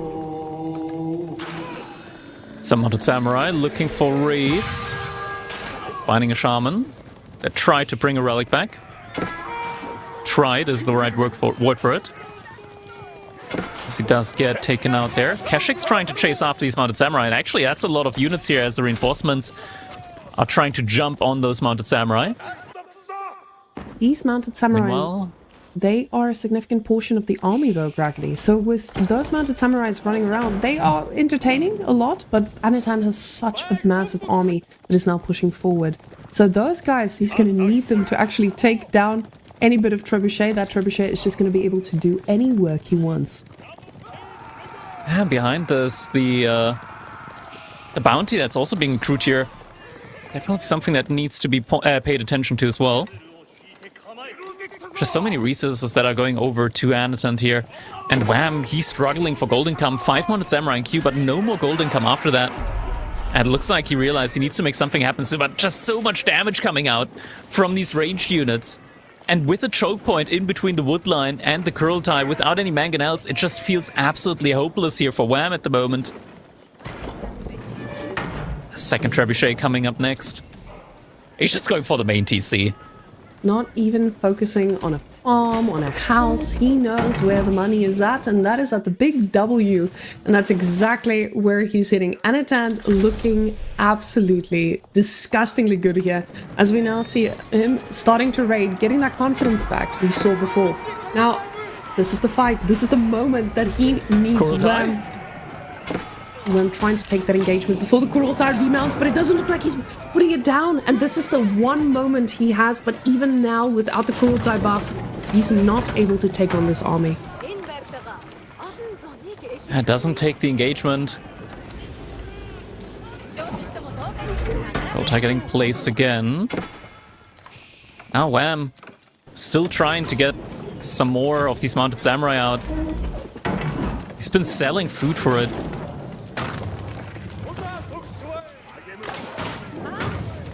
That's just not looking too hopeful at the moment. Although Anatan's kind of playing with fire, just with the army position being relatively far away from the Kurultai. But with the outpost, he can always just run back to it. And now, villagers getting pulled. But a lot of the army from Wham is out of position. It's starting to hit the Ovu instead of the actual military here. And villagers, yeah, they realize, okay, they cannot go for the torch. All of the mounted samurai at the front line already have been taken down. They're just getting absolutely eviscerated by the crossbows, by the archers here. And with that, Wham, there's just no way for him back into this game. There's still a good couple of Keshiks in the army here from Anatant, but the mounted samurai, they just cannot make it happen up against this massive backline from Anatant. And the Keshiks taking part, the villagers at the bottom side as well. GG comes in, Anatant able to win the set 4-3. And guaranteeing himself that spot in the semi-finals. Anatant showing us that beating B was not just a once-off. This man is here to win it. And absolutely playing amazingly, showing us how dominant he can be. And that confidence from the first 3 games, you could see it shining here too. And Mongols finally getting that 100% win rate on land. 100% win rate on land. Are Mongols just broken? Reddit post, guys. You're finding out here. Yeah, you're finding out here on EGC TV. Now that military graph tells you the story of a man who had access to food eventually and a lot of map control, with trebuchets just dictating the pace of this. Oh, those little horse raids. You can see how conservative he was throughout the whole game. But even until that last moment, that's when the real damage struck. So the initial spear play from both these players, I love that Wham, it felt like he was trying to bait out the reaction, overreaction. Anatant read it perfectly. He also went for that age up at exactly the right time, got the archer into a position to quickly respond to Wham's spearman as well. And every single moment, Anatant read the game perfectly. But Wham, also an amazing job. I feel like there was just Anatant with a little bit more understanding of where Mongols is going to shine here. And of course, shutting down the resources exactly where he needed. So, well-deserved W. Indeed, very well-deserved victory here for Anatant. And that means that he's going to have to face off against, well, another Canadian. It's kind of funny when we think about just how these brackets have, started positioning themselves. Anatant facing off against Wham to now have to face off against Papipaw. Beastie yesterday faced off against Vortex and now has to face off against Lucifron. Some players, they're just getting stuck with the brothers here. And this is the beauty of having our brothers actually dominating this scene. You have the trials of the brothers to get through. And I mean, Marine Lord waiting there on the other side of the bracket for whoever dares come out ahead. So now, I believe we might be having an interview in a bit, but with that being said, that just means that we're going to be heading out on to the next set pretty soon. So guys, I hope you're ready for that next set too, because this is an absolutely crazy one. Yesterday, Beastie was playing against Vortex, and I just came back from a business trip. So I saw the first game, I saw Vortex winning, and I was like, oh no, Beastie has been playing too much Heroes of Might and Magic. And then I woke up to a 3-1, and I was like, wow, this is working.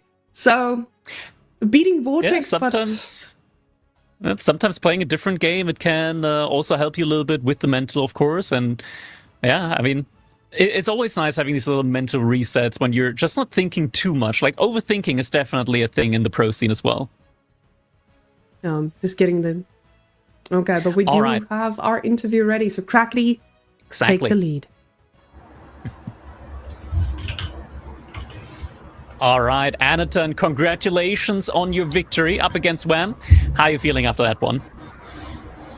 Yeah, I don't know. I just don't know. Like, after I lost Whiskey Tea, like, all emotions left me.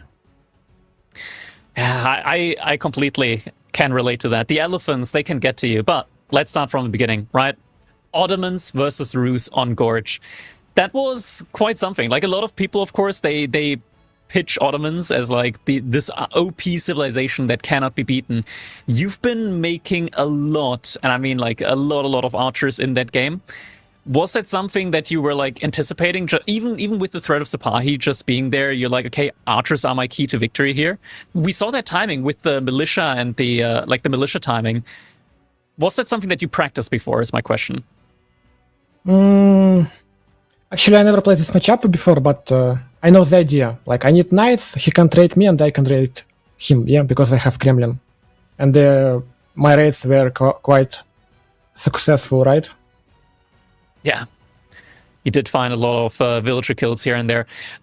But that fight with, like, when you pulled the militia out of... we see it right here, just a ton of militia here. Was that a situation where you thought, okay, I don't want to let Ottomans get to, like, a critical amount of units? Or were you, like, fully confident maybe even being able to kill them right there? Yeah, I just want to kill Yanissari. If Ottoman can't get to this ball, I think I'm in a good spot. Because my echo is just insane. So... I don't mind to have trades like at almost any situation, because I feel like, yeah, Rusieko with 4 relics, I think, right? It's really insane. Yeah.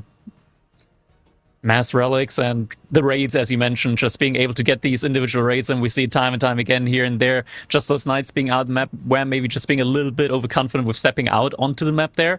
But yeah, definitely insanely well played. Afterwards, House of Lancaster with the Golden Horde. You just had a way there of finding these villager kills early on into the game. Once again, like picking 2 villagers off right there. And then afterwards, you just kept on the pressure. How are you feeling in that game? Like, did you think at all, like, okay, I could just continue, like, bullying him there? Like, that was kind of crazy how just non-stop aggression came out of you that game. Yesterday, I basically killed B with JH in... like 8 minutes, right? And I killed like top player with my JH again in 9 minutes, right? So basically, just making units is working. Yeah, I don't know. I hope yeah, I will continue to do it. Yeah, Golden Horde. I mean, it's kind of fiendish. We looked at the resources after that. Even though like it was a second TC and manners for quite a while, you were just so far ahead on resources all throughout. Which, I mean, to be fair, idle time does cause that, but still kind of crazy when you just think about it with the 2 TC play. Afterwards, mountain clearing. I think that was the first loss there. That was where you were playing as the Sengoku up against the Macedonians. When you saw the age up coming in from Wham, did you feel like, okay, I need to make something happen? What was your game plan in theory that game with the Sengoku? First of all, I wanted to pick Mongols, like when I saw Macedonian. But for some reason, I like, okay, maybe I can get a W with my ST, like with my good save as well. I thought I never played it, but in my head, like Sengoku Macedonian would be good for me. But I feel like it's not really. I should have picked Mongols. And then again, I got a wheel kill early on, right? So I was quite happy. But I feel like my macro were quite shitty. And Plus, yeah, I don't know, like he getting so much armor on his horseman, right? And so basically my archer's not really useful. Yeah. Afterwards, this was quite the rough one, not being able to get to Castle Age. In the end, your opponent being on Castle Age, not being able to do much damage there. But the next game afterwards, that was looking up again for you, King of the Hill. China on King of the Hill, I'm a little bit confused there when we saw Wham put the keep inside of his base rather than the central sacred site. What was like your game plan here overall? Just as China, I guess, just mass units, try and win the game? I never scouted that he has a keep, actually. I never knew that. Yeah, like... Yeah, we were kind of confused because like it was way before you put your keep in the center sacred site, and we were looking for him to place the keep just in the middle next to the sacred site and be fine there, and then he just puts it inside of his base. I think it could have been an entirely different game. I guess you'd agree. Yeah, I thought I win game here, this fight, but then I threw all my army, like... Yeah. I thought he will not have anything, because honestly, of my... I was surprised as well. Like, it looked like he would not be in a position to remass the army in time, but then he did. I was kind of crazy from then on. So yeah, I was like super overconfident, so I just wanted to go right and kill all his foot right and end the game. But apparently he made enough. I should have just went Castle Age, like secure left board and went Castle Age early on. But yeah, I give him a lot of chances with my army movement. Obviously though, you did manage to get some raids in as well, go to Song Dynasty, and I mean, just once again, like great raids from you in general. Do you want to say like recently? I feel like you've just been playing more and more aggressively, like with the raids and with cavalry movement as well. Is that something that you've been particularly practicing recently, or? Yeah, I feel like I was like a move baboon, so like I was playing aggressively, but like super stupid, like stupidly, just dive under TC and yara yara yara. Mm-hmm. But I always admired Louis' style, so like I think it's actually kind of best way to play it. Always find always find the way to find damage and just defend yourself with infantry army. I feel like I love that you said that, because I actually did mention that you played like Louis throughout this entire series with like the attacks on different sides. Yeah, I feel like even at like our infantry meta is still should be like best way to play. Like 5 to 10 knights, just trade with them in like all possible ways and defend yourself with your infantry army against similar raids. All right, next up was Lipany. And I mean, this was a little bit of a rough one, right? Like, I'm gonna say Wham did some very unexpected things there with the Bazaar age up. I'm quite sure you probably... I'm just guessing you probably didn't expect the Bazaar age up either. But we saw a ton of Camel Archers coming out from you on your side. And I know I've been saying that Camel Archers are broken for quite a while. And it did really look broken for a good part throughout this game. But eventually he did manage to get on top of you there during one of those fights. But how were you feeling throughout the game? Were you like feeling okay when you saw the outpost coming in and not really denying anything there early on? I played with Papi some time ago, and I went about to TC and he just denied all my wood. But here I feel like my spawn was I had a lot of wood in a lot of spaces, so yeah. I know, I feel like I should need to stay in village forever, like 50 camel archers and farms, because I went castle age and I just died without food, right? I feel like just horseman spear a lot of camel archer, and I feel like it might be the way to play this matchup. Yeah, because I think I was winning hard before I went age up. Yeah, it was looking really good for you there. Oh yeah. And also I saw his wing, and I saw traders, and I thought that it's Atabex. I like, okay, he went Atabex, but it was freaking traders. I was not able to, understand what it is. Yeah, it was a fun game, definitely. I want to say, like, for the audience, like seeing the Gamba wing coming in, definitely a fun one there, and a good game by Wham here for sure. after that, we talked, like you mentioned this game earlier, Knights Templar versus Daily. You were looking so good in that game. Like throughout the entire first 20 minutes, I was very shocked by the outcome. How did you feel about the game as it progressed? Honestly, after I lost this game, I thought like I lost series completely. Like, I think my biggest mistake it was I don't late horseman transition because his mangonels find a lot of damage against me, and I'm actually unsure about my Imperial Age wing. It was a bit controversial. I felt it felt like I can't lose this game, but then I lost. I mean, like after this game, I was just okay. You deserve it because you basically won unwinnable. It felt like for me. So like I was like, okay, you can have a series. I will not be like too mad because this game on me. If I wanna go through, if I wanna go top 4, I need to win this type of games. And when I lost, I was like, okay, maybe not today for me. Yeah. To be fair, like this, we're seeing the situation here, right? Like it looked pretty good for you. 40 villager lead, having sacred site control, having gold access, all the gold in the world. At one point, I think you peaked at like 3,000 gold per minute there. You mentioned the age ups as well.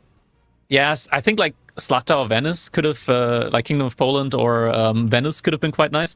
How are you feeling about the Condottiero at the moment? I think they still kind of broken, because they don't get any bonus damage against them, right? They have heavy military tech, but they don't have getting damage again. Like, X-bows don't damage them too well. But I feel like those elephants will just kill anything. Anything. I feel like only Schlacht is my way. Like Schlacht X-bows maybe, I don't know. The problem is I don't have cannons, right? So he read it really good. So he just need to make a death ball and I can do shit. Basically. Yeah. That's how it goes when you got elephants up against you. But then, the last game, of course, Coastal Cliff. We saw you playing the Mongols here. And the Mongols, they've got a pretty good win rate at the moment in the game, at least on water. But here you pulled them out on land, up against the Japanese. When you saw this matchup come in, were you feeling like confident your chances up against Japan? Or were you like, okay, this is going to be a tough one to win for sure? I was a bit relieved, to be honest. Like, VAM had HRE, OTD, and Japanese left, and basically I only knew this matchup. Like, if it would be Mongols OTD, it would be a bit monkus for me, to be honest. Okay. Yeah, but this one, I feel like with my bet Wu, it's like 50-50. Like, is this whole matchup about overcommitment? I can't overcommit at Dark Age, I can't overcommit in Feudal Age, and I need, to always find damage. I'm really satisfied with my raids whole series. I think I was able to find damage like basically every game, and I think I need to keep it and do the same things every series. Yeah, for sure. Definitely looked very strong here for you. And as you mentioned, just biding your time, going for the, like just looking for damage wherever it's possible. Looking very strong there. Anderton, congratulations. You're now gonna be moving on to the semifinals. You just played against one of the brothers. Now you're gonna be up against Papipaw next weekend. How are you feeling about your next set? You're feeling confident after beating Wham now that you're gonna be up against Papipaw? Yeah, to be honest, I played with Wham and Papi for a bit, like 1 week before, and they both like were wiping floor with me. So unsure, maybe 1 week and it will be better. We'll see. All right. With that said, I'm going to leave you now to celebrate your victory, and we'll be seeing more from you next week. Congratulations, Anatent. See you then.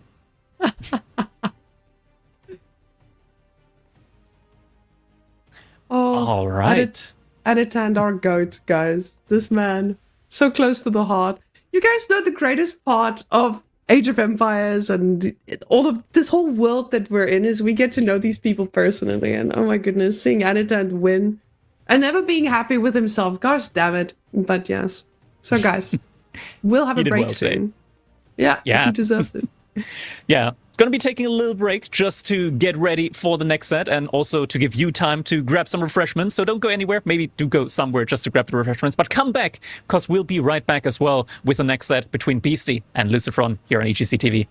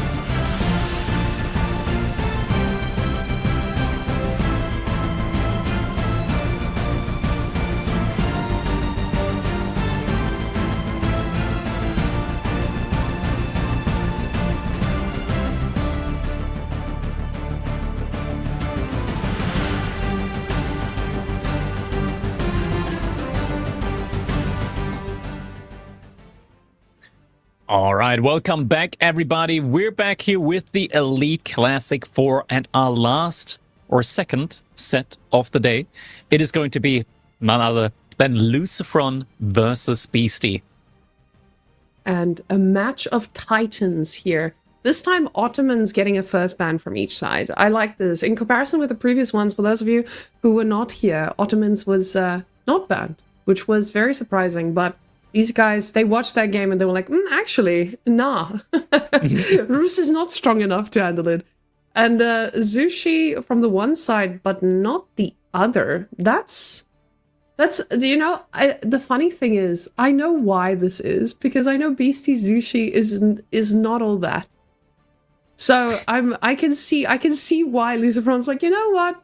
It's you can okay. Play Zushi. You have it. You have it. Yeah. Go ahead. Yeah. I don't mind. Oh, that's mean.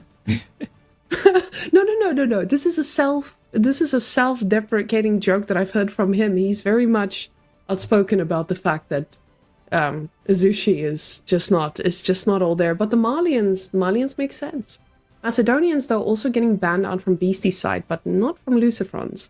So gonna get some Macedonian action again, and we'll maybe understand why they got banned, and maybe not just on King of the Hill this time. Yeah. I mean, the Spanish brothers especially, they do enjoy a good cavalry civilization, so Macedonians makes a lot of sense for them, of course. So Lucifron securing himself the Macedonians, I could see that happening. First pick French for Lucifron, I like that as well, especially since he knows that Beastie also plays a mean French, so just getting a little bit ahead of the curve there by picking that civ first. Beastie on his side, though, the Byzantines and the Golden Horde, also two top civilizations under his belt. Now, looking at that Golden Horde on Beastie's side, I know how much of a prior pick this is, because you know this thing's open, and you know Byzantines being let through. Honestly, there's so many good civs. I'm just excited we get to see a diversity of them. And now Golden Horde being let through for Beastie's side, I think this is a very critical pick for him, because getting Golden Horde is definitely one of his prior picks, and I think it's also something that he would fear. While at the same time, Lucifron is one of the scariest French players we have in the scene. I don't think there's like Marine Lord, Beastie, and Lucifron. A vortex. You put French in their hands, and everyone's quaking in their boots. And that's why I know that this is such an important pick either way. But Aeobits and Rus coming out for Beastie after that performance yesterday, completely understandable. Lancaster, I am so excited to see what that can do in the hands of Lucifron, because we've had a little bit of a taste. But today, we haven't had the full glory just yet. Indeed. More civilizations getting picked now. Aeobits, House of Lancaster, and getting the Rus in again. I do enjoy a good Rus game, I gotta say. Like, when it gets to a late game especially, seeing Mass Horsemen and Streltsy, there's something just so satisfying about that army composition. I just can't help but smile whenever we do see it get to that point. Lucifron, both French civilizations secured here for him. Not just with French, but also JD. Yeah, I mean, this is just a very cavalry-centric army, well, not army, but like civilization composition from him here. Wouldn't expect anything less. And this is something that you usually ask yourself, where does this player's playstyle lie? And with Lucifron, we've seen it constantly being knights. Now, in the last time we saw him play, for those of you who religiously watch Lucifron games, he definitely vortexed it up a little bit in recent times. So we usually saw a little bit more of a conservative, I say conservative and knight play in the same sentence, but a conservative player who doesn't take too many risks, but at the same time deadly with any micro-civilization. Now, Lucifron does this thing where he's a lot more aggressive. He goes a lot more, baboon on anyone and everything in front of him. So these civilizations in that aggressive of a player's hand, I'm so excited to see. Now, KT and Delhi coming through for him as well. This is a very scary draft, but especially a scary draft on Lucifron. Yeah, KT and Delhi for him. BC on his side. Order of the Dragon, Huri, Abbasid, and the Japanese. Huri I do quite like. Order of the Dragon as well. Abbasid we've seen today, and I saw the vision there. I saw the vision with the camel archers. Anatanti did say that he should have just stuck around in H2 for a good bit longer. I can see that. I can see that being the case there for him.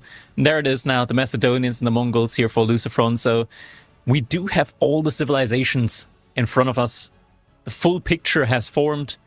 So next, Dry Arabia is going to be the starting map, and we'll see which civilizations our players will be picking here right away, whether they're going to be going for their strongest civilizations immediately, or whether they first want to test the waters and just start with some, I want to say, like mid-tier civilizations first, maybe to try and bait one of the strongest civilizations from their opponent out early.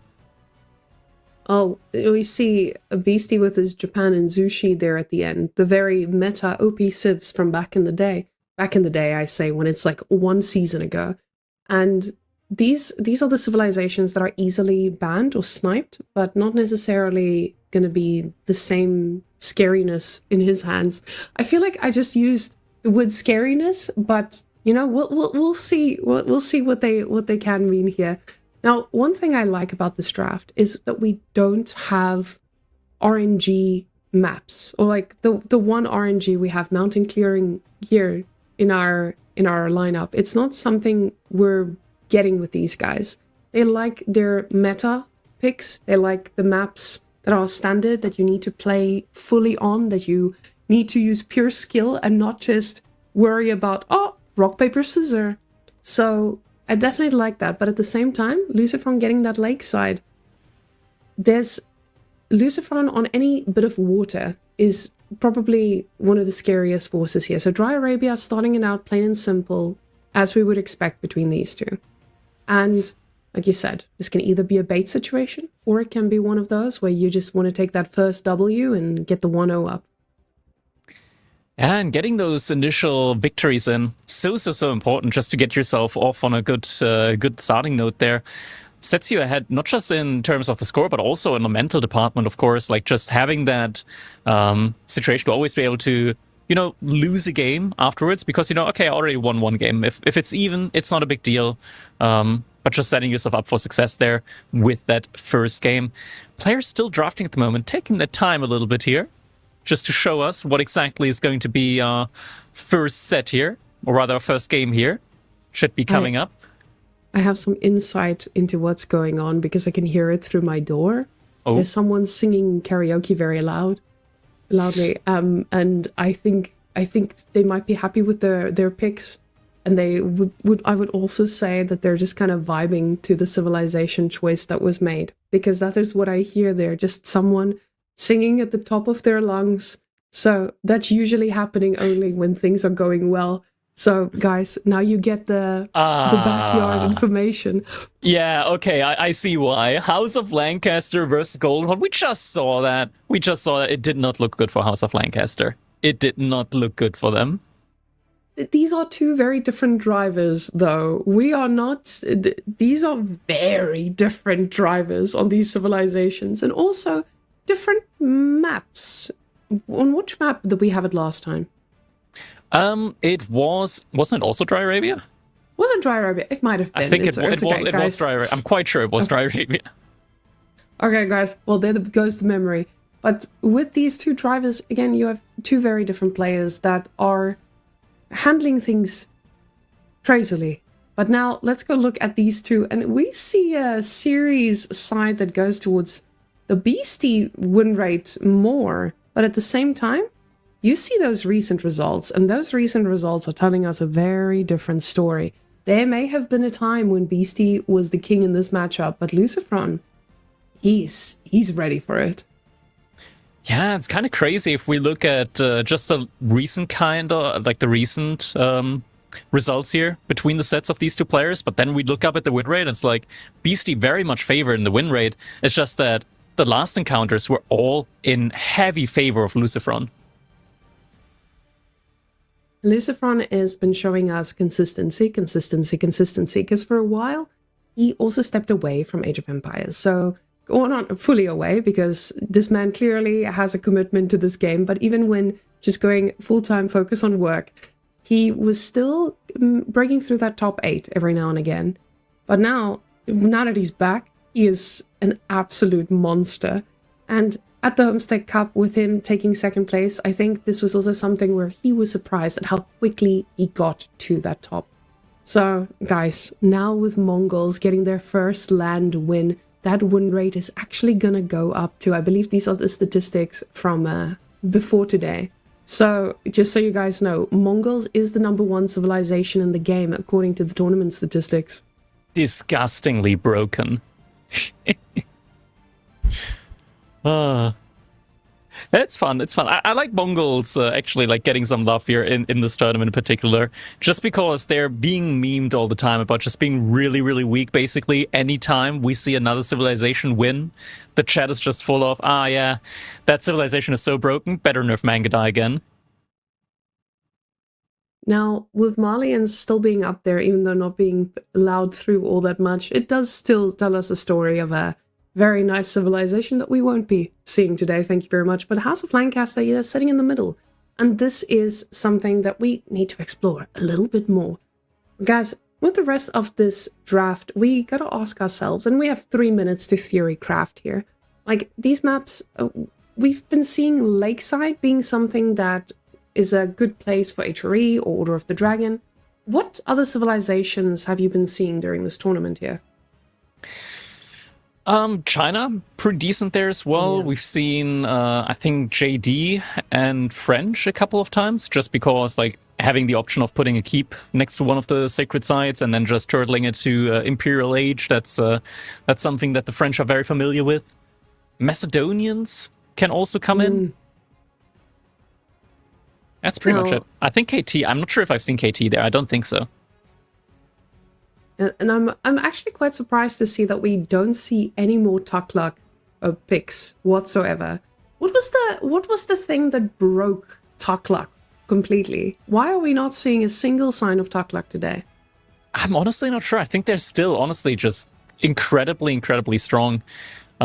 Just when it comes to their army composition of just war elephants and archers is a pretty mean army composition to have.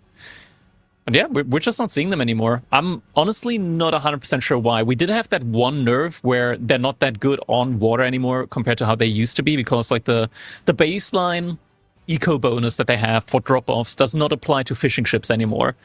That was like the big major nerf on hybrid maps. And now we just don't see them at all anymore. Not quite sure if players just aren't like thinking about Tukluk at the moment as being a civilization that is worth practicing. Maybe that'll change in the future though.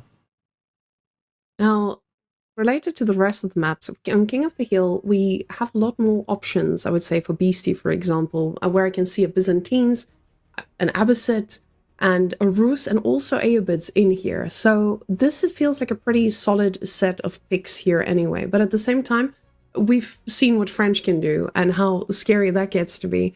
I feel like King of the Hill used to be one of those meme maps that people would be like, oh, we have King of the Hill in the map pool. But now it just feels like a pretty standard Dry Arabia map that you get throughout. And most of the civilizations that perform on Gorge or Dry Arabia are still the ones that can do well on something like King of the Hill. Is there any outlier here for you where you're like, this is something where you have to go for this? I think Lakeside is like a must-have for Order of the Dragon or HRE on BC side. Drafting-wise, Hill and Dale, these maps are very similar, I want to say, for the most part. Very like open land map style. King of the Hill, I think Macedonians are really good on, just because you have the ability to potentially drop the landmark in the center and lock that down completely. But other than that, I think you can pretty much like have multiple civilization picks on any of these maps. And honestly, what I love about that, Krakeny, is that you just told us something that I think a lot of people on ladder needs to hear. Most civilizations work on every single map, and especially at the rest of our ranks. But guys, these guys, they played the best of the best. We're going to be seeing exactly what Golden Horde versus House of Lancaster is supposed to do. And if Lucifron can figure out this matchup better than last time we saw House of Lancaster, but let's see that Dark Age aggression. Jumping on into game number 1, we've got Beastie in the color yellow playing as the Golden Horde here on classic old Dry Arabia. His opponent in the color red, it is Lucifron playing as the House of Lancaster, and this time around, we are going to be once again seeing a Dark Age rush coming in from the House of Lancaster. So Spearmen are going to make their way across the map and try and do some damage to that OVO from the House of from the Golden Horde, and maybe even this time deny some gold early on. We'll have to see how far those Spearmen will go. But interestingly enough, yeah? For Brackety, look at that spawn. Is that a beastie spawn, or do you think that is a beastie spawn? The stone being far forward, the second who just same spot, same place to raid. Definitely a fun one for someone who's going Dark Age aggression. I think it kind of depends, because like last time around we did actually see the stone being forward being a little bit beneficial there for Anaton in that one, just because the Spearmen, they didn't go further in order to deny the gold. Not that it's going to be an issue for BC, he should have enough gold in time, but just having the... Well, actually, if the Spearman does path past the OVO and immediately go for the gold, he might need to pull some additional villagers to gather gold. It's like 30 seconds left, but nope. Villager, not Villager, but Spearman is just going to be sticking to the OVO instead. So BC is going to be safe here. This is the standard play we see from the House of Lancaster, just making sure to get rid of that Uwu. And this time we'll see if it gets the same amount of stone. I think the last time it got taken down in this matchup, we had 256 stone in the bag. And if Beastie gets there too. Now, with this, Lucifron is getting ready for that age up himself, already having the 3 on gold. He's gotten the spears he needed and only going for 4 compared to the 5 we saw from our previous one. And I love to see how these players theorycraft about this differently, each of them. Because these guys, at this level, they've calculated every single one. They know, they feel where is enough, where is needed, where do you need just that little bit more. So with this, ooh, I say that, but there's already 5 out there on the stone. But oh, that's just for our house. The man knows he's about to get pop-capped if he doesn't do anything about this quickly. Yeah, house should be coming in any moment now, as soon as the drop-off comes in. Yeah, it's the thing that you always have to pay attention to when you're going for the early Spearman. Once again, I think we had the situation earlier as well, where just the drop-off is going to be enough, and now he's going to be able to build that next house. And we'll be fine before the next villager gets stuck in queue. Khan and Togut age up is going to be coming in now for BC, has enough stone for the Khan. Togut's probably not so much. Now, what's interesting, the difference here is Beastie is staying on gold. He's trying to get every bit of gold he can to, I assume, just look straight at the upgrades. Because when you're playing in this matchup, of course, you're not going to have access to this gold for very long. House of Lancaster, the pressure feels constant. You're going to need to react to this pretty well, and you usually get denied from this. So that little bit of gold trickle that he still has coming in, this might actually make quite a big difference here too.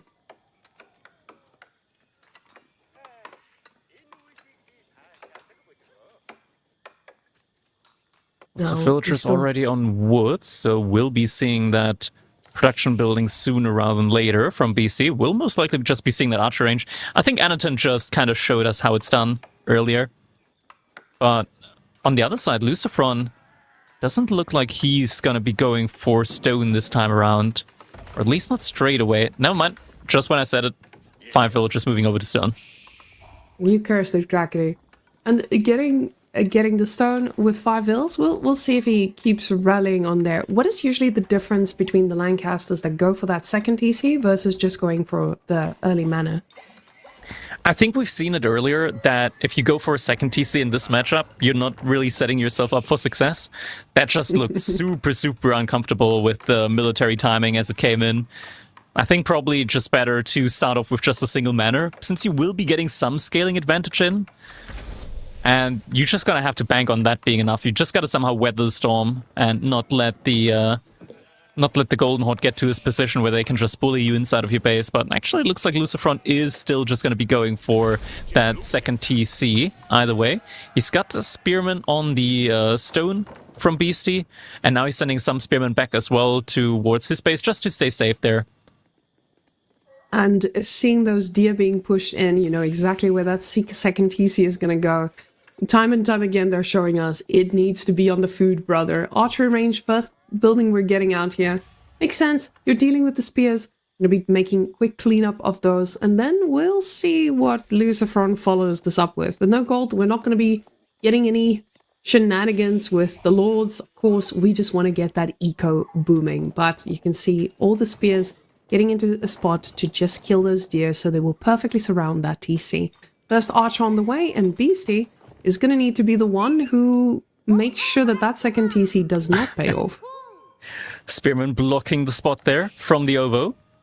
He's just going to have to wait for the archers to come out, but that will be coming in just a second. So once those do come in, Spearmen are going to have to retreat, and now he's going to be able to place that Ovo again for that additional stone income. Has enough now for his first batch of Torguts as well. Batu Khan has just come in as well. And now the manor is getting rushed up. Doesn't look... Okay, so he just prioritized the manor over the second TC here. But I'm quite sure Beastie is still aware that that second TC is going to be coming in. And there it is, comes in right next to the deer.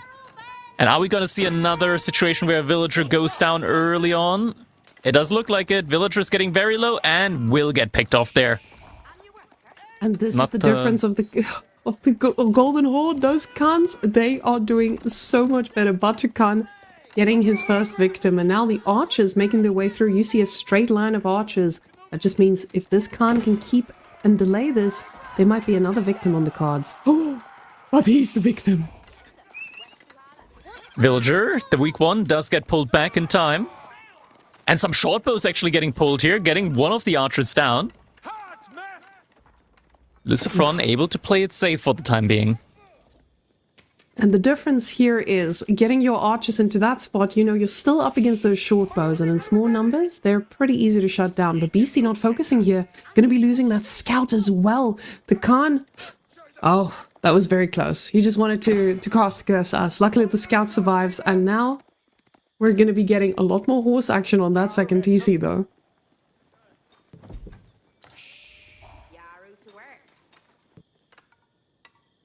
Second archer range coming in, and a stable as well. Okay, so Beastie might even go for some Keshiks. Oh, there's a little bit more stone being mined, so that second manor is going to be following suit pretty quickly. And of course, you see second manor being followed up pretty soon. And what? Ooh, when Beastie just going for the tower rush as well. It feels like with this, you're shutting down the woodlines, of course, which you need. And that is a pretty big shutdown. Does Lucifron even see this? Can we get a control F and see what this man... Okay, he spots it. He knows it's coming. And the units are getting into position with a yeoman on the way too. It's not going to be in time, though. To stack. Yeah, it's going to be a rough one. Oh, he's pulling the villagers as well. Okay, maybe he wants to make something happen with that. It's not going to be enough.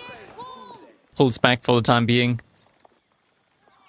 And losing access to the wood line is actually one of the biggest advantages for Beastie to have here now. Because the wood line is the feeding grounds of the House of Lancaster. Now, he needs to be careful here not to let the villager get too low. But the archers are in position to push back the yeoman. Problem is just there's more yeomen coming.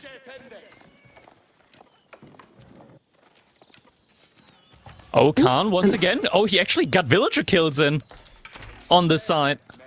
Some nice little back and forth there with the garrisoning. Looks like the Khan might actually get taken down here. One more volley should come in from TC. Barely survives. And now with 3 villagers down, that Khan has definitely gotten his value from here. But Beastie is putting himself into an amazing spot. We do see an emplacement being researched there, but it doesn't look like it is on the front. Yeah, oh, fortified. There we go. It's just because of the... Yeah. All right. So he does get control of this woodline pretty well. And with the archers, you can see Lucifron's aware of this. There's a timing here, and Beastie is about to hit it just right. Archers fighting off against the horde of archers here from the Golden Horde. Villagers have to fall back. There's just so many units here from Beastie. Short bows are going to be actively fighting here as well. But it's not a fight that you want to fight. 2 more villagers do end up going down here. And the outpost has been completely denied. Looks like the Lord of Lancaster is also going to fall. There's no wood at all on the other side of his base here for Lucifron. So he kind of has to still hunker down and try and defend the spot. Beastie now getting +1 ranged armor as well. This is going to be a relenting push, a non-stop. You can see with the short bows just looking backwards, trying to do a little bit of damage, but this is not going to be enough. And with all of these kills coming through, Beastie is pretty much even with villagers here, and that is crazy to think against that second TC, almost at that 11 minutes. But the yeoman numbers are starting to get scary. Beastie now has to ask himself, can I keep this push going with the limited amount of archers I have here? Answering that, getting that food transition early on as well. Him now going for the horseman tells us he wants to find a way to keep punishing this. Oh. And Lucifron, he's sneaking some villagers out in order to gather the wood from the stealth forest there in the back. That's going to be very tough for Beastie to find out, and just means that Lucifron is going to have some safe wood income here throughout the entirety of the feudal age, or at least for the foreseeable future. Especially because Lucifron here is also still on this wood line. It's going to make sense to Beastie that, hey, this is the wood line he's gathering from. It's not going to occur to him like, hey, there's a lot more wood than he should be having. And you can see Beastie's food transition now, basically having 8 farms already by 11 minutes. That feels amazing for any civilization to just have that constant trickle. Now Lucifron, though, he's getting a few more lords in this mix. And with them being so tanky, he's going to need them, especially with that army of Beastie getting larger and larger. Now Keshik's in the mix as well. Keshiks are going to be quite a bit tougher here to defend for Lucifron now, because sure, they don't have as much HP as the Torguts, but they do tremendously more damage. And now, Lucifron going to potentially be under fire here, is going to have to pull the villagers away as the army nearby, but might still lose a villager, doesn't actually lose a villager. And just get out. Oh, but he might be going towards the villagers. He's going towards the villagers. Wham, and he's going to fight the villagers in the wood line. Oh. And the scout is there, so he sees it. Beastie is spotting that. He wouldn't have seen it if Lucifron had just stayed on that side. Beastie wouldn't have seen it at the same time, though. There's a lot of villagers that just went down in the wood line. Oh my god. That was 6 villagers that Lucifron just lost. Once again, evened out in the villager department. Honestly, well, at this point, is it just better to not go for that second TC and just play 1 TC and get some units in? Because this so far has been a reoccurring theme in this matchup. Every single time Golden Horde is given the moment to just push and punish, and they are showing us they can do that against you and your silly little second TC. So yeah, maybe the big answer here is just that second TC is one of the riskiest moves you can make, and considering it is this far out, you're not able to secure your wood line, you're denied pretty easily from your resources.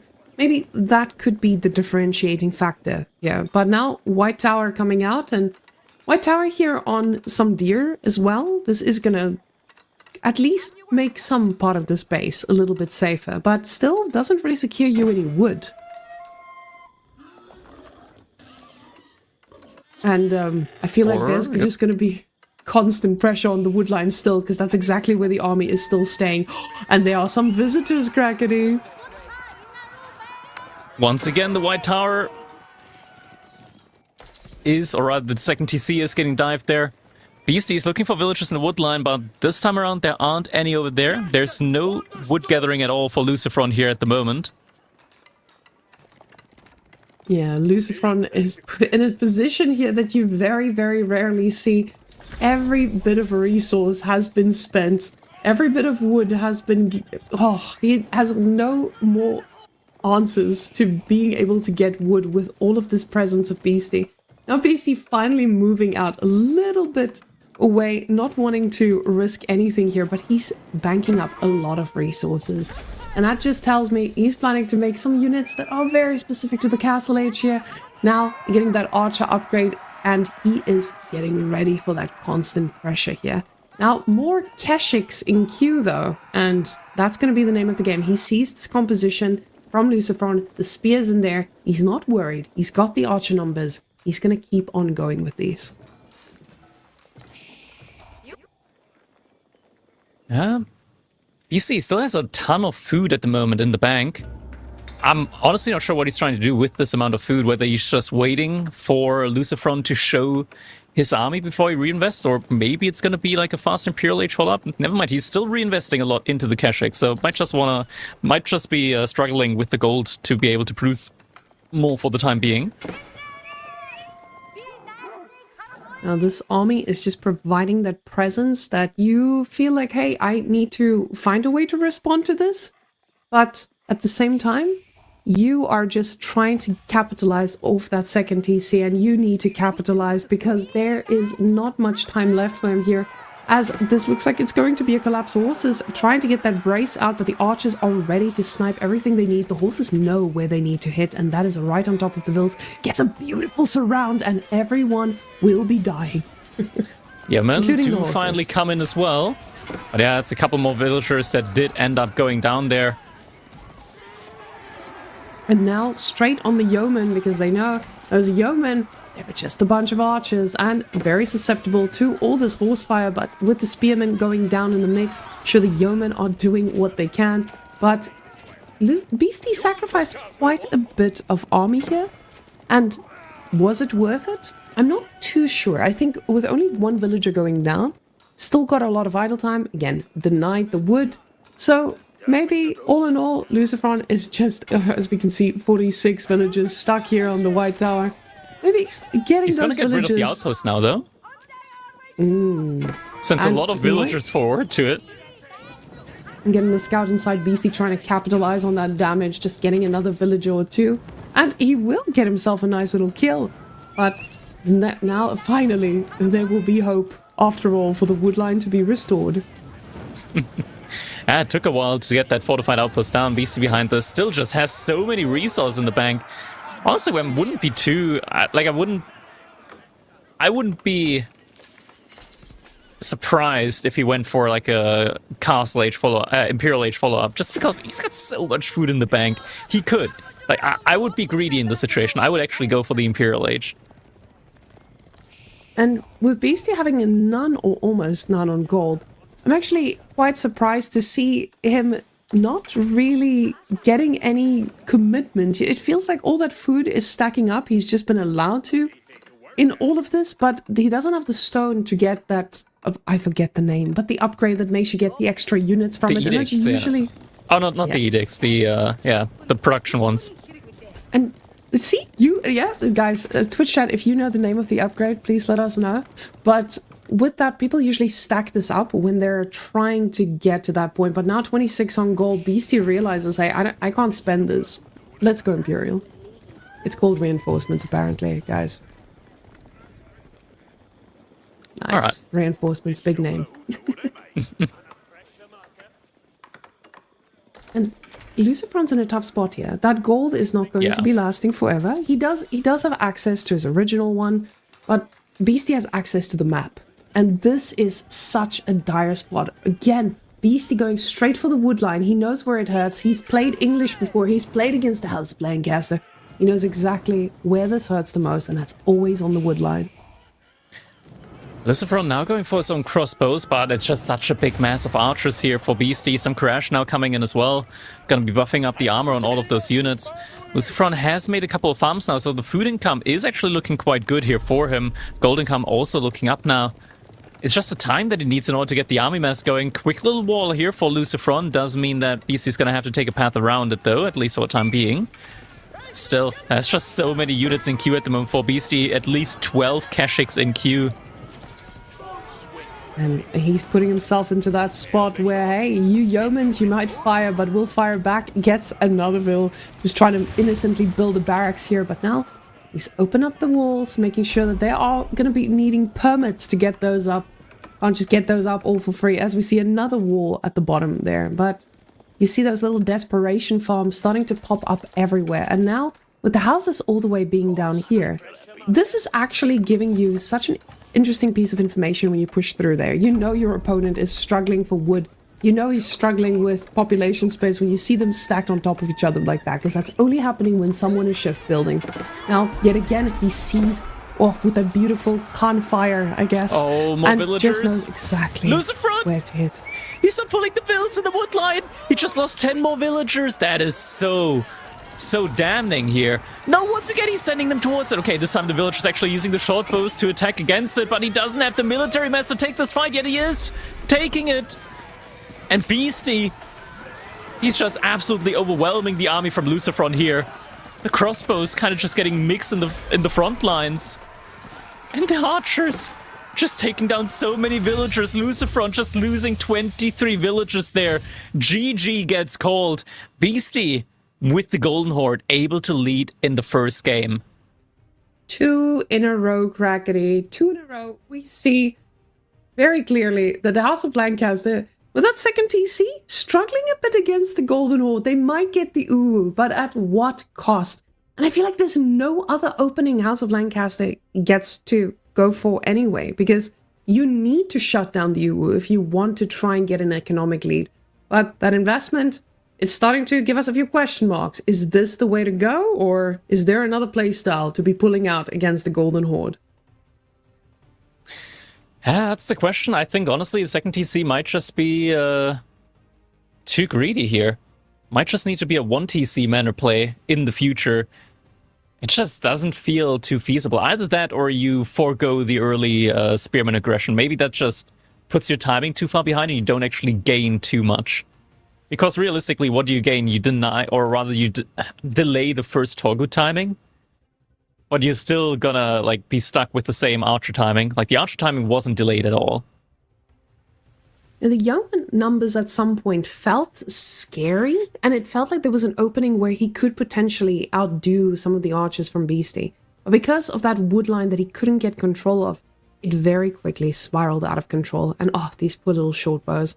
I love the quick replays, but at the same time, this was just a destruction. And it's very difficult to watch as more than 30 villagers fall and just pay with their lives to these very chunky archers here from the Golden Horde.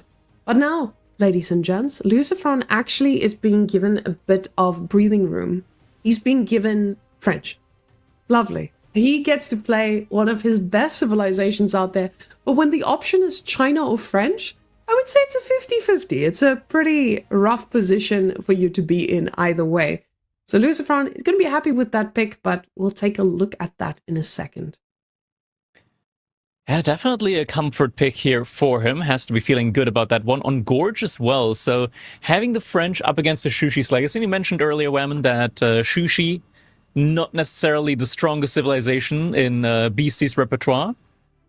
And the French being very good here for Lucifron. Historically, I think that the French in general do have a pretty nice time when up against a civilization like China or Shushi. So this is going to be an interesting one. But the current Zushi, we haven't really gotten too much of it because people are just saying it's too good. Now, in theory, I'm sure Beastie has played against this civilization quite a bit. He knows exactly what to expect. But executing it, there's a very good reason that Aebit's got sniped. And that's because I would say, Zushi, you feel a little bit more confident against it. But especially on a map like Gorge. Gorge, and especially looking at how Anatan played Gorge earlier, it's so easy to slide on in and get into that wood line. And once you do, you're done for. You're absolutely done for. Because you're sliding in on the wood line, someone's sliding in on the gold line, and there's a dead villager. And then you do it again and again. And Lucifron on that horse, this is a tough spot for anyone. Even someone like Beastie, who's used to being the one on the knights. Yeah, Beastie would sure love to get to those knights, but for that, he's gonna have to hold out until Castle Age. Until then, horsemen only. Of course, we do have the new Jiangnan Tower here for the Shushi's legacy, so having access to that batch production early on is going to be quite interesting, just to see those batches coming in. It's honestly so powerful, Whammon, at these points in time where you're just suddenly pumping out 4 spearmen and some horsemen as well. Especially early on in the game, they can make all the difference. Take us through the changes of the Jiangnan Tower, because I think we just assume everyone knows. Guys, Jiangnan Tower is different. Why? What? So, The Shangnan Tower used to make a free unit every time you drop a production building. Nowadays, you do not get a free unit for every single production building that you drop. Rather, you get a counter towards like a circle that's filling up above the Shangnan Tower. Once it fills up completely, you get an entire batch of units. And it's not just when you build a building, but also when you make units that the circle does progress faster, further. So. And you can also choose which batches of units you want to create. There's like Shuganu and Palace Guard, Spearmen and Horsemen. Honestly, it's a very nice rework. And we're about to be seeing it come in as we're jumping in to our game number 2 now between Beastie and Lucifron. Game's about to begin. I hope this is not a bait timer that I'm seeing there. It is not. We're jumping in. There we go, ladies and gentlemen. Thank you, Beastie. In the color teal, we have Beastie playing as the Shushi's Legacy. No, this is not turquoise. No, this is not light blue. It is teal. It says so in the game files. Don't blame me for the developers being colorblind. We're calling it teal. And on the other side, in the color yellow, it is Lucifron playing as the French. Doing us the biggest service here, because we know that he loves himself a good yellow, but giving it up for Lucifron, that's a pretty big move. All in all, no Dark Age shenanigans coming from either of these civilizations, but what we usually look for is where they get food from. And of course, when you are the French, you are going to be thinking about deer anyway. You might as well just get it in Dark Age. Your upgrades are cheaper. Might as well capitalize on that and extend that sheep time that you have under your TC when the pressure does amount. Now, we saw what can happen to a French player once they do get a little overwhelmed. We saw a little bit of the China earlier with Anatand making those horsemen instead of just going for the spears initially. Is Zhu Shi, like China, someone that needs to go for the pro scouts? They do like to go for it, and especially when you're in a matchup up against the French, where food throughout feudal age can become a limiting factor. You definitely do want to have the ability to get the deer in safely inside of your base. It's not really realistic with China or Shishi to like move out onto the map, because you do of course want to have the supervision with your Imperial officials there as well. So best choice is to go for the Pro Scouts play for sure.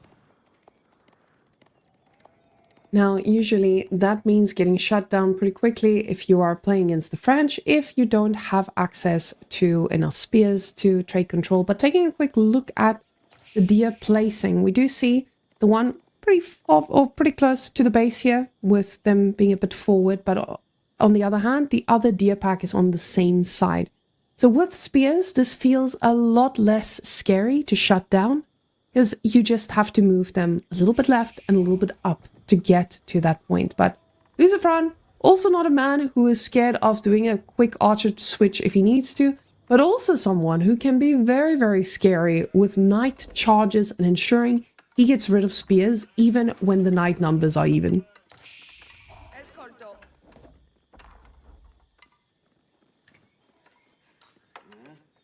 There it is, Shangnan Tower. I like the positioning here from Beastie. He's putting the Shangnan Tower all the way out there, because it's actually only a 1-tile influence radius around it for buildings that will contribute towards the batch creation of units. So he's being very conscious of his base building there. I like that a lot.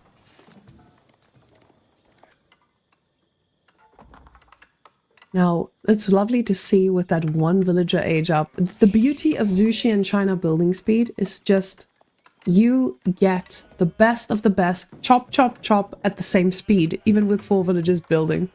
Now, Beastie's got to ask himself, okay, what do I do next? Is this going to be my barracks? Am I expecting to get a stable? And after watching earlier, I wouldn't be surprised to see a stable coming out, because of course, when you're going pro scouts, you're already thinking about making sure that you have enough access to scouts, etc. So with your Zhongnian Tower, is that the answer that you're looking for here, as Beastie is floating a lot there and goes for the stable first. And honestly, I'm loving this. I love this change a little bit of the meta, that people are opting for the aggression instead of just the defensive play. Aggression definitely going to be necessary here. BC opening us up with a horseman. Knight, of course, no surprise from Lucifron.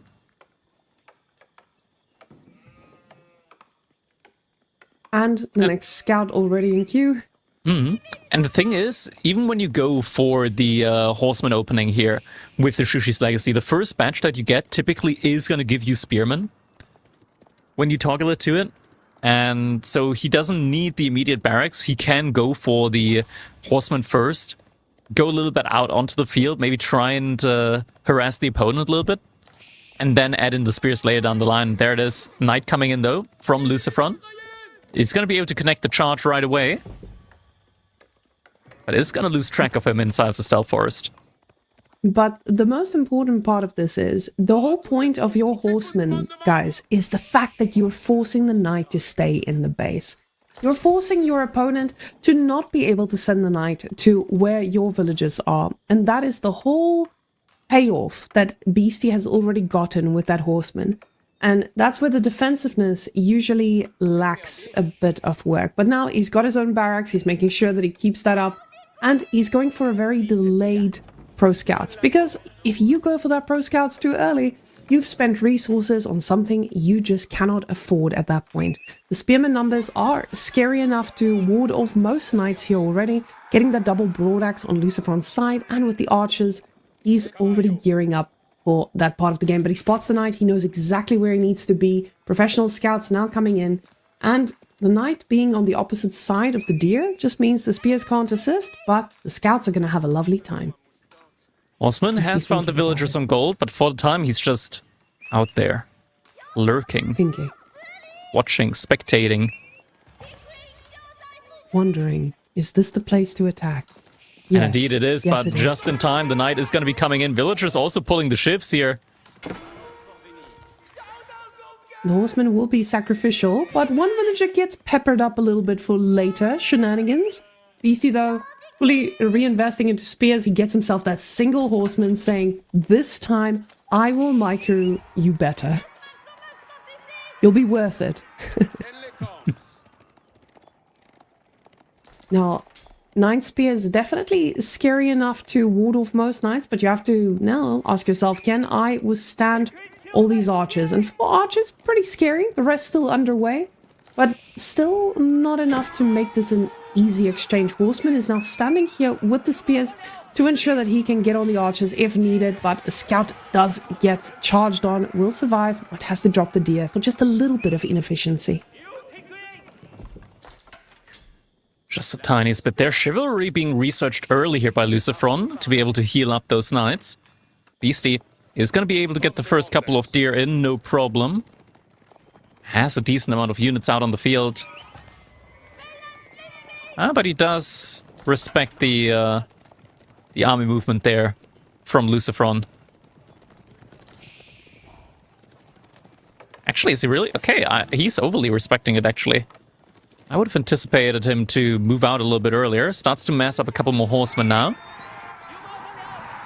And the horseman numbers, they're scary against the amount of archers we've got here, but at the same time, Beastie doesn't have that unlimited food that we need to see from China and Zushi to take this on. The scouts haven't found a shenanigan movement to try and go around and get the back deer. They are fully staying with the group. But now the deer from Lucifron wearing a little bit thin. We do see 2 scouts going on the side of Lucifron to try and yoink some deer from his side. So that might actually pay dividends quite well, as he just wants to deny the food from Lucifron. Spearman turning around. Archers, not enough yet in order to one-shot the Spearman. Beastie does not want to take this fight. Oh, horsemen, we're very close to getting a connection there. But do fall back for the time being. I think he just got the first batch of units out from the Jiangnan Tower, so suddenly has a lot more horsemen on the field, a lot more spearmen as well. And could be trying to bait Lucifron. As the amount of horse... Yeah, he's just sending the horsemen around now. And with the villagers he's got on gold, he's just having that slow trickle with the Imperial officials as well. Slow trickle of gold coming in, not feeling too pressured, just making sure that he keeps on producing. Now adding some Juganus in there, and that's where things start getting a little bit more expensive. But that, of course, is also where it starts feeling amazing in Feudal. Now, with those knights, you can see he's going straight towards the deer, or at least looking if there's any movement towards the deer. But Beastie is playing an Anatan game. He's going with the horses, and he is trying to find some damage. And Damage you'll find, because this is French and they're always on gold.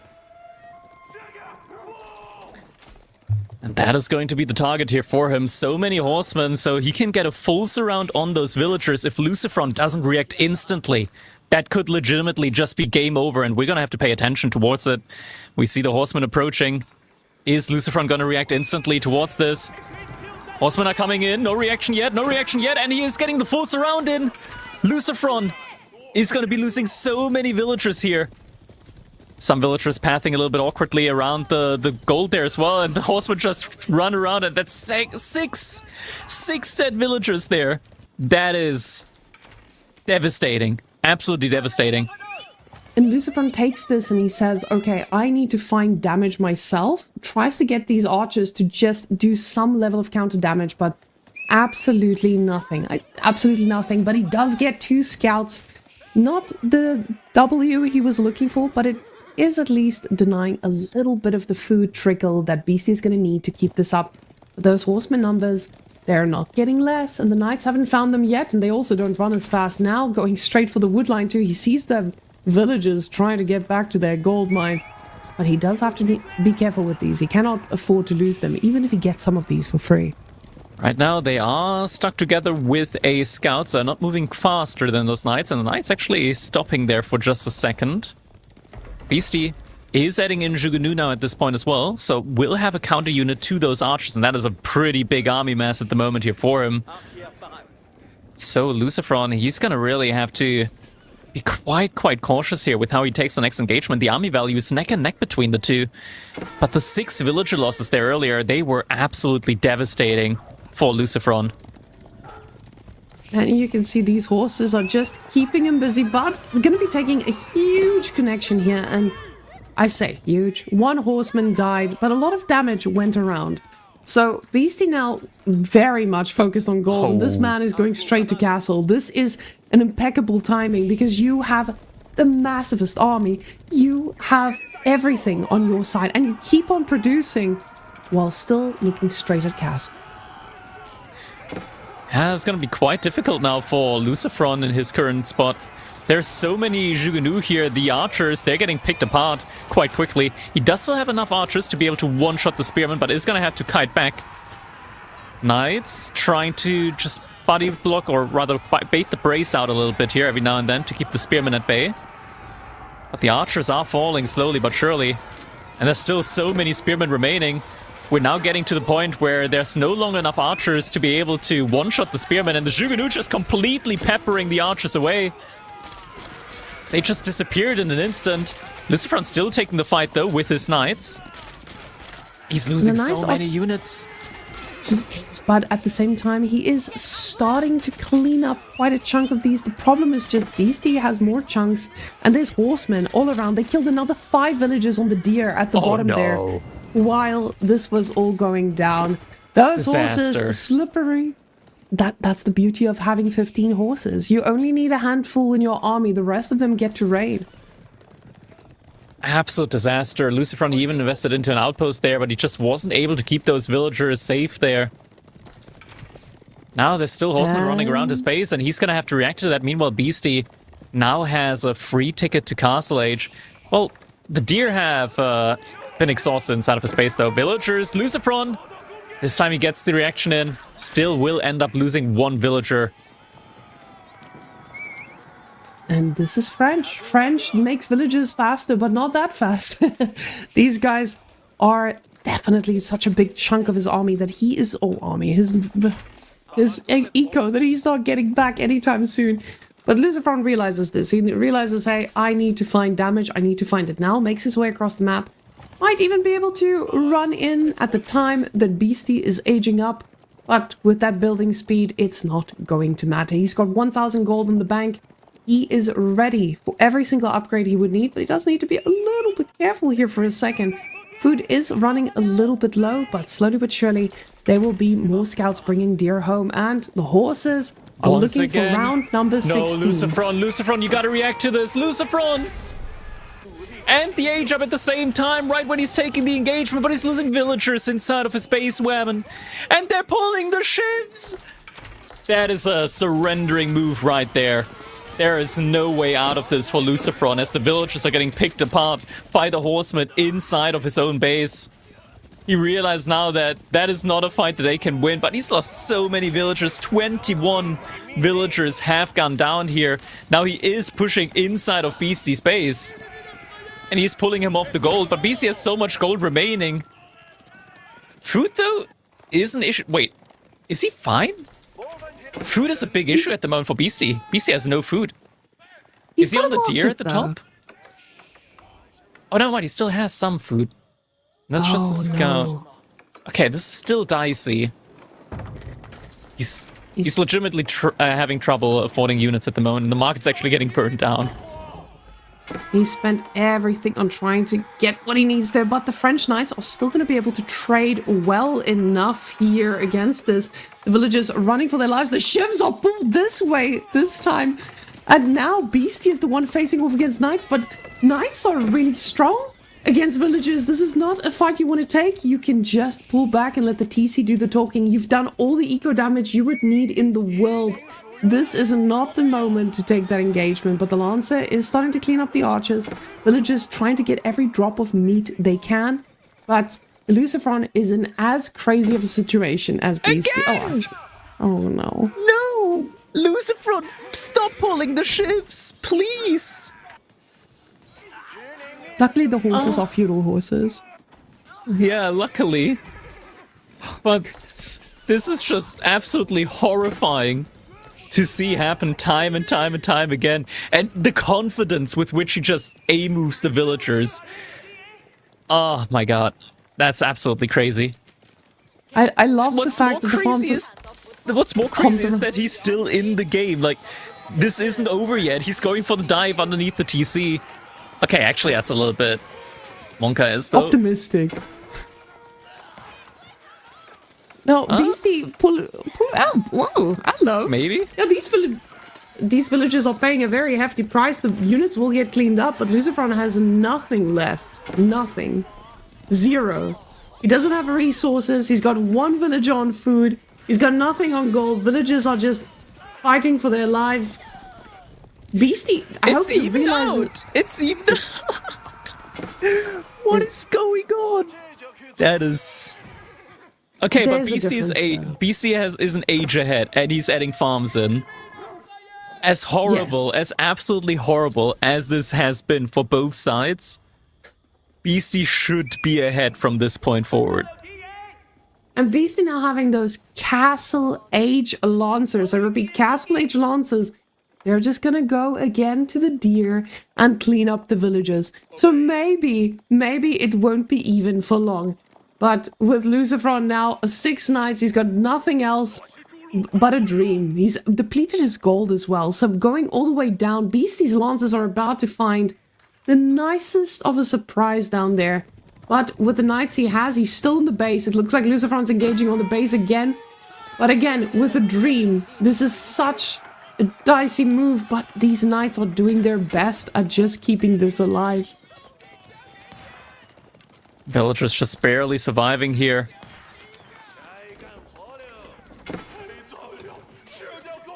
No, he is right-clicking. Oh, this is the beauty of the Lucifron play. He's right-clicking. He's just making sure every villager kill counts when Beasties are about to hit that eco. The hardest it's ever been hit. Villagers going to be destroyed onto the deer as well. Now everything is getting chased. Lucifron has almost nothing left.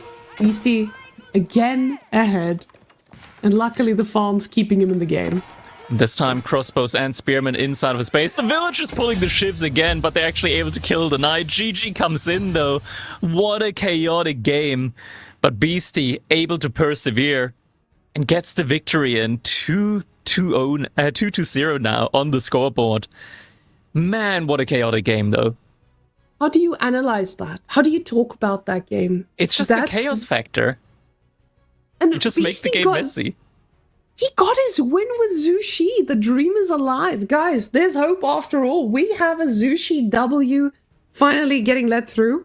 And after watching that, I can totally see why everyone is banning that civilization. And I can see why I will be playing it on ladder again. Absolutely disgusting. It is, but in a fun way. In a fun way.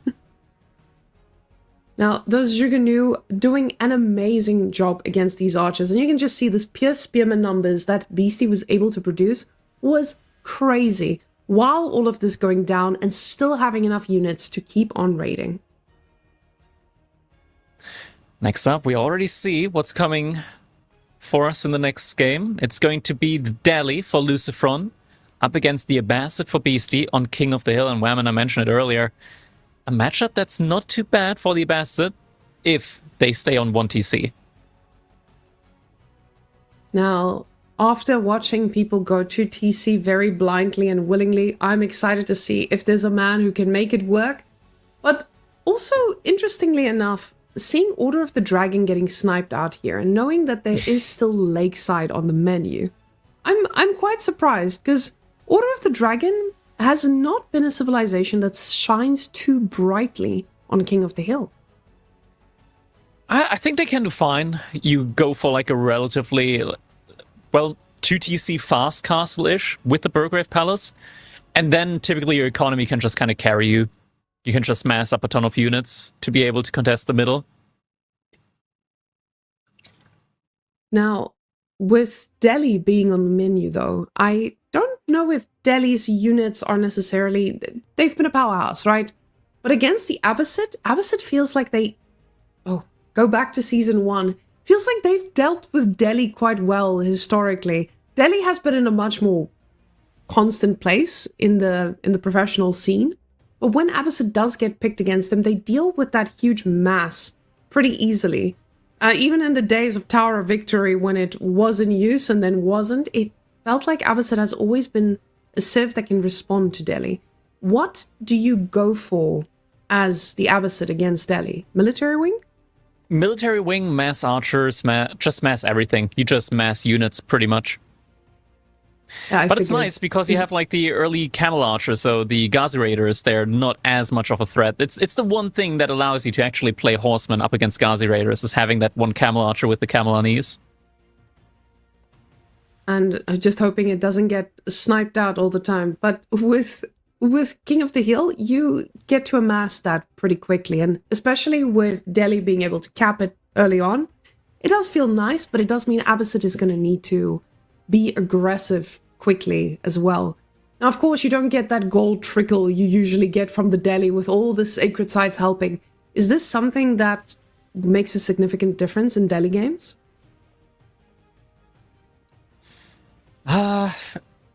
There's like benefits here on with Delhi, with King of the Hill, right? Like, it's only one sacred site that you have to focus on, but it's only one sacred site, so there's only one gold trickle that you are getting in.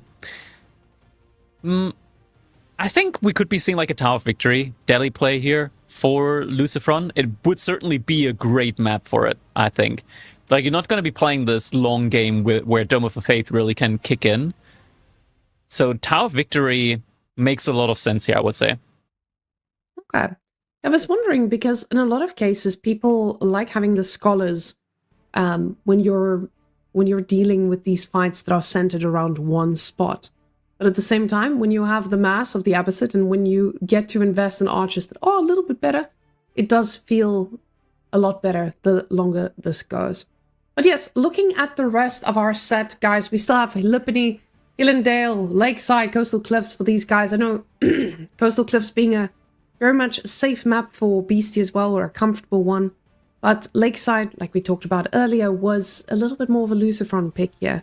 The rest of them being pretty standard, pretty similar all around. The pressure is up for Lucifron. He knows, I mean, we're getting close to match point here if this doesn't slow down. But we saw this with Anatan as well. Anatan looked like he was on a roll, and quickly someone started putting up a fight. Can Lucifron be the man who puts up that fight and actually stops Beastie on this momentum? And I feel like that last game, it almost looked like there was something that would stop the momentum. It was certainly very close, a very messy game. Next game definitely could be messy again. We're jumping in to our game number 3, and here we go. It is King of the Hill and the color yellow. We've got Lucifron playing as the Delhi Sultanate. His enemy his opponent in the color teal yet again. It is Beastie playing as the Abbasid dynasty. Now, luckily for us, this is just the nice early game of nothingness, and we just get to watch these beautiful scouts run around and figure out what the spawn is like in the middle here. Because with King of the Hill, you always want to see what those hills are forming like, because this very much determines the movement of your army. So when your army is trying to maneuver around these, it can be make or break with your reinforcements pretty quickly.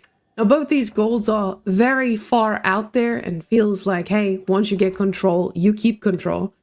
But, of course, luckily in a mirrored spawn, it doesn't feel as scary. But looking at those small little hills, it feels like Beasties might be a little bit easier to wall off for himself, especially there on the golden side, with the deer being so nice and close, of course, this being on both sides. There's a nice little berry patch there as well. And on the other hand, love these spawns. That is just a nice wallable area with the tiny walls in between that you can follow up with.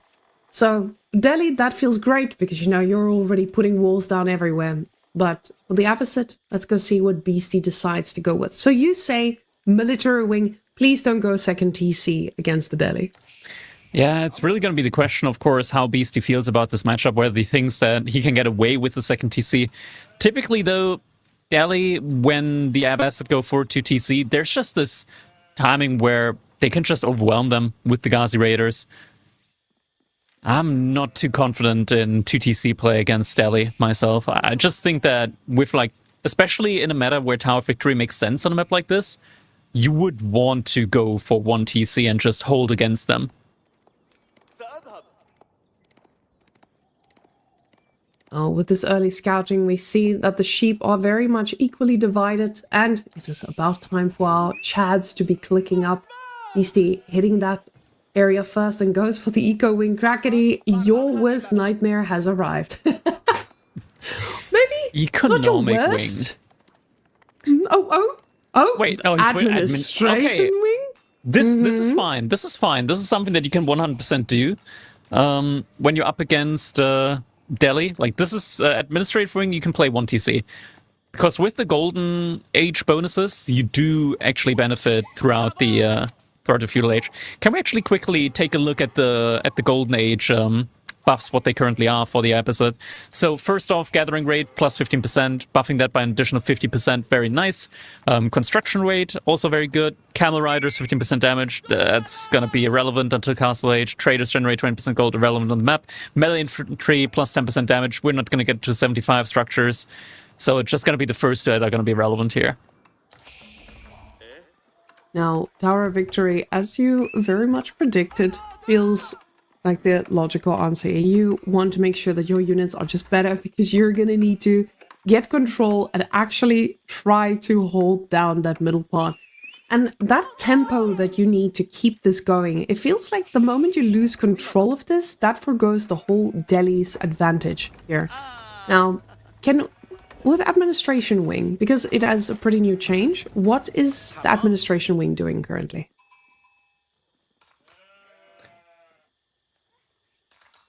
Oh, great.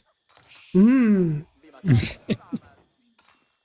it provides 50% effective Golden Age. Now, with the upgrades rest of the unlocks, the upgrades are the relevant like thing.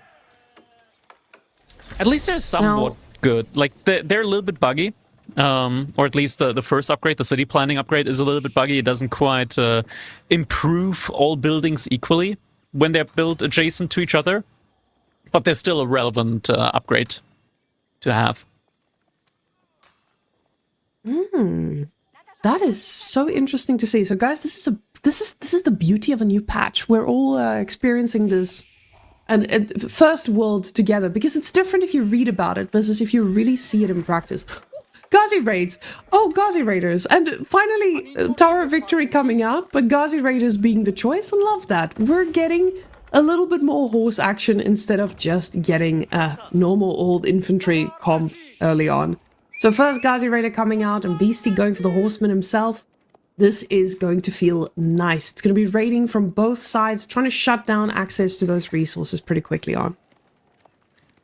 Scout is checking out where the villagers are at the moment as the first Ghazi Raider makes its way across the map.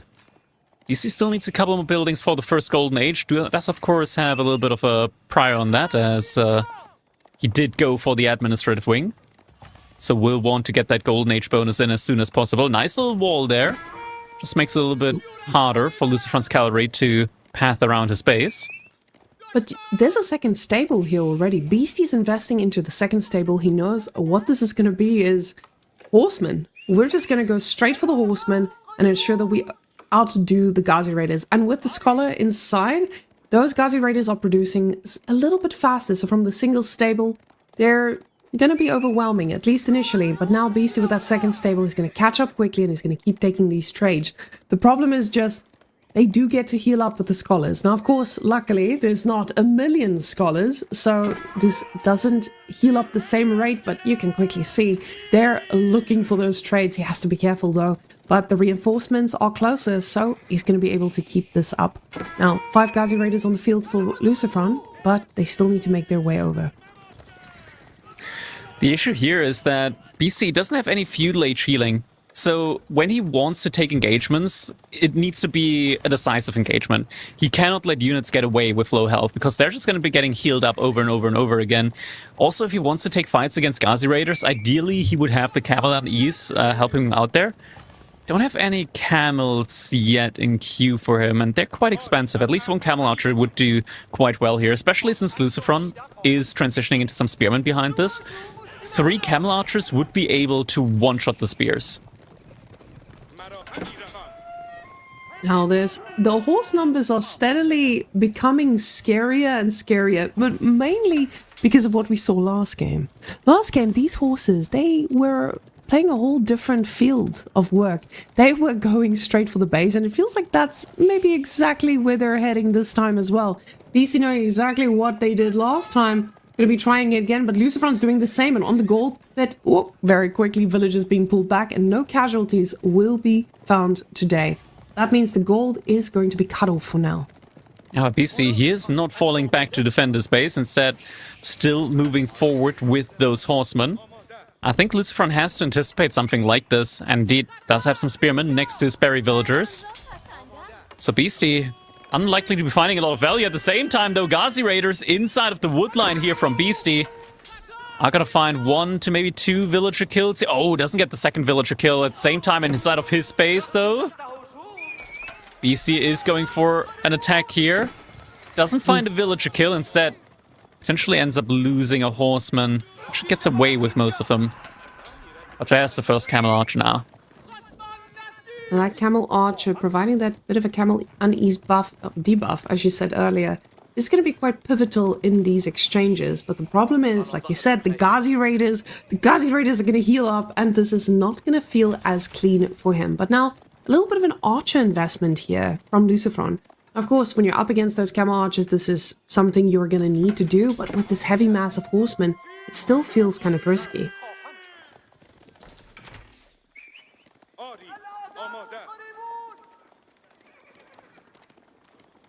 And moving in a little bit closer with Lucifron now getting his army split. We just see a blue blob chasing down Lucifron's reinforcements. And this is exactly what Beastie needs if he wants to take these fights, because taking a big blob is going to be much, much harder. He does get his horses dangerously low and does have a few casualties along the way.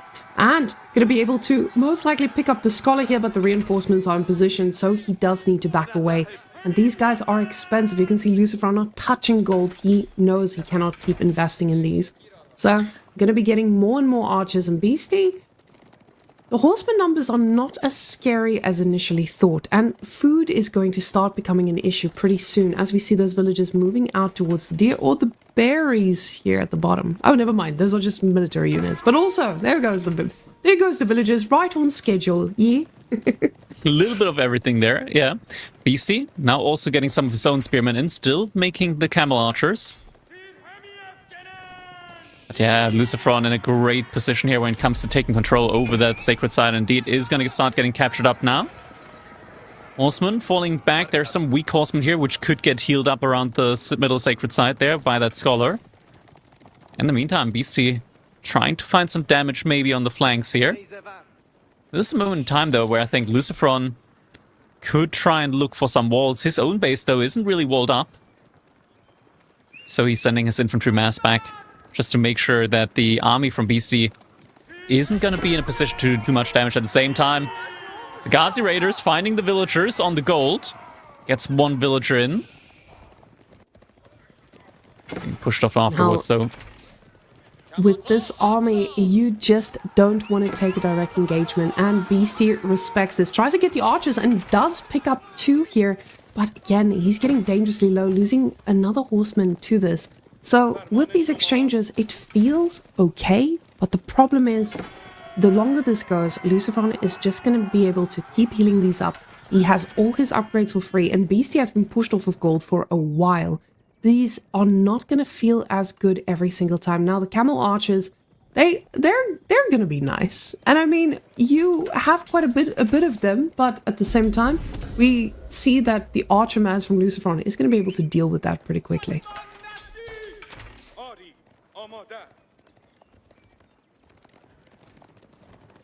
Yeah, Lucifron, his army mass is still absolutely massive here. Looking at 30 to 46 military units. Army value also 500 ahead here. Having the Ghazi Raiders, just a very, very strong military unit as well. I'm surprised that he hasn't been doing too much healing on his units. You see some of these Ghazi Raiders just being very low health at this point. Some walls coming up for him now as well. Just to try and further segment the map on his side. Oh, with those camel archer numbers still, I love that he's investing this much into it, because the mobility of his army is feeling so good. He's trying to get into the walls, and he does start burning, but at the same time, you do not want to run into these spears. Spears getting themselves into position. Lucifron asking himself, do I go intercept or do I just stay in the middle? And staying in the middle is the name of the game for him for now. He's got that sacred site. And he feels like he's got the army in the base to actually shut this down with all these low HP units. It does feel like it's doing its work. Yeah, still has enough military to hold there at the same time. Tries to go for the re-wall now. But BC is still hanging around on the left-hand side, and the camel archers are going to be able to stop the wall from finishing. Oh, and they're doing such a great job. I love this for them. I love seeing the camel archers and not being too overwhelming, but still doing just exactly what is needed. Ah, beautiful. Just sniping away while the horses are burning through, but the archer numbers, respectable. And that's what Lucifron is showing us. More and more archers. But Beastie, he's going to Castle Age soon. He realizes this is not a situation he can keep trading into. That Castle Age, though, it's going to take a while, and that Sacred Site victory is just getting closer and closer as it progresses. He doesn't have access to this much gold either, as we see that army moving quite close.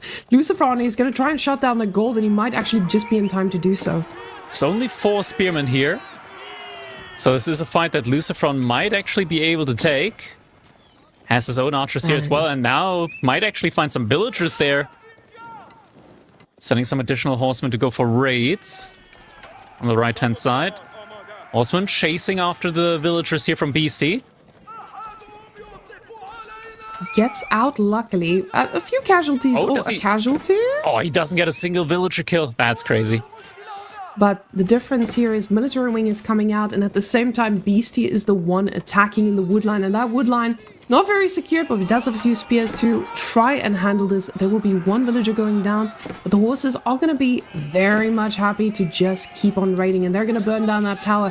Camels standing in position to try and fight, but this is Lucifron's go signal, and that's exactly what he's doing as we see him diving all the way through. Villagers desperately trying to get in here, but he has to be careful here. An overcommitment like this can cost the game. Horses trying to equalize this, but Beastie, he's picking up a few vills.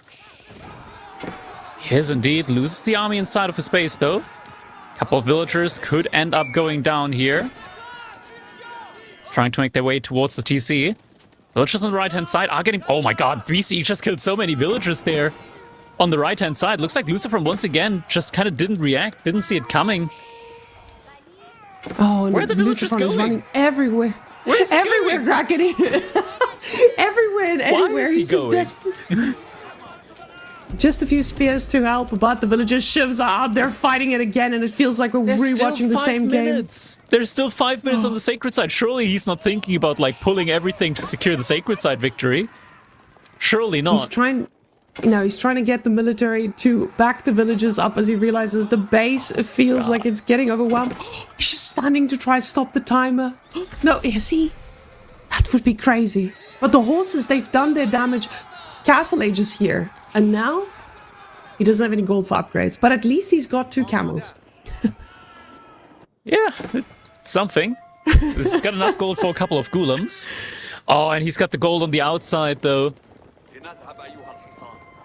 Beastie migrated his economy on the side of Lucifron's base, and this is now apparently how Lucifron and Beastie are playing their games. We don't need to understand it, we just need to know that these things are now the meta between these two, and the camel's gonna be ready to snack on another bunch of villagers as they're running for their lives, but the horses are ready to receive them as well. Beastie not overcommitting here just yet, but this has been major losses all around. Lucifron starting this out like an absolute monster, but Beastie just closing it out when times got tough. Closing it out. Lucifron quickly trying to build up that wall. Horses coming in quickly to try and deny that, but they're gonna need to find another way out. Massive losses on the way. Camels have been taken down now. But still, Beastie's economy has not really been touched that much. I mean, villagers did go down on both sides, but losses have been much, much bigger on Lucifron's side. And Sacred Side feels like it's jump getting inside the decapped any outpost, second Lucy, now. please! Oh, no. He did try to stop that, but apparently the reinforcements were in position. Beastie, though, getting those lances and a few Gulams in the mix as well. This is going to make sure that these trades are not as easy, because even if Lucifron now finds a magical way to age up, which there's no way. He doesn't have any gold. He doesn't have the food for this. He is in such a rough position. And siege engineering he's getting next. siege engineering.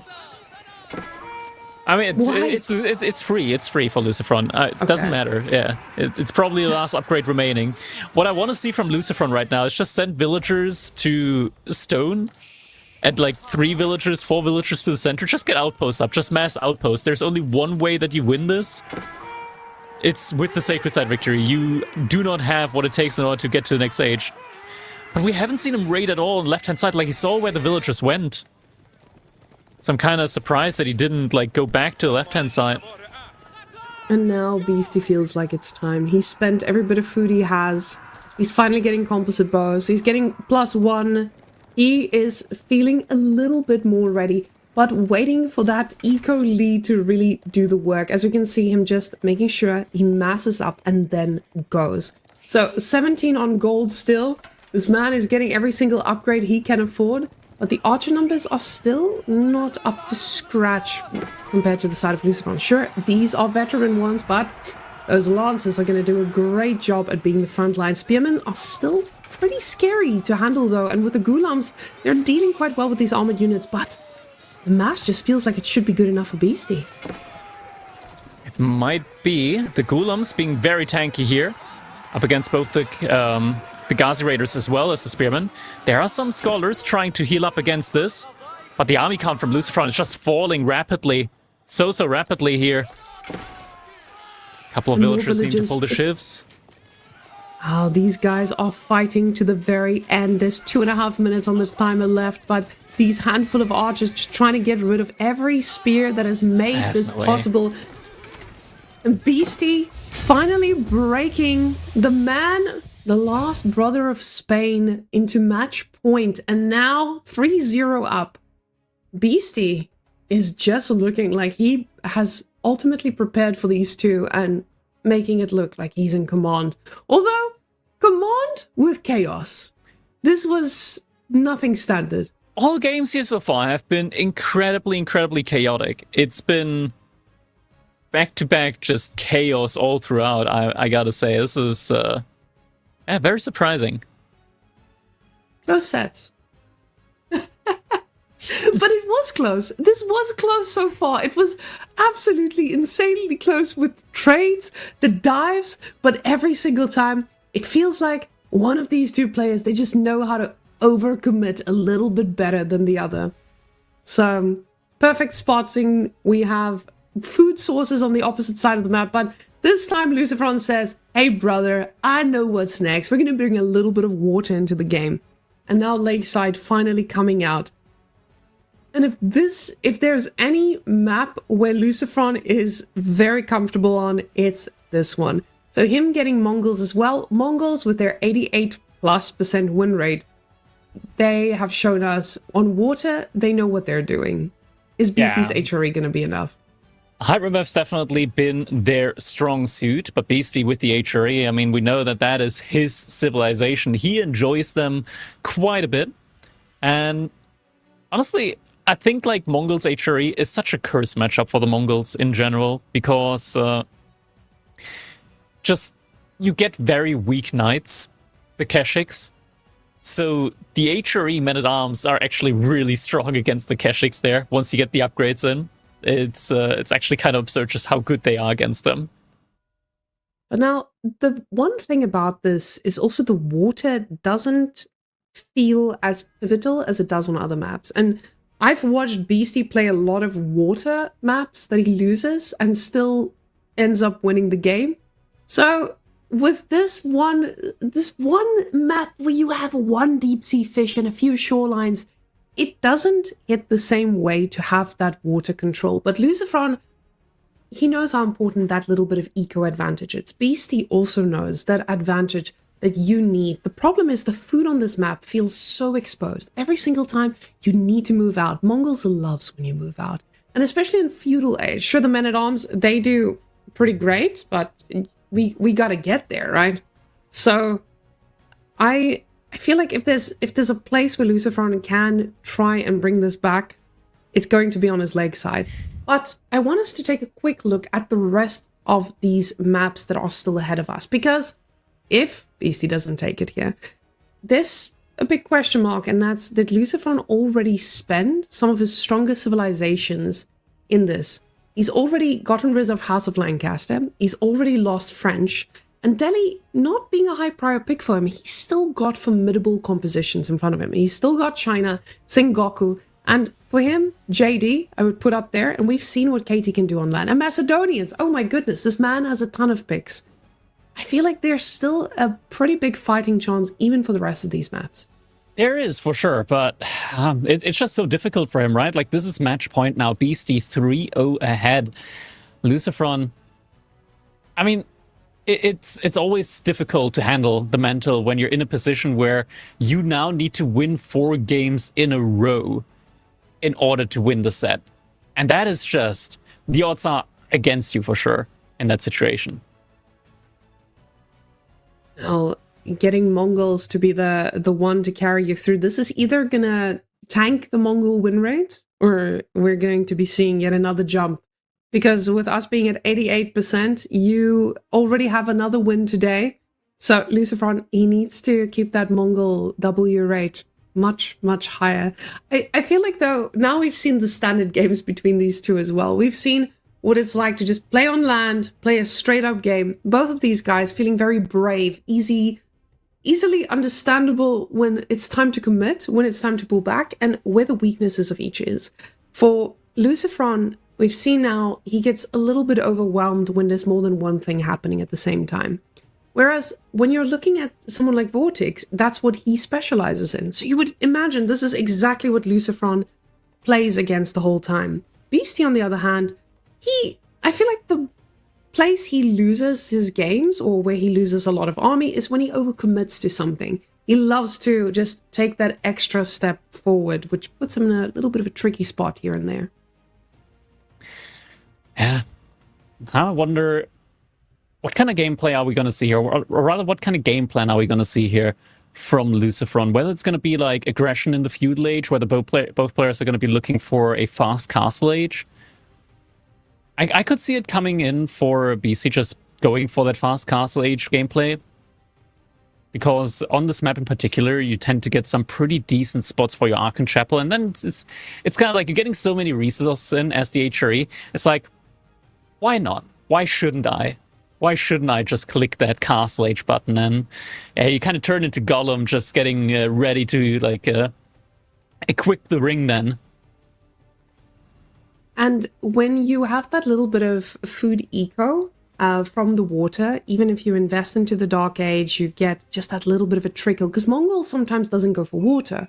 So you get that trickle of food, and it already puts you in such a good spot to just keep going. And as I say that, I see Mongol going for the Uwu, Beastie going for the water, and are we just going to get a nice old barracks opening here for him?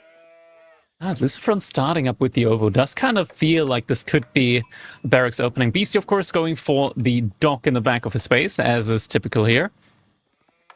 But it's kind of like, it's so difficult to go for aggression on this map. But now, it looks like Lucifron is going to be going for his own dock as well. Typically, I feel like on this map, it's probably better to go for the dock first and then go for the Ovo, because you don't necessarily need the stone immediately, or at least that much immediately. But maybe I'm in the minority with that. Just my take on it. Crackety with the controversial takes, guys. Stay on top. No, he finally has the resources, and he's not going for the burn down. Yeah, he's going for his dock. Now, getting the Uwu instead of getting the dock, that feels... From the timing here, it looks like it might have been the better choice for him to go for the Ovo first, just looking at the timing here. Maybe I'm wrong. I mean, these pros play it a lot more. So, yeah, it makes actually sense here for him. Just looking at the timing here, I was wrong. Now, getting that dock up, he's gonna give Beastie that bit of extra time to just keep on getting the resources he needs. And now that fast castle you talked about a little bit earlier, it's starting to feel a lot nicer for the HRE. And HRE does so well when it comes to just capitalizing on that little bit of a boost of economy if he doesn't decide to fight on water in that feudal. But now you can see Beastie is very happily just chopping away, making boats, and the Khan getting the information he needs, already peppering up that villager out there on the dock. Villager with, he's going straight for the sheep, Crackety, how dare he? Disgusting. Value found, value taken. That was unforgivable. Brown sheep lives another day, but the black one, he is just cooked meat along the road. But that villager, they're going to be a nice little Keshik charge when the time presents. Luckily for him, he's going into the safe zone of a prelate. So prelate might be looking at him in a way that he just wants to redeem that poor man's life. But Beastie going out over now to the gold. It is time, ladies and gentlemen, for Beastie to be aging up soon enough. But Lucifron already thinking about that too. So just pretty equal timing with this, and well, feels nice to see, because this just means that there might be a little bit more of an even water fight if they decide to go there.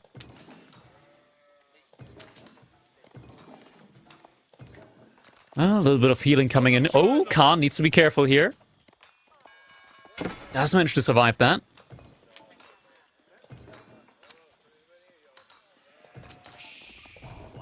The Khan loving those little shots he gets off, but Beastie pulling away. He's got enough gold. Yes, but at the same time, when you're fighting on water, there's a little bit of extra gold you need to keep making those spring gold ships.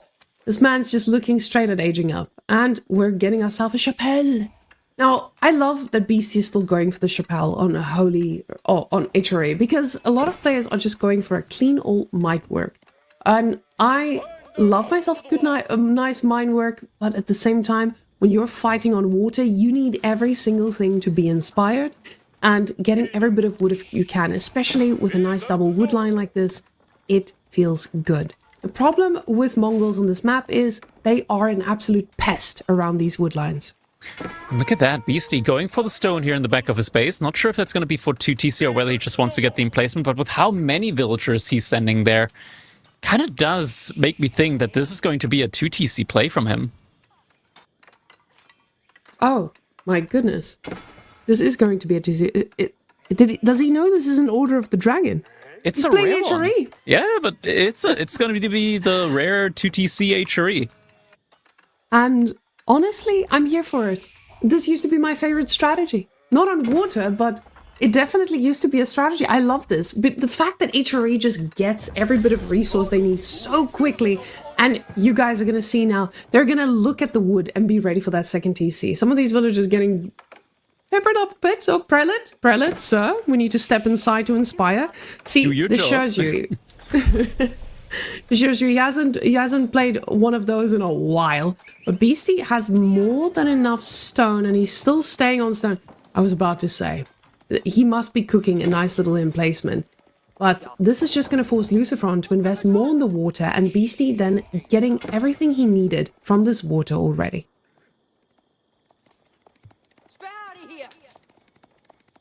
Scout just chasing after the Khan here at the moment.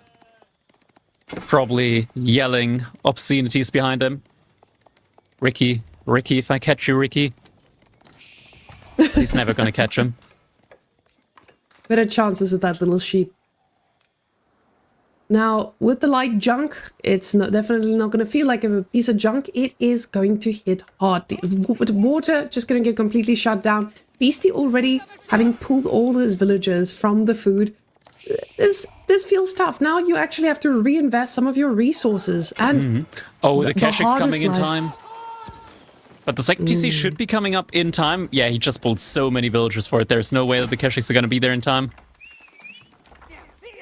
Scout there as well to potentially body block. There it is. 2TC manifested. And an emplacement on water.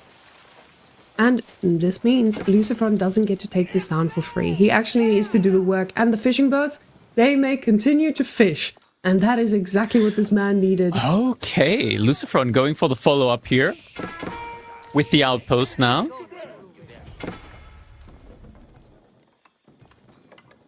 Wait, that was two villagers. They were hiding in each other there. Oh, and I love this. I love this. This is exactly what I want to see. A double up tower rush. We see tower on tower action, but this other tower is coming up quickly. Keshik's not taking any chances just yet, but finally realizing, hey, we maybe need to do something about this. Does get a charge off. Villagers getting dangerously low, but will be surviving to live another day. And he needs to get this tower up quickly. More villagers needing to get pulled. Dangerously low, though. And you can see, he just wants to get his tower up before villagers pulling out the shivs. Oh, and one will go down. Maybe two. Two villagers going down, but more villagers. Shivs out. Keshik's down. But now he can burn down the outpost. Now he's got enough villagers here. But the archers are coming in just in time. Oh, this is going to be so dicey now with the archers are here. Oh, no, he's pulling all the boys. Crackety, there's just more boys coming. The Some very low HP villagers. Double Keshiks again. Oh, no. Oh. Oh, God. The cost of this Crackety. He's going to have to fall back. Get the outpost up. Get the outpost up. Oh, no. Oh, disaster. And now if he deletes the outpost, Lucifron's going to get the resources for it. Does it? There it is. Oh. Wait, did he not? Oh, we were on the point of view from Beastie, so we didn't see it, but he must have gotten the outpost, the resource in. And Beastie is just giving a sacrificial vil over there, just to make sure that he knows he got his value there. Now, farm transition coming in for Beastie. We're at 8 minutes farm transition for HRE. Boosted economy feels fine. You are living your best life. Horsemen are going to be the name of the game here, but villagers are going to be in shambles as they get charged on, and luckily will survive. But the stable There's a is Khan not there. up just yet. He's looking for that villager. That Khan is eyeing that villager down. Okay, never mind. There's the prelate there. He's healing. That He's means fine. The prelate is not inspiring though, and that Khan. This is the worst part of Mongols and their existence. The fact that he just gets to stand on that wood line, fire away, and no one gets to say anything about this. Now, Beastie, trying to get every bit of resource he can, gets a horseman in here. That horseman is going to be tasked with one thing and one thing only. Get rid of this damn Khan. And that's exactly what he's going for. Finally, the Khan is going to try to get a victim. And He does gets the get village in there. Oh, no. Disgusting. Actually manages to kill the Bill. I am so impressed with Lucifron here. We just see Kashyyyks, we see archers, we see more archers, and soon enough, ladies and gentlemen, we see Castle Age, but Beastie is eyeing that gold just as well, and now going to be making a play on the water, and all of a sudden, Lucifron needs to be thinking about his actions as well. Yeah, this is going to be something that he has to deal with now. So he is getting one of his own sprinkled ships in as well. Beastie does have pretty decent food income, it's just he doesn't have the military production buildings to turn that into actual units on the field. And Lucifron, he's aging up. The age up time from this is going to be so critical because we've seen what the Kurultai does, especially at the front of someone's base. The difference is here, the gods have blessed HRE with emergency repair. So when the age up does come, there is still a little bit of a timing here, and Beastie is desperately trying to get the resources he needs. And guys, I don't know if you're hungry, but I surely am. And I'm hoping the Beastie serves us a little bit of a burger, because he needs production, he needs it now, he needs to find a way to actually handle these units. He's got the water, he's making this play on water, and he's going to shut down the bit of food economy that keeps this going. But let's go see what that burger palace is going to be looking like. And I can't wait to see with how many villagers he does this as well, because he knows it's urgent. But at the same time, you need the resources to actually keep making things. So there's a timing here. And I feel like Lucifron could just punish this and make it so overwhelming for poor Beastie. Yeah, the Burger Palace, Burger King is going to be very strong here. But Beastie at the same time able to clean up on water. So doing some damage over here, but now he's gonna be in trouble on land, potentially. Burger Palace is coming in for him, though. And boys, we're hungry. We're getting some men-at-arms tonight. Now, with this being said, his villagers don't really have the spaces to hide. So, from that perspective, I would really like to see Beastie at least... Oh, he gets textiles. He knows this. It's going to be do or die pretty soon. Villagers already running in for their lives. They need a place to hide. They need a place to fire from, at least. But that TC is going to be so pivotal in this. And now, with textiles coming in, +1 range defense, he knows how quickly this can spiral out of control. Men-at-arms, first man in the queue. And upgrade following right after. But Lucifron knows this is do or die. Now is my time to attack. And attack he will. The Kurultai is moving forward as well. Not quite waiting for that one to arrive, though. BC doesn't have too many men-at-arms here. And villagers, they're going to have to go for a little bit of a run. And they are doing exactly that. No wheelbarrow, though. So the villagers not doing the best of jogging. These are the kind of villagers you... Oh, my goodness. We have everything Jumping here. The deer stones are here. Oh, villagers. Crackety, just take over. I'm panicking. The TC is still trying to fight against the army here, but it's mostly focusing down the Kashyyyks, not the archers. And the archers are the units that are actually taking down the villagers here. BC, with that second TC, does still have a little bit of a buffer up here. But now... Lucifron is looking towards the back goal. That is exactly where Beastie had his villagers. And the archers, they do find them. Migration.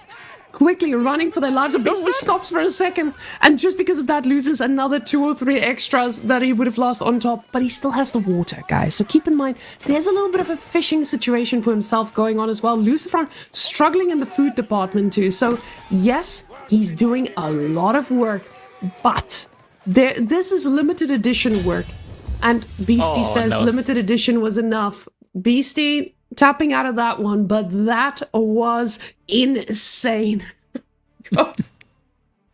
Mongols, they're not undefeated, but honestly, they've been looking incredible so far in this tournament, as Lucifron is scoring himself 1 point on the scoreboard at the very least.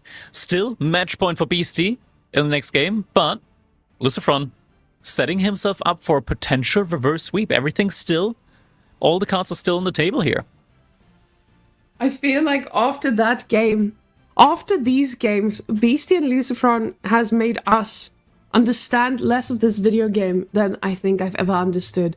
We saw the havoc of getting the craziest wings in our previous match. But this one, both of these guys just brought chaos. And I am so thankful for it. Beastie bringing sacrifices, sacrificial vills, sacrificial burners, and... oh, those men-at-arms. My goodness. This was just a treat. These guys really gave us the best of the best. Love it. But now, with this map being said, Hillendale's coming in. And ladies and gentlemen, if this was any other two players, I would say we are going to be here all night. But after watching what's been happening here, I don't think this is going to be usual Hillendale gameplay. Hillendale, a map notorious for keeping you strapped to your chair and hostage to the stream. But in this case, I feel like we're just watching the best show of our lives. And these two are going to keep making it crazy. With Order of the Dragon being Beastie's pick here. Now, China getting sniped. Oh, not China. Roos getting sniped. No surprise. I wouldn't want to play against Roos on Hillendale either. But China getting its way through. This is what I talked about earlier, Crackety. Lucifron has some pretty good picks left. Yeah, China, especially on a map like Hillendale, a map that does tend to go all the way to late game. And China, once they reach late game, those long-range hand cannoneers, they do pack quite the punch. And yeah, honestly, it's something that you do need to look out for. Now, on this map, usually we don't see something like the pro scouts, as people just tend to move out on the map and usually have enough food close to them. But we have seen people make those moves for the secondary deer pack, as again, that's where usually China falls a little bit flat. But with Order of the Dragon, we see a very linear gameplay out of them. And Crackety, you know what they love to do. China, they do love to do one thing and one thing only. And that is, of course, well, in this one, you don't really go for pro scouts. No. Order of the Dragon. Oh, you meant Order of the Dragon? Yeah, what did they love to do? Oh, we know. 2TC? Oh, 2TC. I don't know, Hillendale? So hard to punish. So hard to punish. Would you still do this against China? As well. Now that's a treat.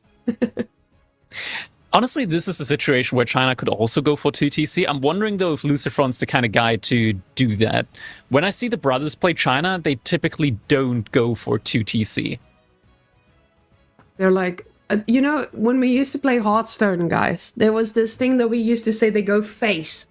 And it just means you take and do all the damage into the face of the person. And I feel like Lucifron and Vortex, they're the kind of guys who go face. But if there's a man between the two who will build a second TC, it might just be Lucifron.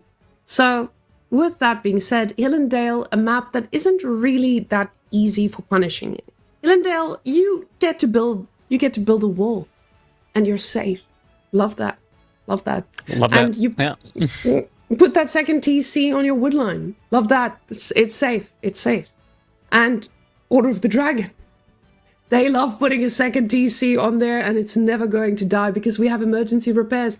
And it might not have helped Beastie the last game, but this time it might just be quite different. And China doesn't really have anything that really breaks through the wall of the Order of the Dragon once they just get a bit of breathing room and lets that second TC tick. They have machine gun archers. You guys know? Modern archers that are just shooting at the speed of light. They have units that just don't die and can sit safely in towers and next to towers. And guys, let's go see exactly what this looks like between the two. Because ladies and gentlemen, Hillendale, let's get some action. Hell yeah, brothers. All right, here we go. Hillendale, once again, Beastie playing in the color teal. This time as the Order of the Dragon. The cousin civilization of the HRE. Lucifron playing as Chinese, moving out immediately onto the deer on his side. The question that we're all asking, of course, is how greedy are these players going to be playing on a map like Hillendale? You mentioned that Lucifron, from the two brothers, he could be the one, or would be the one, that would go for a more micro-oriented build with a second TC potentially. But Beastie most likely will be playing that 2TC play with the Order of the Dragon. Just such a nice synergy with them. And looking at the spawn especially, you have such a nice place for that. Even Oh, I don't even know. There's so many choices where you could put that second TC, but it's so safely tucked away. With Order of the Dragon, you're not really worried about being safely tucked away.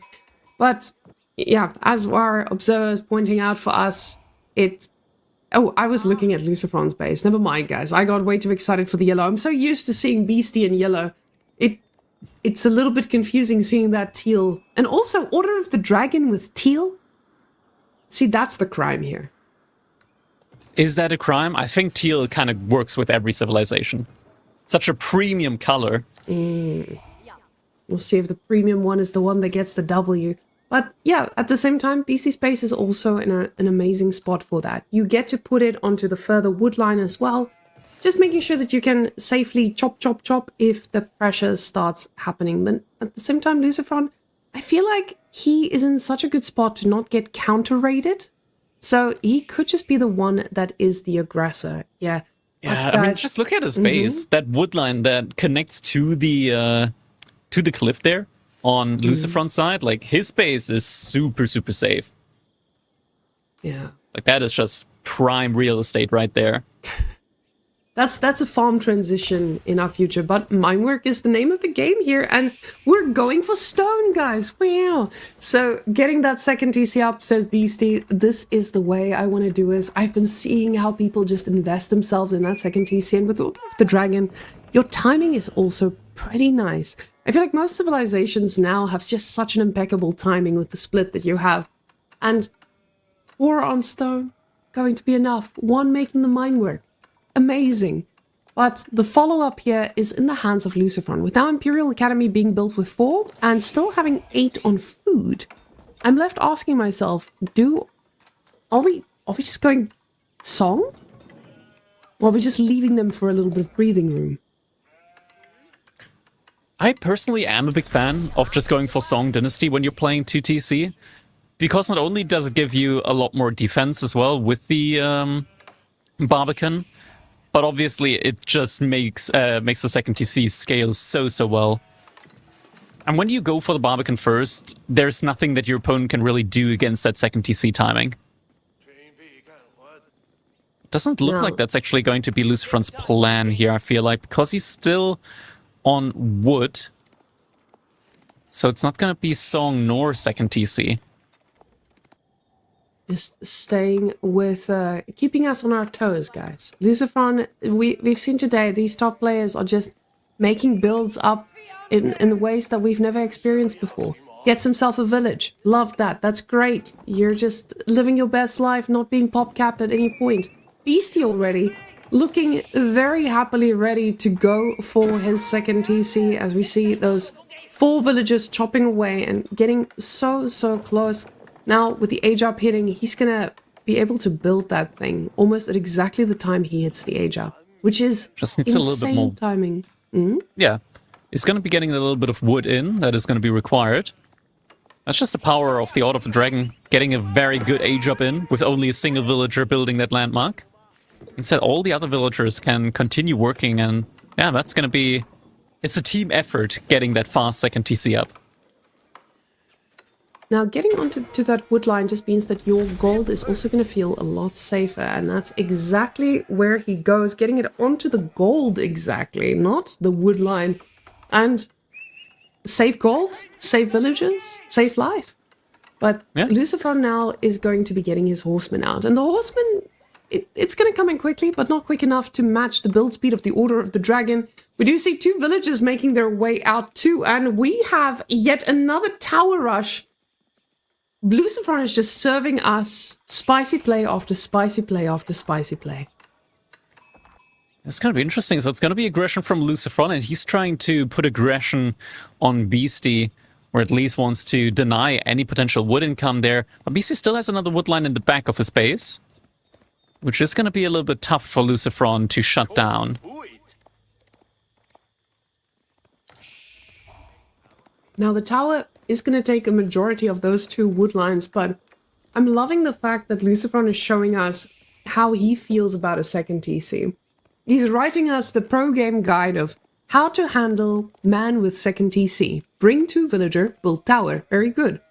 And now we'll see if it works again. With him still having that 12 on food, he is getting the income he needs. But Beastie, he is investing a lot here onto the wood. He needs to be thinking about what's next. He knows exactly what's happening. So can't just sit and wait for something to happen. A double TC production is going to feel great, but not yet.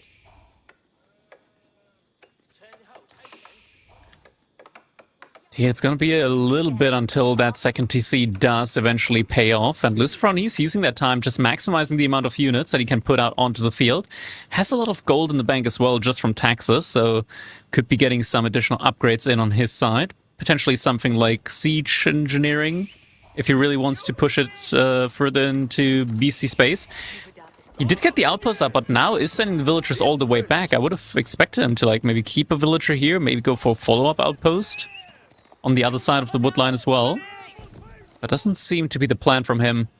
We see the first couple of spearmen now in queue for Beastie. But the archers are going to be on their way now as well. And with that, having the archers in the mix as well means that the spearmen are not going to be easily able to deal with the horsemen here. And Beastie doesn't really look like he has a plan B here. I mean, it looks like he has a plan B. It looks like he's going castle, which is a little bit insane, all things considered. But he's trying to capitalize on the food. The problem is he doesn't have enough food to go castle with Order of the Dragon. This is not on the approved list of things we can do with this civilization when you don't have access to your deer. But Beastie is still looking at doing exactly that. Because usually you want to ask yourself, what do I get out of this? How am I going to capitalize on that fast castle? With him going for the Burgrave Palace, he's going to get his cheaper units, but he doesn't have the sheep under that TC to do something about it. And very quickly, this is going to become an issue with population space. He doesn't have the gold for this either, and now the archers are in position to actually deny this, getting a little bit close for comfort here. There's a little bit of damage here on the villagers, but Beastie just doesn't have the resources. He's not even going to have enough for a house at some point.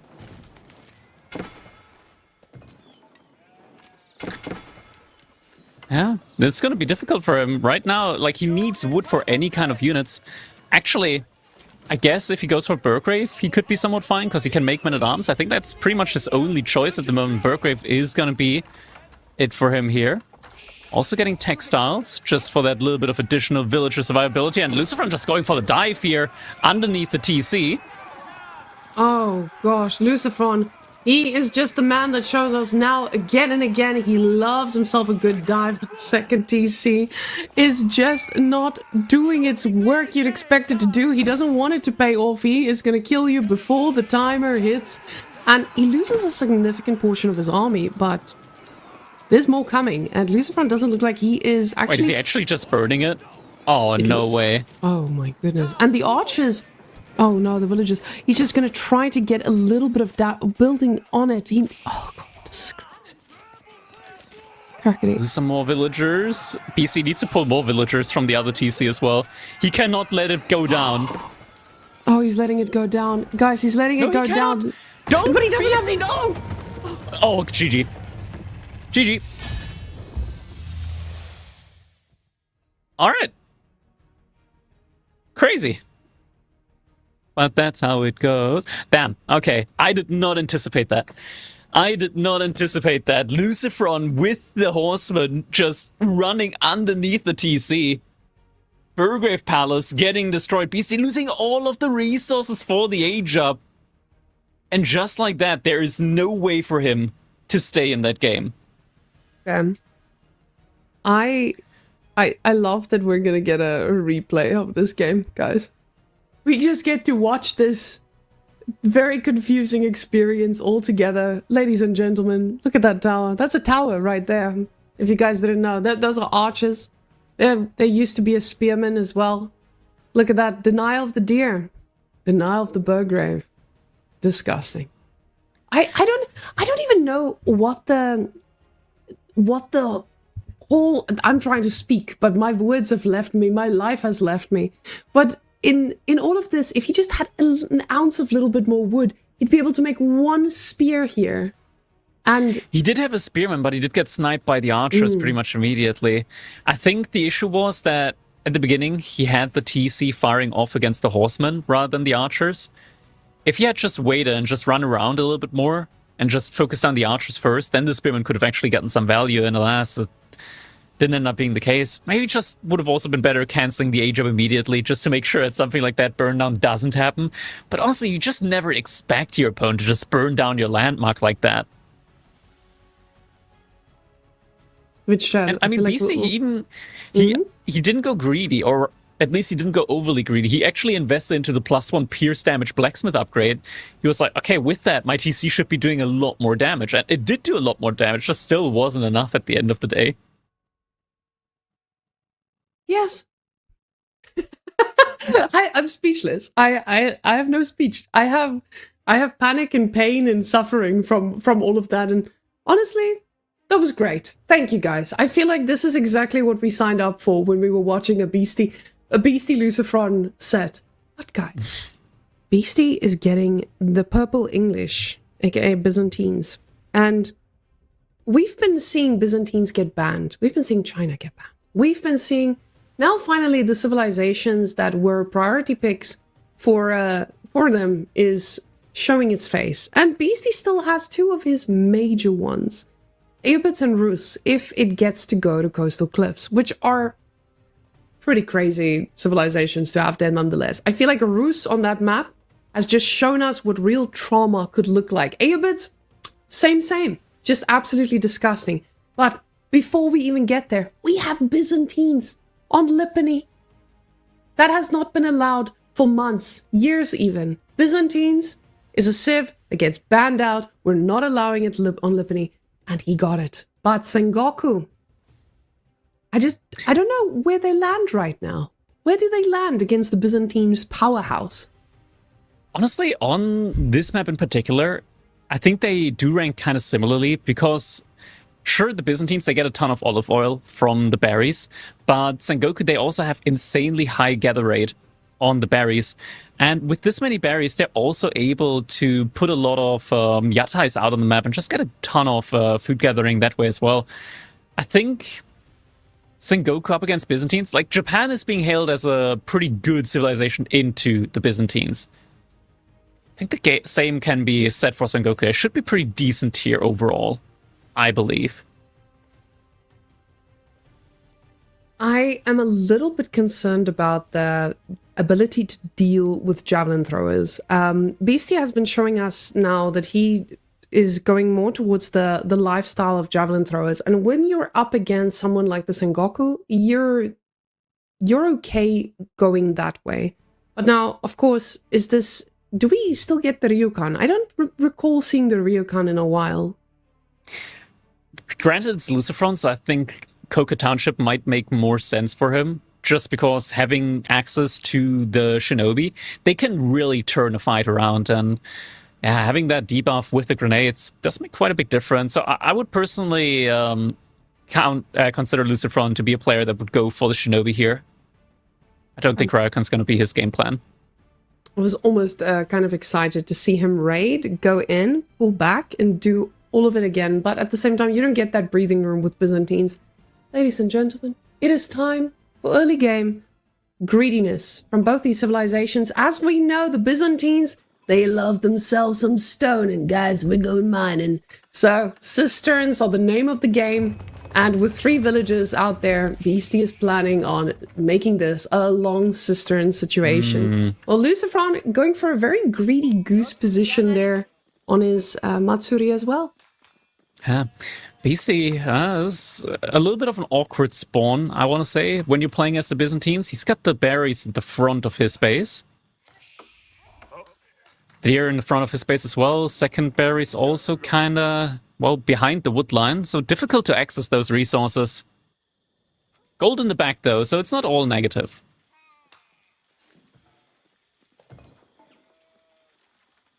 Now, with that split, you usually feel okay if there's some type of aggression coming towards you, but luckily, with the Sengoku, that's usually not too much of a threat. But of course, when Lucifron is on a civilization, anything is a threat.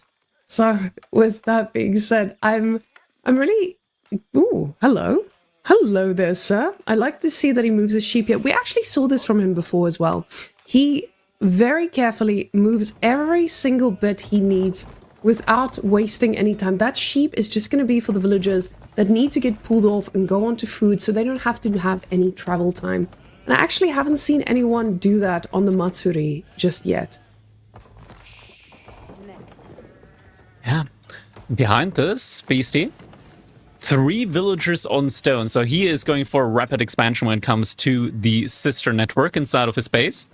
That's going to be a ton of stone there. Coming in for him. It's going to be great for his gather rate. The Matsuri, it's going to take a while for those traders to pile up in order to give you any meaningful increase in gather rate around it. Until then, the Yatais are going to be your best bet for food income. Beastie already telling him, hey, this thing is built out a little bit far. Let me just show you what one single scout can do. And honestly, it's doing a decent amount of damage here. We see the villagers already pulled off of wood here and now moved onto their little sheep.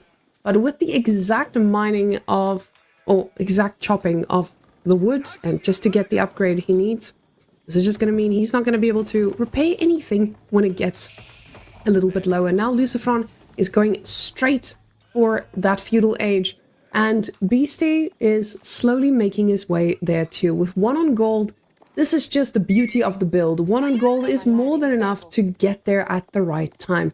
Now, with all those assistants, I believe he's going to be able to click level 4 now.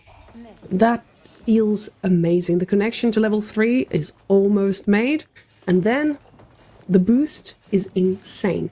So with this type of cistern build, is there any weakness for the Byzantines at some point? It's just the age up, or is going to be a little bit delayed when you go for it.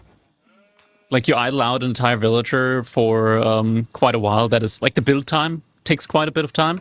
But then again, when you're up against Sengoku Daimyo, there's not going to be any Dark Age aggression anyway, so you don't have to be too afraid with idle, or rather, not idling out, but delaying your age up a good bit.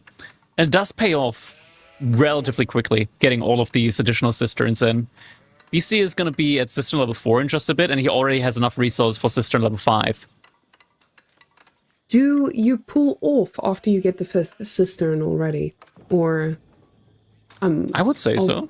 Okay, okay. Now, I'm asking because I know at top level, this is something where people make that differential between them. But him not pulling off of that stone got me a little bit worried here because, guys... He's pulling off soon. He's pulling off of stone. Okay, okay, we're hoping so. Now, with maybe the he's just getting a little for an emplacement, but he shouldn't need any more stone afterwards. So the Ryokan coming out is actually really nice for me to see, because this is exactly the type of gameplay that I want to see from Lucifron. Now, for those of you who don't know, I'm a huge Lucifron fan. I love his playstyle, love his adaptability. This man is absolutely crazy. But with the Ryokan, it opens you up to just be constantly raiding. And that's what you want to see out of Lucifron. You want to see him active on the map. And getting a nice interruption there. Lucifron, you sneaky little snake, intercepting that connection and just being as cheeky as Beastie on that Matsuri. But with Lucifron getting that, he's going to be able to get the villagers, the healing buff as well, right? That pop out of the TC. Yeah. Wait, actually, I'm not sure if the Ryokan only affects military units. Could we click? Can we quickly check that? I think it's only military units, but I could be wrong. Nearby no, units. all units. Okay, so all units. So should also be on the Yatai. Okay. Now this is big. Select one of those. That's immediate daimyo. Yeah, the Yatai also has the healing. So this is an absolute insane advantage to have here, because now you get your daimyo, and this thing is awful to play against. So for Beastie, this is already going to be an uphill battle. But now this guy is busy going to be healing, running around, healing himself, chasing in, getting back out, chasing in, making your life a living hell. And Byzantines, they love being in charge. This is not something you like to feel. And now, getting the stable, this is the play style we've been wanting from Lucifron. More horses. And those Yari cavalry, they are going to be sliding into those villages, being out there so easily, especially with those berries just getting eaten away so quickly. Yeah. And now, I mean, the thing is you start off with the Yari Cavalry, but after that, the Yumi Archer transition just works so quickly for you. And having the additional attack speed with the Daimyo is worth so much when you're playing up against Limitane, because you need like a lot of volleys very quickly. So attack speed is one of the most valuable metrics or stats there for the ranged units. Looks like the Akratoy defense did get activated here. Or at least I did hear the sound, so the villagers have a little bit more armor. And could potentially turn against the Daimyo. Now that Daimyo coming in, getting a nice little charge on the villager. It's great. You're setting yourself up for constant ability to keep these little raids going. Yari Cavalry following up and already getting your archers in the mix too. While at the same time going for castle, Beastie is fighting a pretty tough fight here. This is not going to be a Sengoku who is overcommitting to anything. Lucifron is playing Sengoku like we've seen it being played in the heaviest of, or the top of their glory days. So now, Beastie he needs to scout this. He needs to see exactly what the timing is here. Moving out with his Limitane as well, losing a few of these is actually pretty massive, especially considering what might be happening next. Just constantly more horses. But now with this first batch of javelin throwers, he's going to feel a little bit more secure sitting in his base. Problem is just, there's a ticking time bomb. Yeah. Archers coming in now from Lucifron, so the Yumi Archer count is starting to mass up. Beastie does have the first couple of javelin throws though on his side. So does have to counter the army out there. Lucifron, he's going to need a lot more Yumi Archers then in order to deal with that. Not able to go for any aggressive moves immediately. But Saka Brewery, that's a fast castle H-time follow-up now from Lucifron. So a very decent timing here for him. We already have the first two traders in the Mitsuri as well, so it's going to be 10% additional gather rate for all the villagers in its influence there. Yeah, the age of timing is quite nice. Beastie is not going to be anywhere close to that level of age of timing here, at least for a little bit. And the problem is his units are not able to deal with the, I would say, the onslaught that follows, especially with the amount of units that Lucifron is going to be able to produce. He's still got a lot of access to food out here, and when he's the one in charge, he's the one with the mobility, he's going to be able to go out onto the deer when needed. He's going to be able to go out onto the berries. He's not going to suffer like Beastie, who's running out of resources as time ticks. We see the berries are completely gone. Now him going onto the external one, being out here on gold, and the age up has hit, and Beastie is nowhere near having enough gold to try and take this.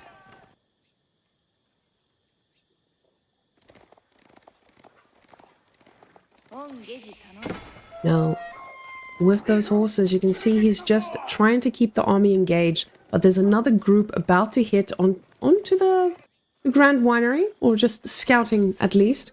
Beastie is running out of food completely, and now those villagers under the GC, they are struggling a little bit here. You see already a few villagers moving out there to the wood line. He knows he's going to need a lot of this, and he's going to need to be able to make a unit to handle those mounted samurai. And those mounted samurai, they're coming in quickly. Already 3 on the field. They are going to be hitting like trucks. Limitane numbers are there, but there's not a lot of them. Not enough, at least.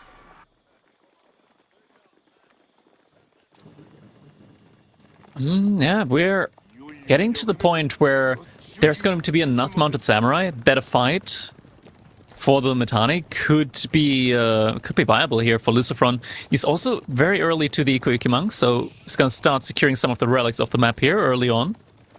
Golden Horn Tower is going to be coming in now. Javelin throws a little bit out of position. Might potentially lose one there. And a villager. Trades it out for just one scout. And a horseman. Definitely still worthwhile. That's just the start. The next group is arriving, and just like that, we see a visitor. And those javelin throwers are going to struggle. There's going to be a timing here where he is going to have a rough time, but as long as Lucifron does not overcommit, because we saw Lucifron, he likes diving, but at some point you have to ask yourself, is this a little bit too deep? And now he's doing exactly that again. Villagers being pulled off of wood here, trying to get into the TC as soon as possible, but does Beastie actually target fire the archers this time?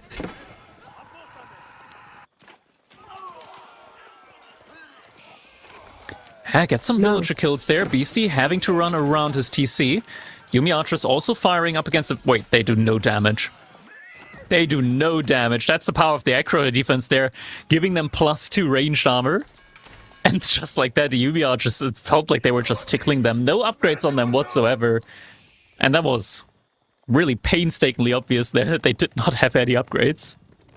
Now, +2 ranged attack coming out, and Limitane, they're gonna stand feudal for a little bit as the gold was limited there. But now Beastie is going for the relics. He knows where the power is at, and the power is in the oil. So just making sure that he can keep those javelin numbers up and running. But the food is going to be an issue. We see Lucifron moving out there onto the berries, but it's still really tough. You're playing against the Byzantines. You don't want to overcommit to the Byzantines. You don't want to take any too deep of risks against the Byzantines, because you know that one moment Byzantines is struggling, the next moment you are the one getting overwhelmed. And a stable now coming out. Is a cataphract the name of the game here? Cataphract could be an option here for sure, but Beast just doesn't have enough food income here at the moment. The berries primarily are there just to give you the olive oil for the mercenaries. It's not the best food source in general. Now, outposts. It's under heavy fire. Villagers are gonna have to pop out here any second. You see sending the Limitani back there. Village jumping out just to repair. The fortifications are coming in quite quickly here, but not going to be in time. Villagers once again have to hop out, but do not manage to get out in time and will all get picked off by the Mounted Samurai. And there's still Mounted Samurai also in the wood lines. Just a ton of villagers getting killed here by Lucifron. And this feels like we're watching a game where Beastie is the one raiding usually, but Lucifron showing us why he is the Night King here, and just looking absolutely sublime here with the Mounted Samurai. Waits for that perfect timing, goes in, shuts down, and doesn't allow for any more. Now finally a few camels coming in as well, and of course Beastie with that level 5 cistern. He's still okay technically, economically, but it's not a good feeling when you're even with your opponent. And I say even, but of course the Matsuri, it is producing or making sure that you are just boosted with that economy, and it feels pretty good. Now the javelin throwers are going to be able to snipe out these archers pretty easily. The limited A numbers are scary enough, but again, Lucifron investing into the right amount of units to actually handle this Beastie, desperately trying to get that farming transition up and completely mining out the gold. Cataphract being added in the mix now, but his villagers are the ones that are still taking the risks, moving out onto the map, and Lucifron is not going to make this easy. You just see he's in his comfort zone. He's on horses. Yeah, he's just getting so much food in behind all of this as well. Just continuously being able to produce those Mounted Samurai non-stop, and this is where it's starting to get really uncomfortable for the Byzantines when they're not able to contain this mass of Mounted Samurai. Beastie is actually in a position where he kind of needs to start adding in some crossbows as well. Just going for only Limitani doesn't feel like it's going to be enough. Now, with the huge amount of one-dimensional Mounted Samurai composition we see here, it feels just scarier and scarier. But again, this is the Byzantines. And with that being said, now this is a formidable army that he is going to be having. So he gets to decide now, are we just going to be pushing out with this, or are we trying to stay alive? These farms are very exposed, and a little bit of a Mounted Samurai raid could end this economy in a heartbeat. So with him having all that stone in the bank, you have to ask yourself, is he securing himself enough against the type of raid that could be hitting him any moment? And I see that raid is about to hit the farms. Ladies and gentlemen, let's take a look at those farms and see if that is the deciding factor here, as the villagers are just getting picked off. 1, 2, 3, 4, 5 villagers going down in an instant. Make that 6. About to be set. Oh my god, BC is losing so many villagers here. At this point, he needs to get a second TC up. Cataphract able to jump out, or rather get out with a trample. Oh, this is so rough. All 3 sacred sites being locked in behind this as well. No crossbows yet inside for Beastie. Has some cataphracts, has some camel riders. It's making a lot more of them. But there still doesn't feel like there's any hope for him at the moment. Just more and more mounted samurai coming in, and we do know just how strong they scale with the additional attack speed from the daimyo. And Beastie moving out of his base here, but we've seen what happens if you move out of your base. That's when the counterattack happens. So sure, you just picked up another yatai, but with him losing all of those, he knows that he needs to find some damage too. So you see, he's got himself the vision. He knows where the villagers are. He's done what he could with the cataphract. But this doesn't feel like that same Beastie who was up 3-0. This is a very comfortable Lucifron who just needed a warm-up.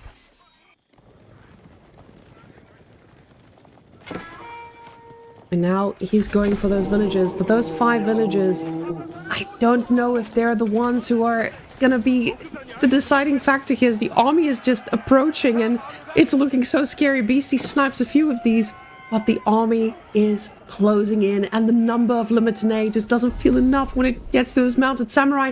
He's got a few cataphracts in the mix here, but not all of them together. And Beastie gonna be turning around to try and defend this, but the javelin throwers are also a little bit exposed. Javelin throwers trying to snipe the Yumi archers. Yumi archers doing a good job of just focusing down the Limitani there. Shield wall is active, however. The Yumi count is falling relatively quickly. From Beastie once again re-engaging. Only 8 Limitani remaining though. Cataphracts at the front line. Camel riders are there. Camel unease should help at least a little bit. But all the damage upgrades are in as well. And there's just no way. Beastie losing his entire mass here.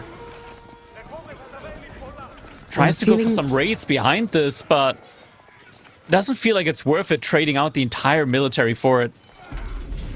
Feeling like he had that fight with the camels, and this is usually where it's difficult to measure up. You look at the camels and you're like, hey, these guys are going to cause camel unease, this is going to be fine.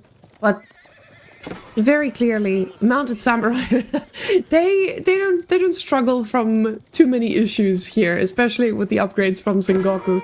Showing us Sengoku is still a very, very happy, very strong civilization, and mounted samurai here at the front of the farms yet again, and nothing seems to be killing them. The cataphracts are just gliding away, dying slowly, and Beastie calls it. Comes in. We're getting another match point, not match point, but decider game here. Game number 7 coming in yet again in the second set here of today. Oh man, I didn't expect that. BC was looking so dominant, but to be fair, I said the same about Anton earlier.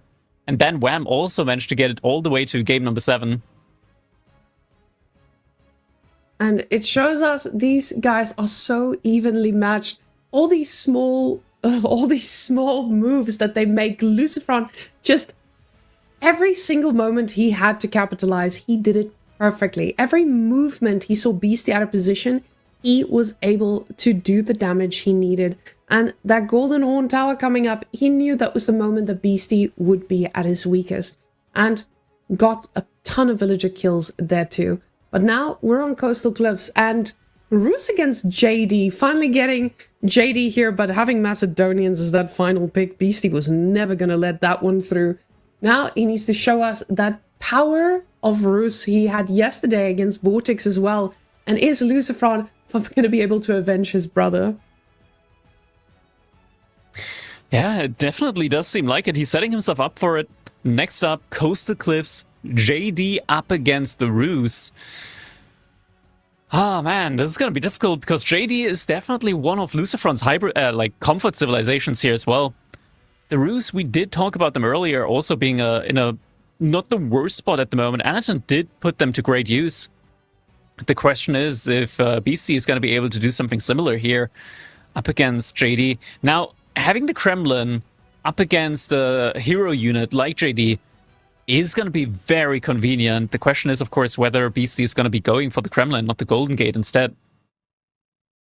Now, with this still being 3 minutes to go, we can just take also a quick look at this whole draft and the priorities that came through here. What I want to point out here, guys, is even with some of the top civilizations, they went down to some of the not top civilizations. These guys just showing us skill in the end can carry you all the way through. And honestly, with JD now, that leaves us with another question. Is JD, that has not seen a lot of screen time, is it still something that can take down a civilization like the Rus that has been showing us priority picks yet again? And is the answer to 2TC just a tower? Because Rus, we've been seeing them go 2TC as well. But like you said, the Kremlin already gives you so many answers. It's more difficult to argue to go for a 2TC play on a map like Coastal Cliffs, just because the stone is further away, so you're going to be suffering from a little bit of additional walking distance there. And against a civilization like JD, which most likely is going to be going for immediate aggression, question is if it's going to be worth risking going for that second TC. Then again, JD isn't the best when it comes to scaling, so maybe even getting more scaling on your side could be a way to play this. I'm not 100% sure how Beastie would want to approach this. I personally think that just going for the Kremlin and maybe playing a little bit of a fast castle with the Kremlin is also very good there. Because realistically, there's nothing that JD can do to stop your fast castle. And Ru's economy baseline is fairly strong, so no need necessarily to go for that second TC. And JD doesn't do... Her strength is also fighting in longer feudal fights. So taking that away from her definitely puts you in a much more comfortable position to be able to handle her when she does eventually get that bit of an age up. So now, with that being said, Lucifron has shown us that he is not scared of delaying the aggression when needed.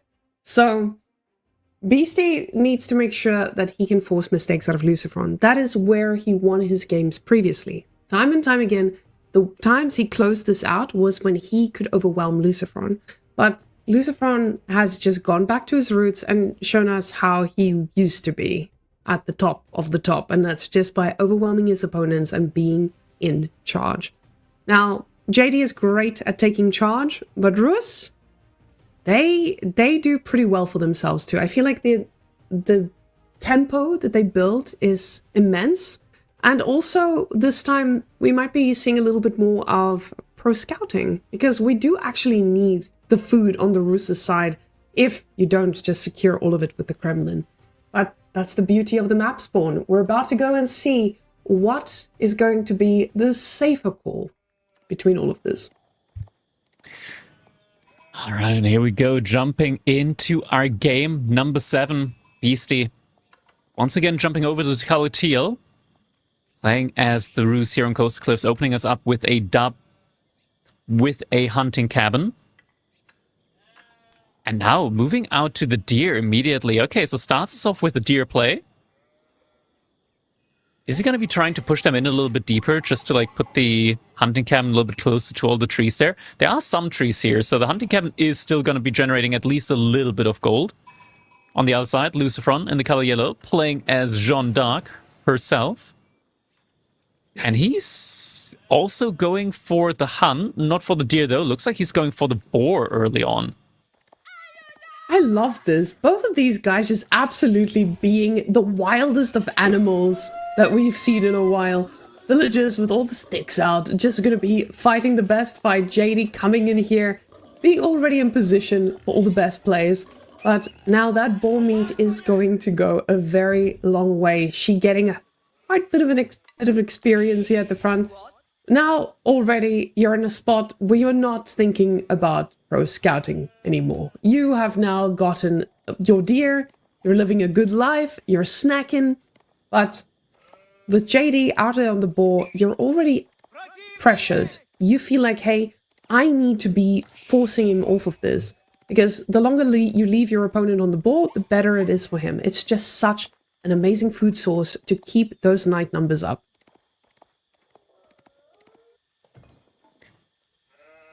Yeah, keeping those knight numbers up, that's going to be one of the main things here for JD. And she's going to have an easier time of it, having access to chivalry as well as the JD healing. If BC decides to go for his own knights up against Shondak, he's always going to struggle if he's not able to finish off the knights from Lucifron. And that is something where you just have to be so careful, because Lucifron knows about these kind of things. Like, he is so good at pulling back the weak knights in knight-on-knight engagement. And yeah, it's going to be difficult. So it's one of the reasons why I think you probably don't want to necessarily try to fight your opponent on that. What's interesting here, Beastie went for 4 scouts. That is a lot. A lot of scouts. That's the right amount of scouts when you want to go and disrupt your opponent's lifestyle on a boar. So getting 4 scouts here, I'm actually liking this. This is where you start poking your villagers as well. Ooh, and now just starting to burn down, but not wanting to give off like, hey, I'm going to attack your vills. But there we go. We've got the numbers in play. Low HP villager right there. And scouts, they may do a little scouts. damage. Who expects 4 scouts like that? Is it actually going to be working? Forcing him off of here. And sure, that villager might not be dying, but he's not going out to the boar again. And Roos, they have knights. They love a good charge. And the next villager is just going to get disrupted. Beastie realizing, hey, I don't need to invest in any units if I just have enough scouts. He's still just going for the villagers here. Actually forcing another villager off here. So getting a great amount of value in from these scouts so far. Now, these guys already just denying this amount of villagers to go away is massive, because this is not wheelbarrowed villagers. They need to travel a long time, and he's not sending villagers out to try and redo this, because these scouts are just going to shut them down and they're going to have to go back so quickly. So definitely already got the value from these. But now the question is, what does Beastie do with this? With the Kremlin being in a very, very safe position, you are left with the question of, is this still going to be a viable fast castle? Is this just to keep all the villagers safe from being dove? Because he's been going for those faster castles, getting dived every single time. Is this the one answer he has to all of it? Might be. BC is going for the Kremlin in the back of his base. Going to be securing the wood line as well as the gold there. Villagers on the deer are going to have to move back eventually, but BC does have vision over the School of Cavalry, so he's going to see when the first knight comes out. Now he's moving over to gold. Yeah, this does kind of feel like it's still going to be a fast castle. JD actively repairing the mill here. And Knight. this Is he going to be going for the deer? Okay, yeah, he's ignoring the mill. Instead, choosing to go straight for the villagers on the deer. So, yeah, BC realizes he's pulling all of them back. And this is still fine for him. He's extended his food source. We can take a look at how many sheep there is under the TC, but it should be the... Yeah, I was going to say it should be all of them. But now that night, he's going to come in, see, hey, there's not much to raid, but he's also going to get the information of, hey, this man is going fast castle. And I remember a few months ago when Beastie was going fast castle with Roos and a Kremlin, and I just remember a lot of death. And Lucifron has shown us he knows how to punish any level of greed, it being a fast castle greed or just a nice second TC. Now JD with her level up, finally going into ranged form, just pokes away at the poor scouts and goes a different direction. But now this means the second knight needs to actually respond to the scouts, which this is exactly what Beastie needed. He needed to try and deny some of this. Oh my goodness. And just attacking Crackety. This is some pretty 5-head plays. It is, and these scouts so far have been causing a lot of damage, and once again, he's just pulling the knight all the way back here from BC, and BC behind this is easily getting his own age up in. The question is, which age up is he gonna opt for at the end of the day? Oh, actually, Lucifron did manage to kill one of the villagers there, even underneath the Kremlin. Did lose a good bunch of HP on the knight, though. But still, for sure, worthwhile on his side. Oh, and JD just coming in and providing that layer of presence is massive, because now you can see Beastie is just, again, a little bit delayed. Now JD is getting dangerously low here, but that's the problem with this Kremlin positioning as well. You've got safety, but it's not that safe. Now the Abbey of the Trinity comes out, but what's after that? Now you don't have proper access to your wood line. You're just kind of stuck, hoping for your opponent not to be able to launch an attack. And JD is so good at picking off anything. Yeah, it just needs 2 hits up against a villager, and then the blessed arrow or divine arrow is going to be able to finish any villager off. With him Abbey not of having any Trinity. access to gold, though, this is massive. This is... He does the Kremlin still right next to it, so he should still be able to secure the access there. But this is so spicy again with the knights being right there. And Lucifron just going for the dive yet again. Losing some health. He feels like he can keep pushing this, and of course he's committed to it. There's no way you were getting out of this. The knights, the scouts, just still making the lives of these guys hell. But as we can see, we have yet another collapsing, and this time some villagers might actually not make it. JD though, she gets picked. Oh, not. That was close. I cursed it.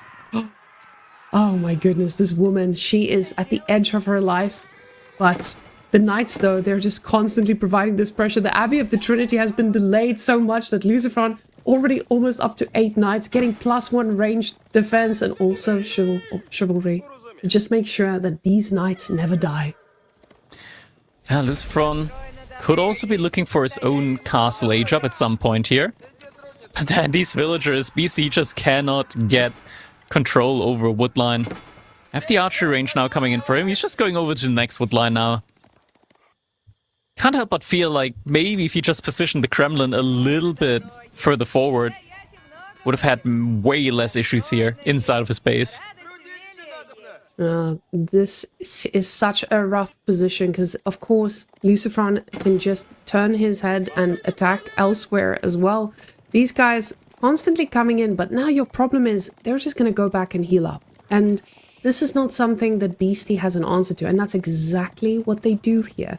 Realizing, hey, I'm not going to be able to get the damage. There's clearly no villagers here, so let's go charge in on the other wood line. But it does look like Beastie is semi-aware, and we have a few horse archers in the mix already. I say few. There's 1 archery range and a dream. BC now going for some walls just to make access towards the space a little bit more difficult.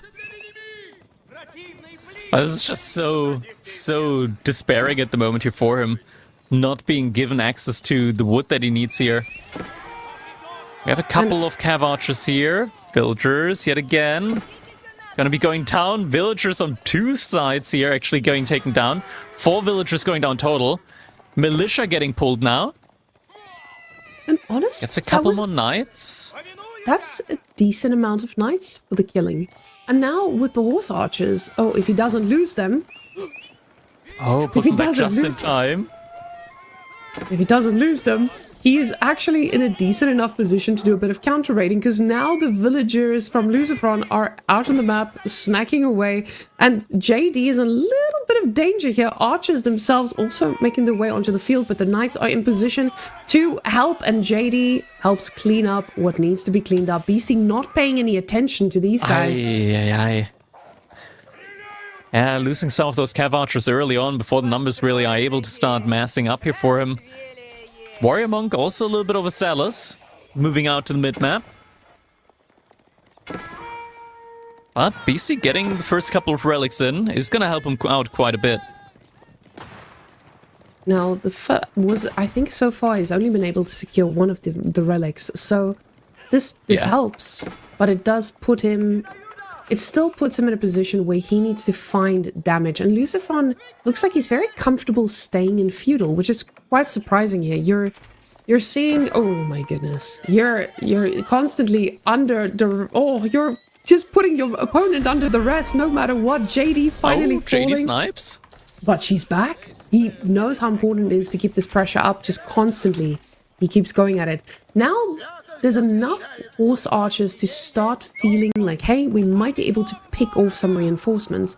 No +1 yet, and the +1 range defense from Lucifron is definitely going to be helping this, but at the same time, you are still on the back foot here, and Beastie just going for more and more warrior monks. Yeah, a lot of them do come in. Of course, you always want to have a couple of these warrior monks up just to be able to get the inspiration in on the units. But right now, they're also a decent front line here for him. For the cost that they have, only 120 resources per warrior monk. Actually quite good. Better than horsemen. You can see JD just standing around ready to snack on anyone. The Des stand out. Another villager getting sniped. And Lucifron, he's feeling great about this. This is an amazing position for him to be in already. Just getting more archers. He's got a ton of gold in the bank. So he gets to change that composition at any point here, but has access to all the food on his side. He doesn't need to be investing too much. Now, only 8 horse archers, not really the amount of horse archers you are worried about. And Beastie's TC being rallied out here is just showing us time and time again how punishing this can be.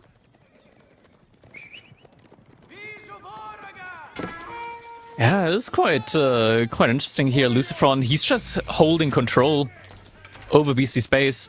Beastie slowly but surely is able to start getting a mass up, but Lucifron's army, even though it is still a feudal-age army, is definitely no slouch here. Look at that Lucifron. He's looking for the warrior monk with the relic, and Beastie's just like, I'm just not gonna move for the time being. I'll move later, once it's safe again.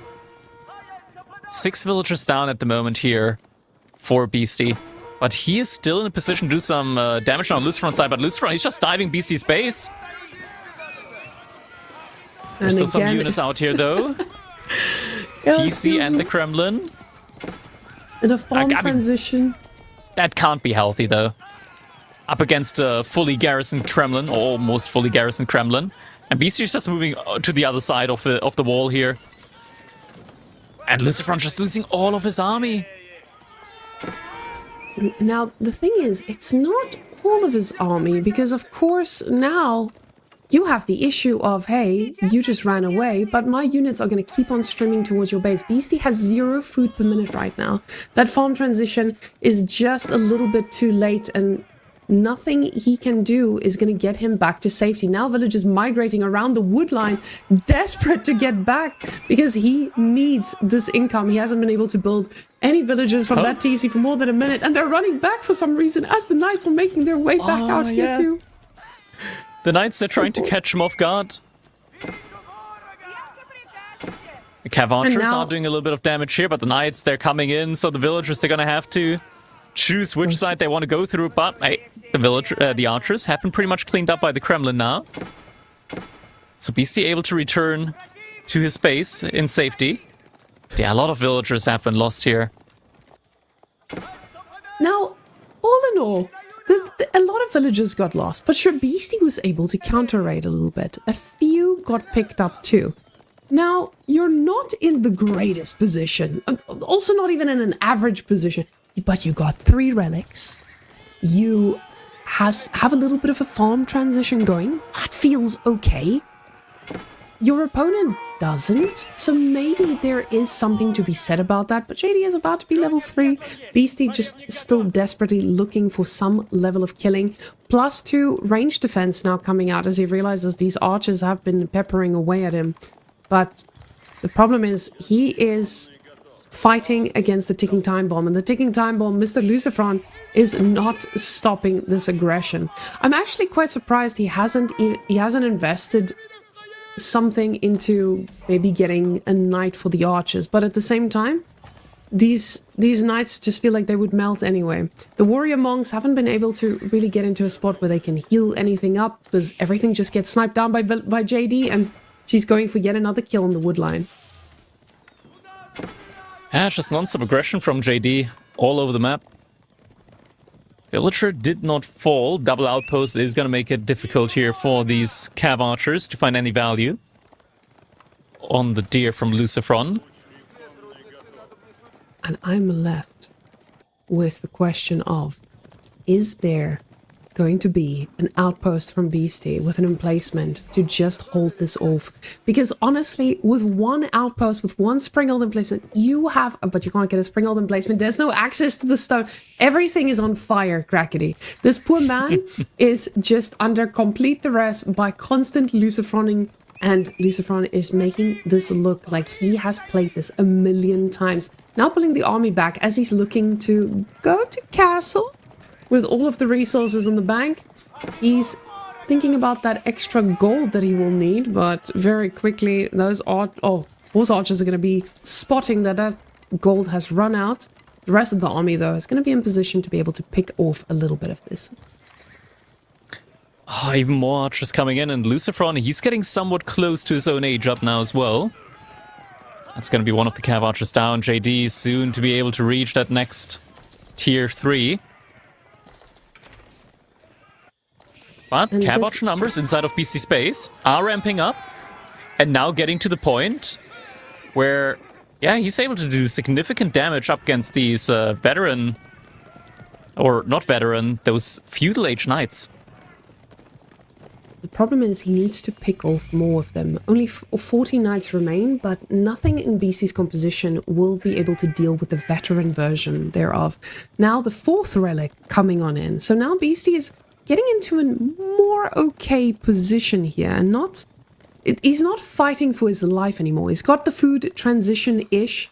He's got himself not another gold access, but he's in an okay spot for the survival here, and getting more horse archers. So now also shutting down a little bit of this gold access, and you can see Lucifron is struggling for dear life when it comes to that gold. Now only having 50 in the bank, this is actually a massive shutdown. Yeah, big turnaround here for Beastie, killing a lot of villagers. And maybe even getting some more here. Suddenly almost evening out the playing field when it comes to the economy between him and Lucifron. Now sure, Lucifron has gotten his own age up in, but Beastie finally able to stabilize on over 20 cavalry archers.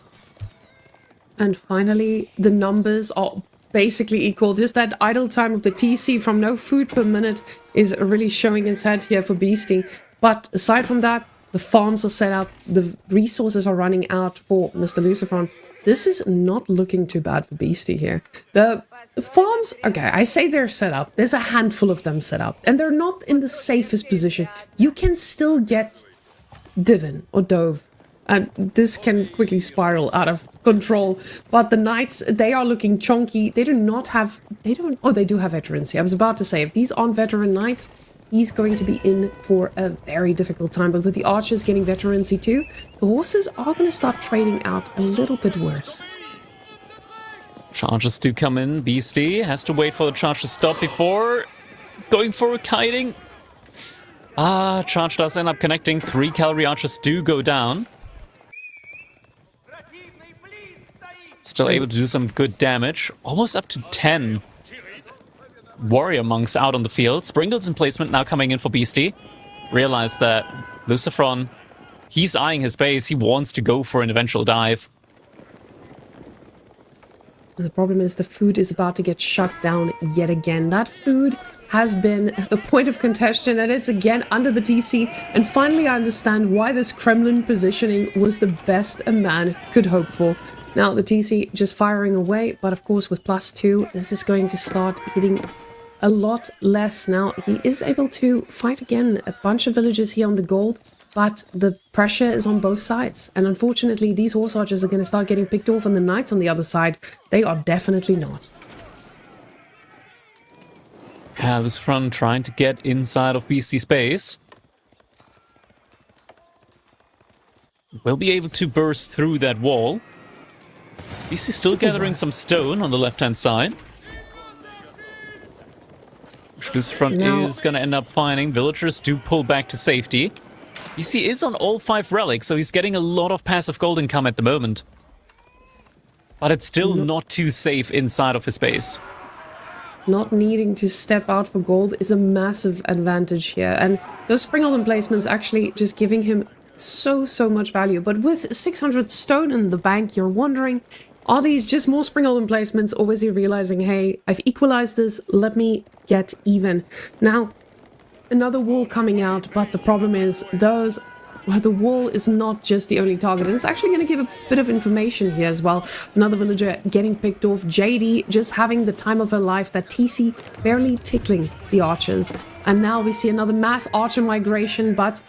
Oh, archer migration. About mass villager migration, but now a bunch of knights feeling very confident in the dive, and the Kremlin gremlins have arrived. It's going to be a very good front line here for Beastie to use. So the cavalry archers are going to be able to trade out much more effectively up against the archers, and it's going to be 0 bonus experience for JD. There it is, fight is going to be coming in. Warrior monks just need to hit once in order for the Saint's Blessing to take effect. There's so many of them. There it is, Saint's Blessing coming in now. A lot more damage on those cavalry archers now. The numbers are lacking, and this is the issue here. Now, with this, it feels like a decent trade again. Now, Lucifron, he's tapping out the rest of the food on the map. This is not the same John Dark push that we saw a little bit earlier. That second gold is also going to start wearing thin. Beastie, with the little bit of farms he's got, is staying in this. The food income is constant, but it's not sufficient for keeping these fights going. Now, with that being said, you can see he is starting to try and go out onto the food. He knows he needs to ramp this up a little bit. Starting to get those upgrades he's needing. But I just love this composition of the warrior monks. I have no idea why, but I want to understand how this is going to work. JD, though, going to cap those sacred sites, and this means she is a little bit isolated, will be able to horse away in need and get the army to move in position. But I'm a little bit worried here for Beastie with that composition. It's just knights and archers, and they are not going to be too scared of the bunch of horse archers that Beastie has. But that second TC, though, it's going to start pumping. Indeed it is, and I mean Beastie, he's been set inside of his base for quite a while now, had the first couple of farms already ready. 5 relics, so doesn't really need to move out for gold. 400 gold per minute is more than enough for the Rus, especially since they're also getting some additional trickle of gold thanks to their hunting cabins. Now, even potentially going for a knight follow-up. Already has some crossbows in, but is getting the knight upgrade behind it all as well. Now Beastie is starting to, with those crossbows, he's trying to look for an answer, but the archers are already an answer to your handful of crossbows, and the knights are finally part of the composition, getting their veterancy into, and Beastie is making quite a bit of them already. You can see this is now gonna put you in a spot where you are finally feeling like you can exchange well enough if given the time. Sacred Site being decapped, and you see the big army migrating north. This is exactly what Beastie needs with that second TC starting to tick. But it doesn't feel like that second TC has given him all the value he needs. We just see a lot of idle time on the TC keeping ticking. Did he keybind that second TC? I'm wondering. Because he has not overtaken, and the idle time on his TC just keeps going up. Yeah, this is, he is producing now on both. Yeah. And picking up a few more villagers. The gold is so thin, crackety. This is where French needs to start hoarding a little bit of gold, because, hey, we might need to go to Imperial with a Red Palace and try to get map control on a big gold. And that is very realistic here for Lucifron as well. He's got 2 sacred sites locked in at the moment. And just imagining those getting locked down with keeps, with the Red Palace emplacement. A lot of villagers do end up going down here for him, though. Meaning Beastie, 12 villager lead at the moment now for him. But Lucifron, with a very premium army at the moment, just tons of archers and those knights, if he's able to get the age up in and gets the archers to elite, it's going to be a very difficult spot. Oh my god, Beastie finding Lucifron's villagers there on the gold as well. Doesn't react immediately, though. Yeah, finding but not seeing just yet. And JD just snacking away at all these units, but of course, this is just a bait to get them nice and close, but the knight numbers are steadily increasing here. And soon enough, they might not be French knights, but they're still knights. And Beastie, with no villagers on gold, he's just producing this from the gold he gets from every single bit of those relics and hunting cabins. So this does feel like a perfectly fine situation to be in, but 2.4k food per minute, that feels great. Red Palace now coming down in the middle, not going to be securing any of the goals. Yeah, as observer showing us, not really the most optimal placement, but it does secure you the sacred site down there. Yeah, Sacred Site at very least is going to be getting secured with that. Some knights roaming around here, though, most likely will be able to spot that Red Palace as it's coming up and snag some of the villagers over here. This front does have military nearby, is going to be getting a notification now. Villagers jumping, or rather running, towards the rest of the army here from Lucifron. And the second BC sees that age up, he is running forward with his army. Now sending villagers over to gold once again. Has the food for the age up, just needs the gold. It's going to be a while until he's able to get that in. He is going to try and decap the sacred site as well, because again, even with it being 7 minutes left, this is still a win condition you don't want to give your opponent. And you can see that's a lot of knights in his bank. Now, knights getting their imperial upgrades. Problem is, there's no unlimited gold for the rest of these upgrades. Sure, there's still 29 villages out there on the gold, and he is going to slowly get there, but so is Beastie. We see 19 villages on gold from his side, a ton of food being floated, and population starting to get quite scary. I'm a little bit worried here for Lucifron. JD, she's been doing great, but this is that point where Rus might actually be able to take a fight. Yeah, we're getting to the point. But at the same time, knights are getting upgraded to elite status. So with that, the Cav Archers are also going to start doing a little bit less damage against them. But Lucifron, not the greatest food income at the moment here for him.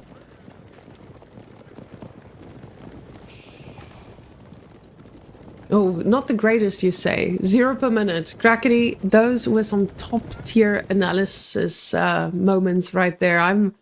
I'm honestly flabbergasted with the food you have pointed out. This is an absolute disgusting position to be in when you have an army this expensive. So he's got an elite army, he's got a disgusting army, but he doesn't have a follow-up. All the food on the map is gone. And now the problem is Beastie's units are not in the optimal position here, but at least they can fall back. Ooh, it's activated. He does have the ability to take a bit of this fight, but you can see he doesn't want to commit. Spaskaya Tower coming up behind this, and this is exactly what he wants to wait for. He wants the Spaskaya Tower to fire in, because the moment this fight is taken, it's going to be under the Spaskaya, and it's going to do a ton of damage. Yeah, all the emplacements coming in immediately, and with that age up, we're also getting all the mercenaries, all the militia, I mean, getting pulled here, and they also get insta-upgraded to their, well, superior Imperial Age stats. Archers from Lucifron gonna have to fall back here. There's no falling back. This is still a ton of knights. They might still be Castle Age knights, but there's still 13 of them. And Lucifron, he's not willing to run these low HP knights into the rest, and Oh, the Archers going down. That food income has, it feels like it's recovered a little bit, but at the same time, it's not enough to replace this army. Beastie getting a beautiful surround here, and you see he's just trying to snipe down everything he can. Lucifron tapping out. GG Beastie, able to climb back. Lucifron almost getting a reverse sweep in, but in the last game, Beastie with the Rus under so much pressure from Lucifron, able to survive and get the victory in. What a close series. This has been a nail biter. I think most of us have been left speechless here just watching this. Absolute chaos from both of these guys. Lucifron looked like he had this game in the bag for a bit, but Beastie with those handful of horse archers just showing us why they were such a menace back in the day, but still should be to this day.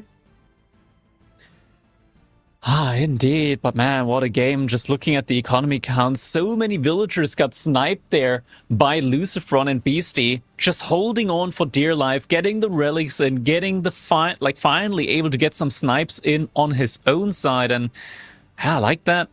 Able to hold on.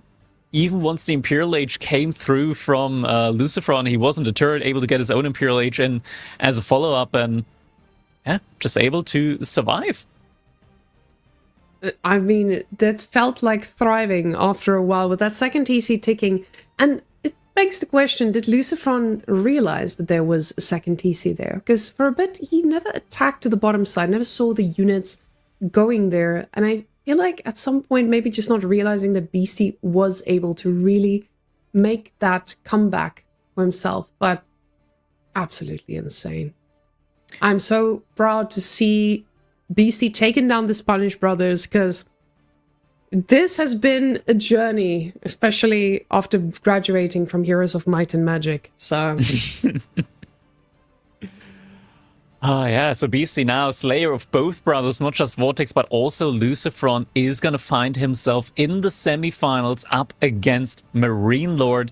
That, of course, is going to be the set that is going to be coming in next weekend, but I believe we still should have an interview ahead of us, but we're gonna be getting ready here. Yeah, in the meantime, just going over it again. This was such a close series between the two. I can't believe that we were at 3-0 at the beginning and then almost getting the reverse sweep in. All right, it sounds like the interview is ready. So, without any further ado, let's hear it from Beastie. All right, Beastie, congratulations to your victory against Lucifron. What a close set you just had, almost a reverse sweep. How are you feeling after that one? I felt pretty tired, I'm not gonna lie. When I was up 3-0, I was like, okay, like, you know, feeling pretty good. And then the next 3 games, I was just like, what am I actually doing, you know? But I'm really glad I was able to pull it back in the end. But yeah, kind of watched Beastie came in handy there, game 4, 5, 6, almost. It's those moments where you feel yourself steering one game after another. But let's start from the beginning there. First game, Dry Arabia. Whammon told us that she was hearing singing from your room once the draft came in. Were you happy when you got the Golden Horde up against House of Lancaster? I mean, I was happy with the draft in general. Like, I feel like I play a lot of Civs these days, and then when I got Golden Horde Lancaster, it's kind of funny because we just watched that Anaton and Wham play, and I was like, yeah, that seems like a good matchup. Even if you like lose Ubu, it doesn't. I feel like it doesn't do much, so I was like, all right. And then, yeah, from the get-go, like, delaying the TC and killing villagers was really, really good for me. And denying the wood lines and, you know, being in that spot, I feel like it's just really good for Golden Horde, where you're kind of poking, but you're not really trading fully, and Maiko just kept growing over time. And then the age up comes in, and it's so weird when you just look at the eco graph, and it's like, even though House of Lancaster is on 2TC, they never get ahead economically, and yeah. It played out exactly the same way that it did the last time around that we saw that one. Yeah, it's funny because I didn't even consider this, but what Anatan did is double archer range, and Wham went for Hobelar, or he wanted to, but he had no gold. So I was like, I'll do the same. I'll just attack the gold with double archer range, and then he can make Hobelar, so he has to go in Yeoman. And yeah, shout out to Anatan. Yeah. He basically made a guide himself. for me. Yeah, he made a guide for me before I played my map, so. Next YouTube video. Yeah. Yep. All right. Second game, Gorge. Also, like, Shushi up against the French here. Man, the Invisible Horseman striking again in that one. Yeah, that game was intense because, you know, he first speaks French every time. So I knew that if I beat French, it's going to be really good for me in the long run. You know, just kind of like the mental game, right? And I feel like once you get the first raid in, and the first raid was, I think it was 6 villagers killed, 5 or 6. I feel like at that point you just have like a mental edge to where like, okay, I just need to raid him as much as possible and, you know, get a couple of more kills, and the game is just going to spiral out of control. But then it kind of got really, really messy.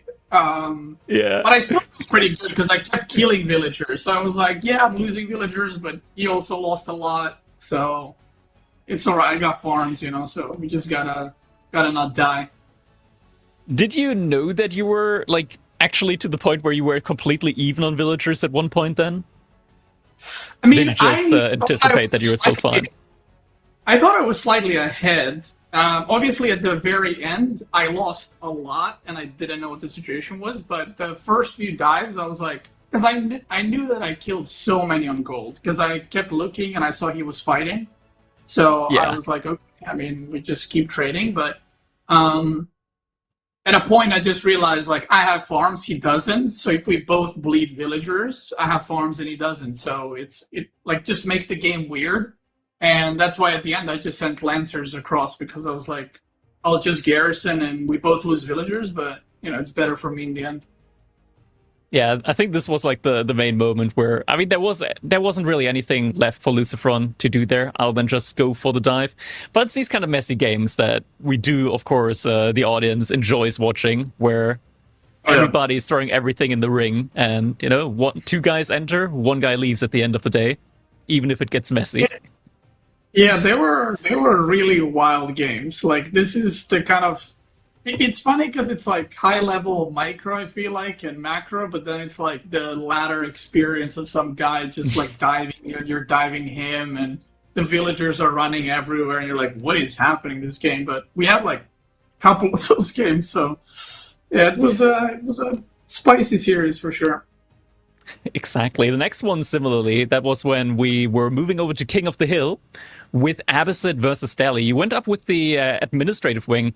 Is that something that you practiced before, or were you just like, okay, I'm going to try this?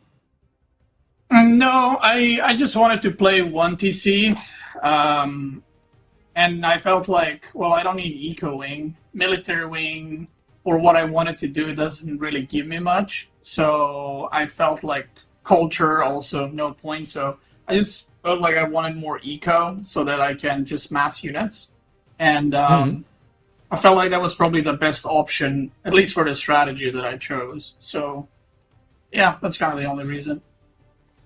Yeah, were you worried when the dive came in there from Lucifron, like when he was in your base there, or were you like, okay, I'm fine, I'm also getting damage in his side?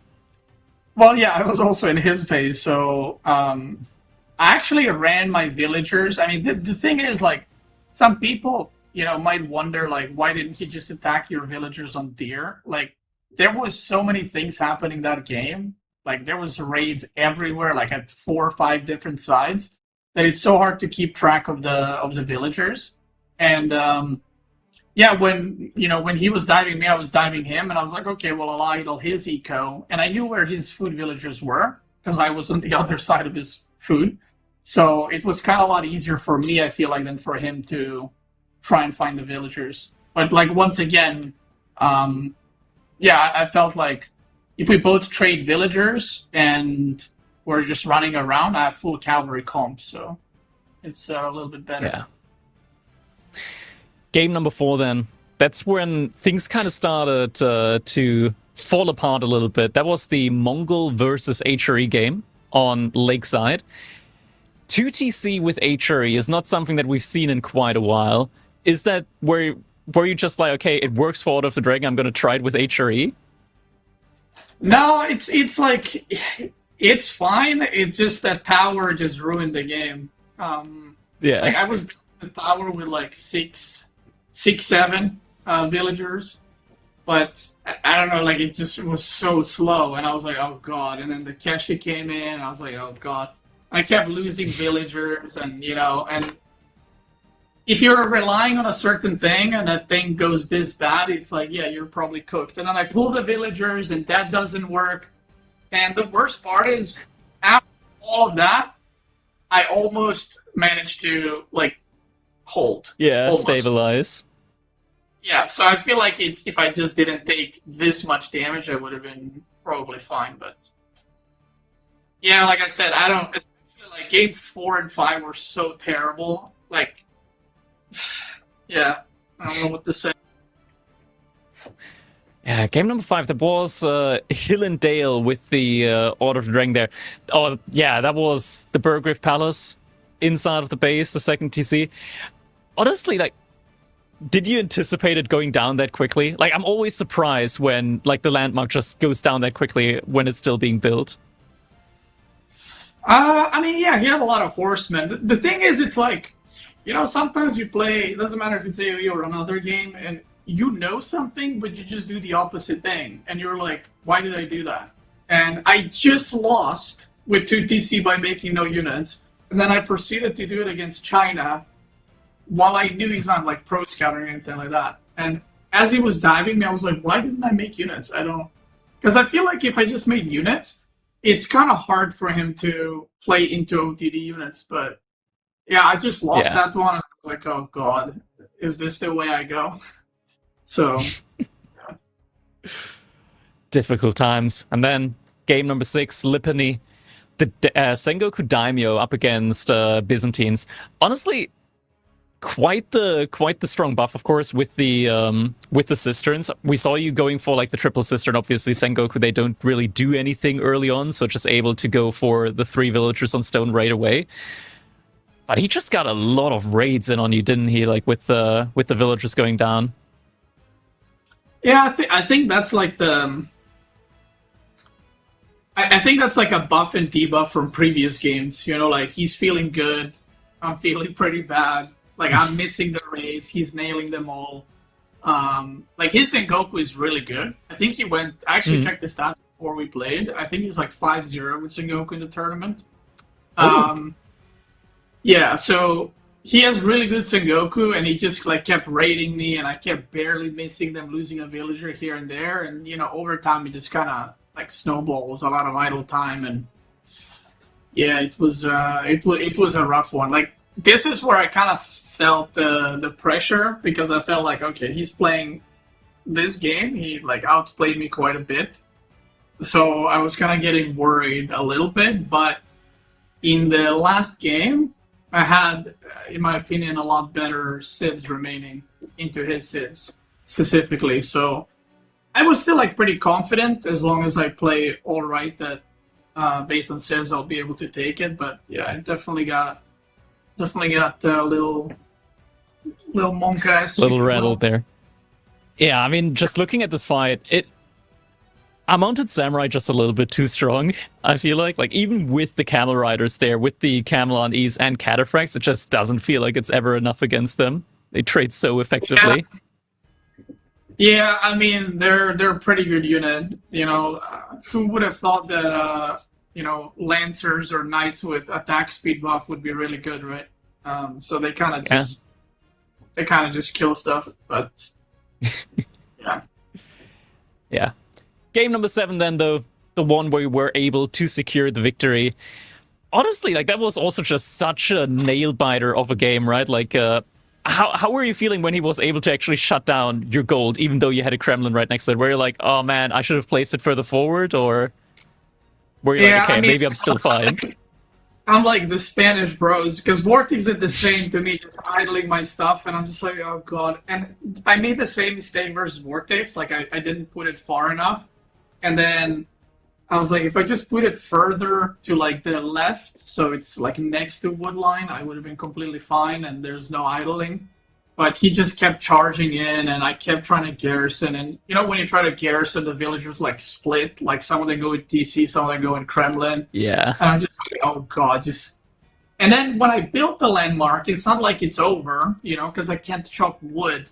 So it was just like me holding on for my dear life, and I was kind of just praying he dives over and over, because Kremlin does deceivingly a lot of damage. So I was just like, I hope he keeps diving, because there was a moment where I think if he aged up, I was super duper dead. But yeah, he kind of kept going for it and was taking the kills. But yeah, I think it was this one where he lost quite a few units, and I felt like if he just aged up, he would have been in a really good position. But it's a lot easier to say after the fact, right? Because if he won, no one would say anything, right? So yeah.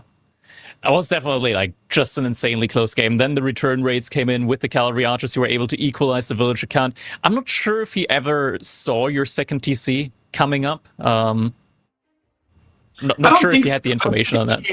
Yeah. I don't think he went there ever, so I don't really think so. Like, I also got the bottom berries, the left side deer, and he never tried to raid there. He was like very focused on diving the TC.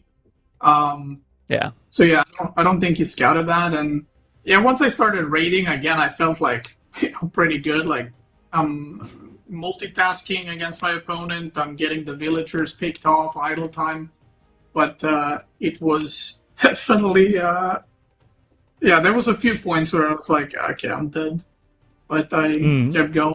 Yeah, managed to crawl back. Indeed. So, Beastie, congratulations on your victory there. You're going to be up against Marine Lord in the semifinals next weekend. How are you feeling against your opponent? Do you think like beating both Spanish brothers has bolstered your resolve? I mean, they play completely differently to Marine Lord, I'm kind of excited to play some more top casual aggression versus top defense. Yeah, like I'm kind of looking forward to just playing more, not casual, but more chill games. Like Lucifer and Vortex, he's just like gave me like high blood pressure.